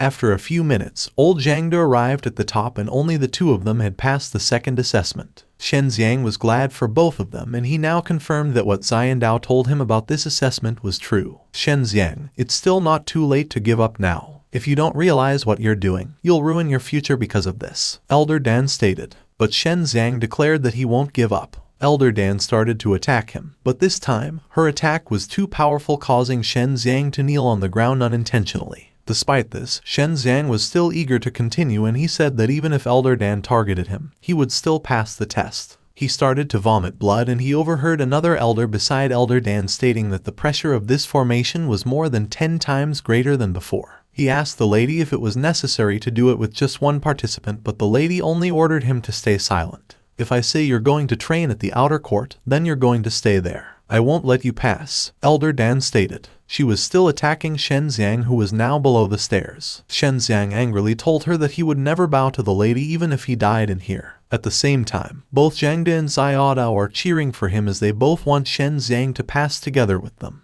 At this moment, Elder Zhang makes Shen Xiang more suffer in pain, and she angrily says that Shen Xiang is nothing but an ant. Shen Xiang was crawling on the stairs and still tried his best to come above. Elder Zhang was furious, especially when she heard people behind him cheering for Shen Xiang. Let's see how you're going to get out of here, she uttered. But up until now, Shen Xiang still moving and even laughing. Are you crazy? How can you laugh now? The lady asked. Shen Xiang grits his teeth and repeats what he said. I told you, I'll never give in to you, he said, and flew using his vermilion fire wings. The lady was startled upon seeing Shen Xiang's powerful aura. In an instant, Shen Xiang stepped up above, and his new friends were glad to see him pass the second assessment. He lay down on the ground to rest for a bit, and when he got up, he chuckled knowing that he passed the second assessment. Elder Dan was staring at him with anger, and it seemed like she didn't like Shen Xiang to be part of the inner court. At this moment, the three congratulated Shen Xiang for passing. Zhu Long also informed them that there would be a third assessment coming up, so he gave them some white jade powder. Shen Xiang immediately swallowed the white jade powder and asked Elder Dan why she was targeting him.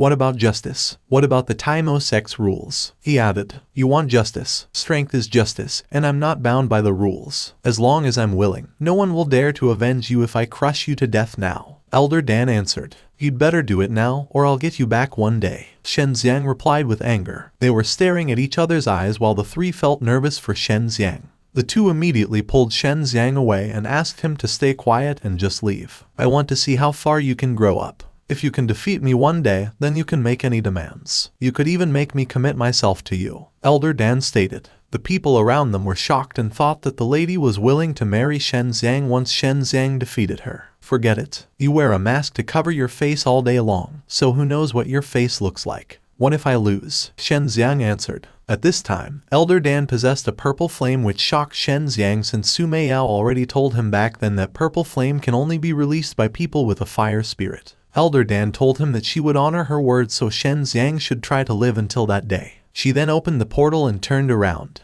Before leaving, she informed Shen Xiang that she was just covering her face because Shen Xiang was not worthy enough for her to make her show her true face. "It doesn't mean that I'm worse than your fiancé Xua Xiangxian," she added, and hearing Xiangxian's name come from her makes Shen Xiang dumbfounded and he thinks that the lady is investigating him. At the same time, the three were shocked to confirm that Zhu Xiangxian was really Shen Xiang's fiancé. After the second assessment, the three went to the elder's courtyard together with Zhu Rong. Zhu Rong leads the way going to the third assessment. Upon entering, they were impressed by the surroundings. The third assessment is in the elder's courtyard. "Why does it look completely different from the outside?" Shen Xiang asked. A tall old man with a muscular body comes out from a portal and says that there are entrances going to the mysterious realm, but the participants can only see what's inside if they get close. The three greeted him and called him Elder Wu. Shen Xiang was just behind, but Elder Wu noticed him and knew his name. According to him, Elder Dan asked him to make things difficult for Shen Xiang, but he chose to refuse as he didn't want to be hated by his disciples. Shen Xiang was glad of his kindness and he gave thanks to the elder. Elder Wu then patted his head and laughed while saying that Shen Xiang was truly a talented kid, which made Elder Dan hold back her anger. "It's a good thing that she didn't slap you to death. Otherwise, us old guys wouldn't be able to do anything,"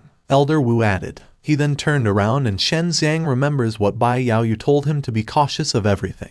At this time, the elder declared to start the third assessment. He explained that the three will enter the mysterious realm, and if they can kill 3 10th rank beasts within 3 days, they'll be considered to have passed the test. He also told them not to worry since the mysterious realm is under the Council of Elders' control, and the strongest beasts in there are only 10th rank. "Have you plundered all the treasures in the realm? If we find any, do we have to hand them over?" Zhu Rong asked. "You little fatty, you're just like your old fatty. You're calculating," Elder Wu answered. According to him, once the 3 participants find any remaining treasures, they don't have to hand them over, but they need to report them to the elders. He also summoned a storage belt that was floating above the 3. He said that 3 should put all the demonic beasts' corpses into this belt, and they can keep half of the beast after the assessment. Since there are 3 entrances, the 3 participants will choose a path and enter from different entrances. He then screamed now to give the participants permission to enter. Shen Xiang was very confident while heading to the gate. As he entered, the surroundings were very green and he heard a rustling sound around, but he sensed a strange aura that wasn't like a beast aura. "Come out, don't hide," he screamed. Numerous people appeared and asked if he was Shen Xiang. As per Shen Xiang, these people seem working with herbs for years. He concludes that they were from the Tan Dan Academy and were sent inside to deal with him. He can say all these since these men were wearing the same masks as what Elder Dan is wearing. They all rushed to Shen Xiang while telling him not to blame them since they could not disobey the elder. They all attack Shen Xiang with a dazzling stick and Shen Xiang immediately activates his white tiger kai and casts a great diamond shield. Shen Xiang was able to block all the sticks, but there's a man jumped above while telling Shen Xiang to just be obedient and allow them to beat him up. After hitting Shen Xiang's shield, it got broken, but Shen Xiang grabbed the enemy's weapon while saying that he would never let them beat him. He possessed his white tiger fists, but the enemy said that this technique of him was just useless. 2 men attacked Shen Xiang's abdomen, causing him to let go of the enemy's weapon and fall on the ground. Shen Xiang gets up and is annoyed, thinking that these men are indeed inner sect disciples, and they're each comparable to his strength. "Since you're holding back, I'll hold back too," he screamed and activated his true lightning kai, then rushed to the enemies. He kicked one man's weapon, causing it to twirl above. Another man tried to hit him, but he managed to dodge. At this moment, the enemies help each other and attack Shen Xiang all together. Shen Xiang glanced behind and activated his white tiger spinning kick. He was able to hit all his enemies with this technique and they ended up trembling in pain.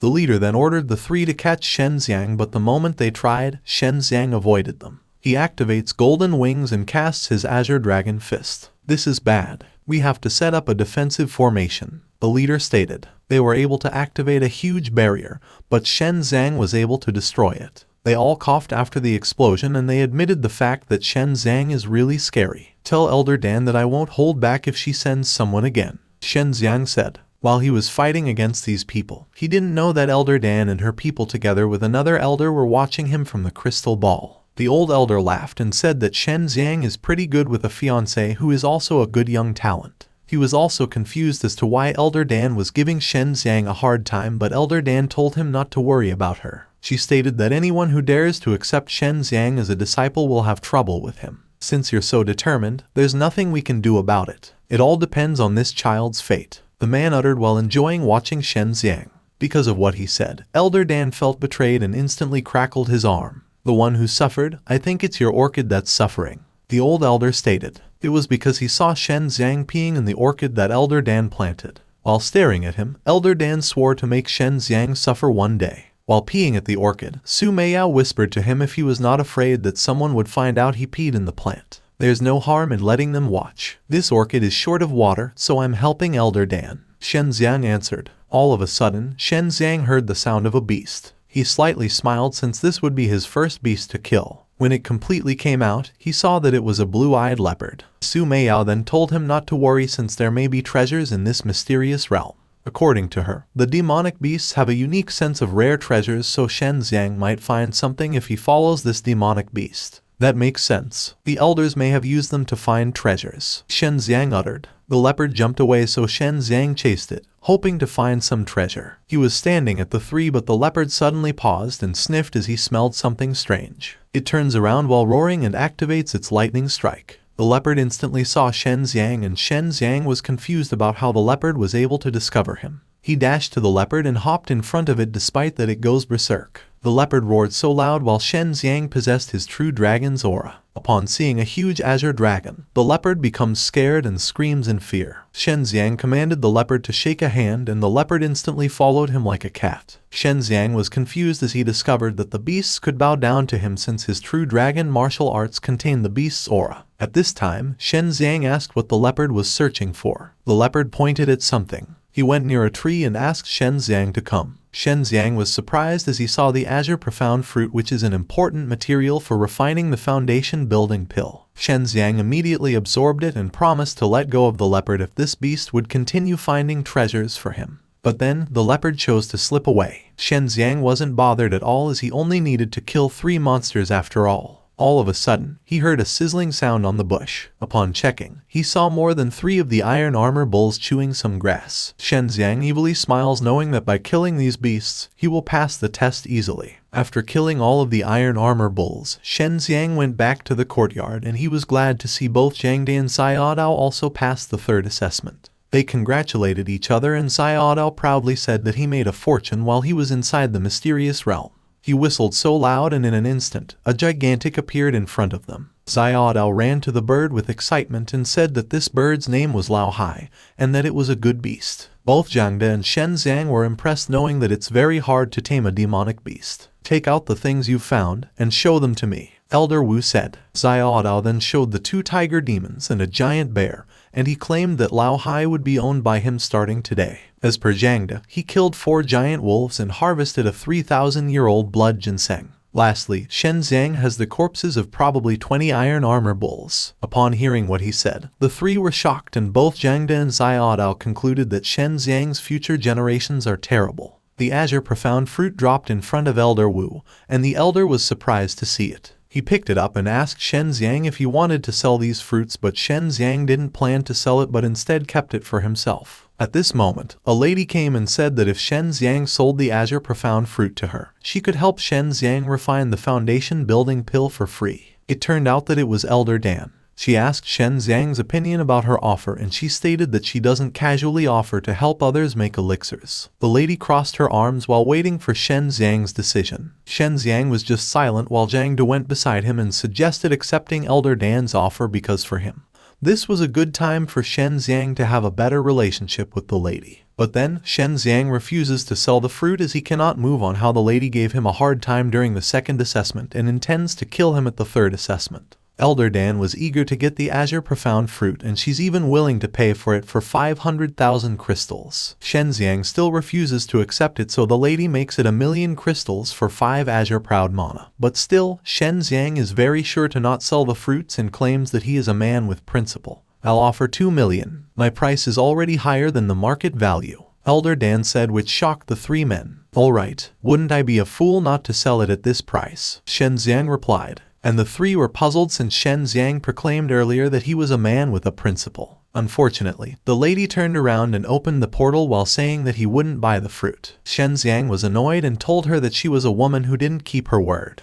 You said you'd marry me if I won the fight, and I'm afraid that you'll go back on your word too, Shen Xiang added. Elder Dan was annoyed and turned back to him while saying that he would take all the azure profound fruit. She instantly handed the payment to Shen Xiang, and Shen Xiang said that he was just joking around. He decided to give the lady 2 azure profound fruits for free and asked her to help him refine the elixir. Elder Dan asked if he wanted the foundation building pill, and Shen Xiang answered yes, and that he wanted 2 pills as he planned to give one to Xiangxian and one to his sister Yulan. Men are indeed like this. They eat from the bowl and think about the pot, Elder Dan replied while catching the 2 fruits that Shen Xiang threw at her. Lang Yulan is my adopted sister. She's in the Ice Wind Valley sect and I can't go there for a while. I want to take care of her as her brother, so I can only ask Elder Dan, Shen Xiang politely said. Elder Dan turned around and said that despite Shen Xiang calling Yulan his adopted sister, no one knew about his real intention. She then leaves the area, and Sai Adao suddenly holds Shen Xiang's hand while saying that Shen Xiang will be his brother forever. First of all, congratulations to the 3 of you for becoming inner disciples. Secondly, Shen Xiang, it's a good thing that you can resolve the conflict with Elder Dan,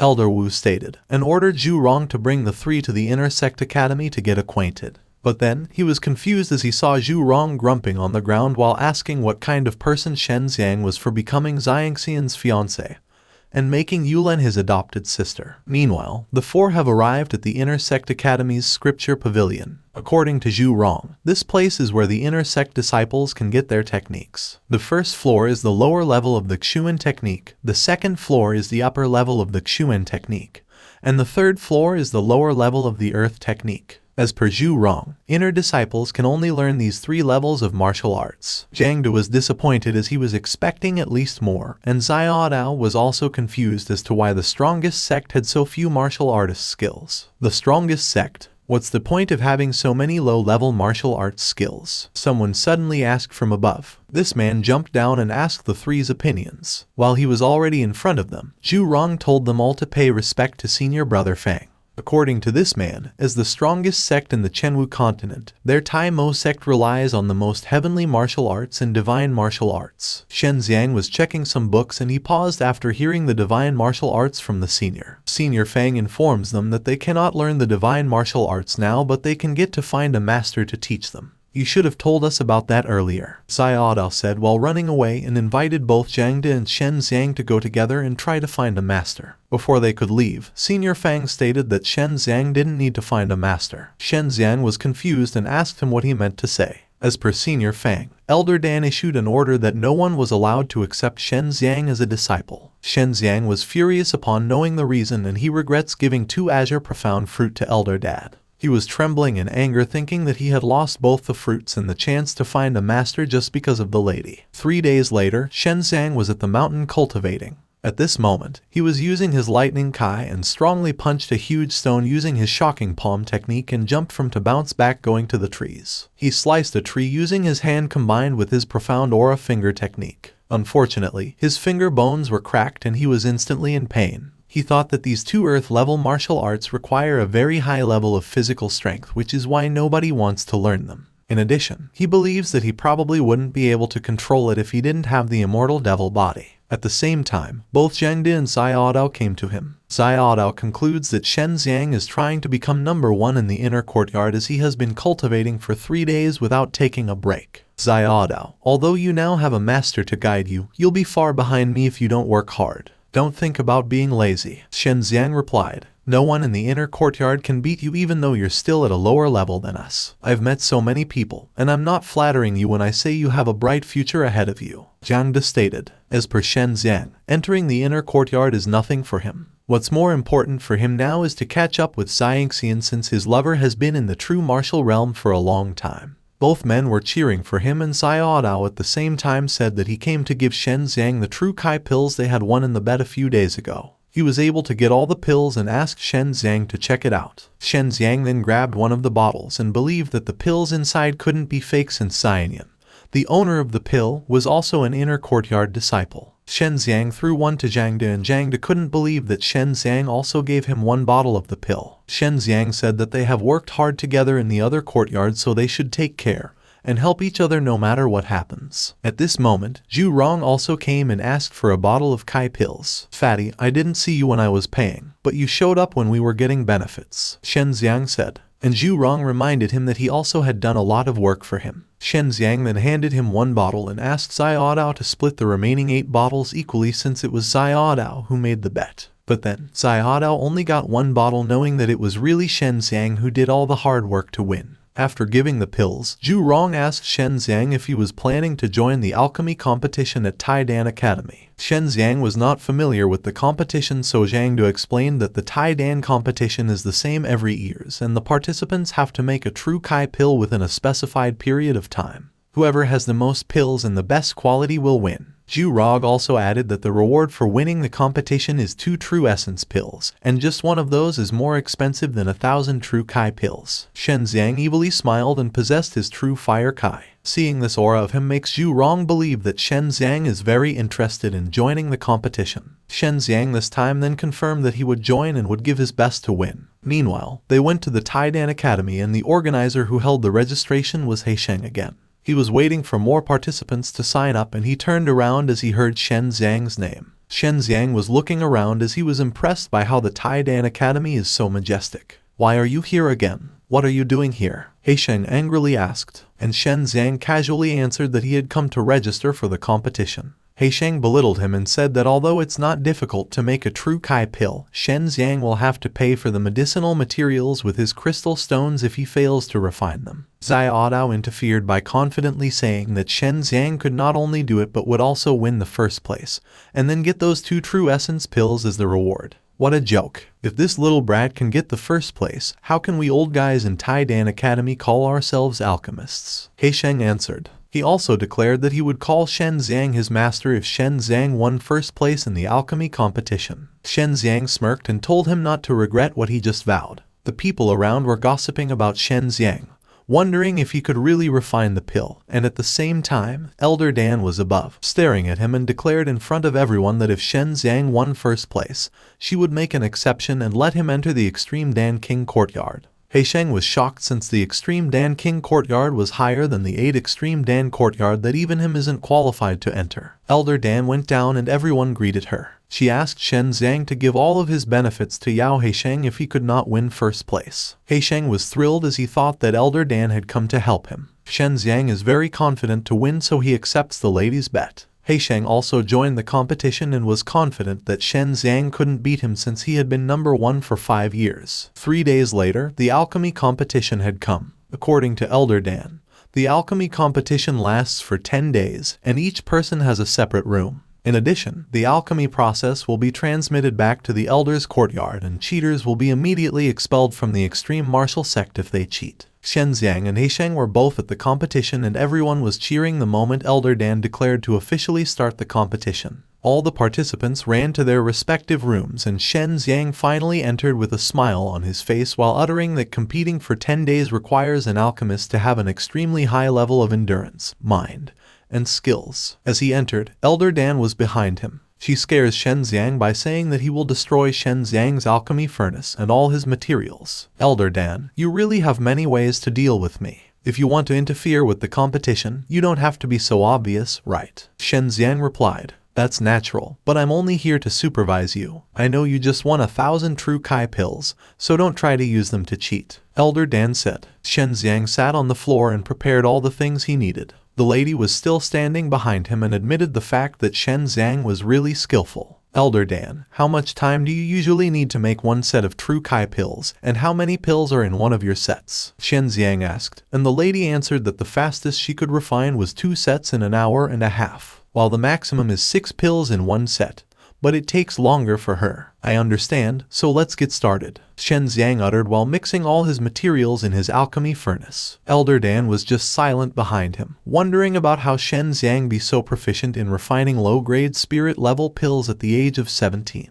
She now agreed to the fact that Shen Xiang is truly a genius among geniuses. Shen Xiang this time still found some time to sort out medicinal materials, and Elder Dan questioned him once again for doing it. This is faster, Elder Dan. What exactly is your grudge against me? I'll trade Hell Spirit Grass in exchange for the answer, Shen Xiang said. Elder Dan then told him that he cannot bribe the lady even if the Hell Spirit Grass is precious. She admitted that there's no grudge between them. It's just that she does what she likes to do. Shen Xiang sighed, and the lady told him that if he would admit his mistake and surrender, she'd be satisfied and might be able to accept Shen Xiang as her disciple. Shen Xiang screamed that he would not do it since he didn't do wrong to the lady. While screaming, the pill he made comes out from the furnace. I hope your strength is worthy of your spirit. I'd like to see what you can do, Elder Dan stated. Shen Xiang this time got the pills and said that the quality of the pills was quite acceptable. He even compared the time he made it, which was only an hour, while the lady said that Can made it for too long. Elder Dan felt insulted knowing the fact that Shen Xiang only needed more than an hour to refine 6 high-grade True Kai pills. She was trembling in anger while Shen Xiang stated that he should stick to the standard as he believes that rushing through it can easily lead to bad things. Elder Dan clenched her fist while asking why Shen Xiang sounded a little dissatisfied when he was only a little worse than her. Since she was already irritated, she decided to come out of Shen Xiang's room and planned to go to the patrol. She warned Shen Xiang not to cheat since all the elders could see it. Shen Xiang chased her and reminded her that she said a while ago that she wanted to supervise Shen Xiang throughout the process. With the quality and speed of what you did just now, the result is almost decided.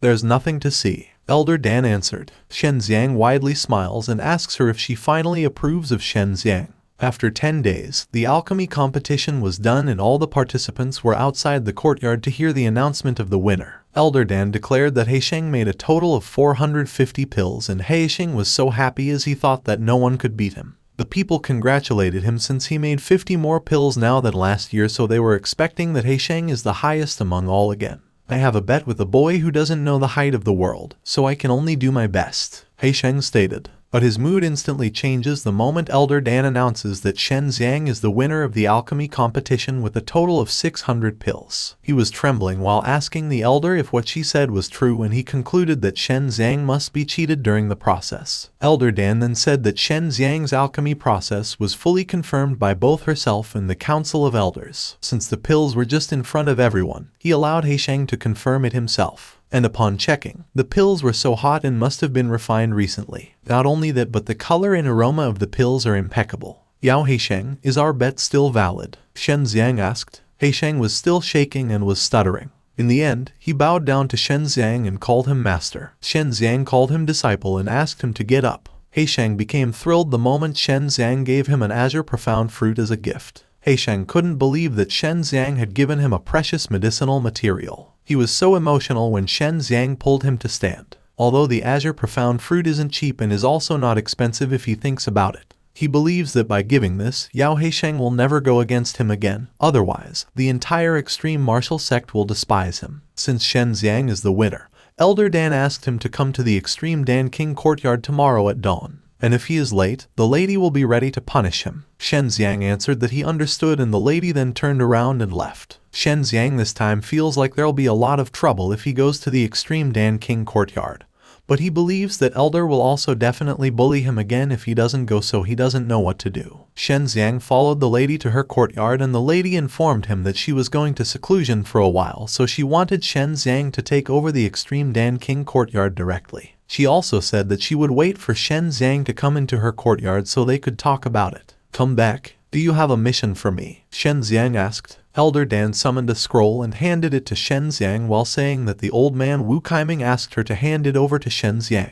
This will be his martial arts academy mission this time. According to the lady, starting from the inner courtyard, each martial arts academy will be assigned tasks. Upon checking the scroll, Shen Xiang found out that his mission was to investigate the heavenly dragon's treasure. If you take me as your master, I can help you with this boring task. Moreover, I've never had a disciple, Elder Dan said. Elder Dan, didn't you say that anyone who accepts me as a disciple will be in trouble with you? If I agree, won't it embarrass you? Shen Xiang replied, which annoyed the lady and told him to just do what he wanted. At the same time, she also threw something to Shen Xiang. It was proof that he would be the one handling the extreme Dan King courtyard once the lady left the Tai Mo sect temporarily. When the night came, Shen Xiang was in his courtyard number 329. He was still having a discussion together with Xiao Dao and Zhu Rong. Zhu Rong can't believe that there is still a heavenly dragon's treasure since their Zhu family already searched for it even before the rumor came out. In addition, Xiao Dao's family also went there 100 years ago before the Zhu family. He also heard that many sects came to Tai Mo sect to look for it this time. The reason why they couldn't find it before was because the mysterious realm hadn't yet opened. And now is the time as per Xiao Dao. Go ahead if you're interested. I don't want to do this kind of hard work. Although the treasure you get is yours, old Zhu and I aren't destined to have that luck. Zhu Rong said. Xiao Dao also said that he wants to accompany Shen Xiang but his family won't allow him. Zhu Rong offered Shen Xiang to switch his mission to another martial arts academy and let Xiao Dao pay for the benefits. But then, Shen Xiang doesn't want to do it as he also wants to go and see the world. He smiles while thinking that he can stay away from Elder Dan and he also concludes that he might get something. Shen Xiang decided to do the mission and went to the cliff, staring in the direction of the heavenly dragon's treasure. He also summoned both Bai Yaoyu and Su Meiyao. Su Meiyao was staring at the mountain and said that she felt such an obvious vision indeed seemed to be a sign of the mysterious realm opening. Since Shen Xiang stayed at the cliff for a long, Su Meiyao asked him why he hadn't gone yet. Sister Meiyao, there are probably a lot of experts here who are very tough people. Do you think I can beat them? Shen Xiang asked. But Bai Yaoyu was confused with what he just asked. As per Shen Xiang, he will retreat when the enemy advances and pursue when the enemy retreats. He will harass when the enemy is stationary and attack when the enemy is tired. In short, he would like to ask the ladies if there's any flexible way to advance and retreat. Bai Yaoyu then told him that Su Meiyao knows the best way to advance and retreat, so she asked Shen Xiang to learn from Su Meiyao. Well, little brat, you're finally no longer the blockhead you were before, Su Meiyao said. She also added that there are indeed similarities in the divine arts. She stared angrily at Bai Yaoyu and said that Bai Yaoyu was spitting nonsense. 3 days later, Shen Xiang declares that this is the best time for him to go up the mountain. He stares at the way and notices traces of demonic beasts on the way. He then ran and followed the trace, hoping to find something good. He smiled as he smelled that aura that was getting close. But then, he was shocked to see civilian clothing hanging on the branch of the tree. By this, he concludes that there could be someone up there who was killed while picking some herbs. He grabbed the cloth and decided to get up the mountain as quickly as possible. Shen Xiang followed the aura and saw a weird beast. He was angry after he discovered that this beast killed civilians and dragged them up the mountain to eat. He then rushed toward the beast, planning to kill it so it would not harm more people. Unfortunately, someone aimed at him using 2 swords. Shen Xiang was luckily able to see it and managed to dodge away. Who's there? How dare you interrupt Xiao Hai's me? The lady asked. She walked towards Shen Xiang while asking Shen Xiang's name and stated that Shen Xiang was not allowed to leave as he would also be her beast's food. Are you together? Are you feeding this beast human flesh? Shen Xiang angrily asked. He also deduces that this lady is from the Beast Martial sect, which is one of the righteous sects, and he wondered if the Beast Martial sect knew about this lady cultivating a devilish technique. The lady crossed his arms and became mad while ordering Shen Xiang to shut. She then attacked Shen Xiang and Shen Xiang jumped above to avoid it. He immediately activates his vermilion bird wings while stating that he will definitely report this matter back to the extreme martial sect. But for now, he planned to kill the beast first. He flew down towards the beast and the beast roared so loud while looking at him. He possessed his white tiger fist and screamed that this beast should die now. He was able to hit the beast using his fist and the beast was instantly defeated by Shen Xiang, which makes the lady rattled. Whether this matter was done by you or by the Beast Martial sect, all the righteous sects in the extreme martial province will figure it out, Shen Xiang said. Surprisingly, another person came, telling Shen Xiang that he would be in trouble if he went back and told the extreme martial sect about what happened on this mountain. Shen Xiang turned his head around and annoyed to know that there's another person came. Before he could react, he instantly saw a hand and attacked him on his chest with a strange power, causing him to fly away and vomit blood. Shen Xiang slammed on the tree and he said that this person dared to sneak attack him in the true martial realm. It was also a lady and he said that Shen Xiang can't go back now and should also die in this mountain. Shen Xiang stood and fearlessly faced the lady. The lady then told him that he should pay with his life for killing their beast Xiao Hai. Now, he should be fed to their other beast named Hong Zhu. Shen Xiang saw the other beast hissing while staring at him. Shen Xiang concludes that there's only one chance to deal with this lady. The lady summoned a weapon and thought that Shen Xiang wanted to escape right now. She jumped towards Shen Xiang and uttered that Shen Xiang should go to hell. Shen Xiang immediately activates his divine art water shape and the lady is able to slice him. But then, Shen Xiang has already become water and slowly goes back to his human form. The lady was dumbfounded while Shen Xiang behind her activated the four symbols divine exercise combined with his azure dragon fist and attacked the lady with a strong force. The lady's disciple was worried for her. She was covered with smoke while Shen Xiang wondered if his technique worked well. Unfortunately, he heard the lady laugh and stated that Shen Xiang dared to challenge a true martial realm cultivator with his little abilities. She stands on the ground with a powerful aura and claims that Shen Xiang doesn't know what she's doing.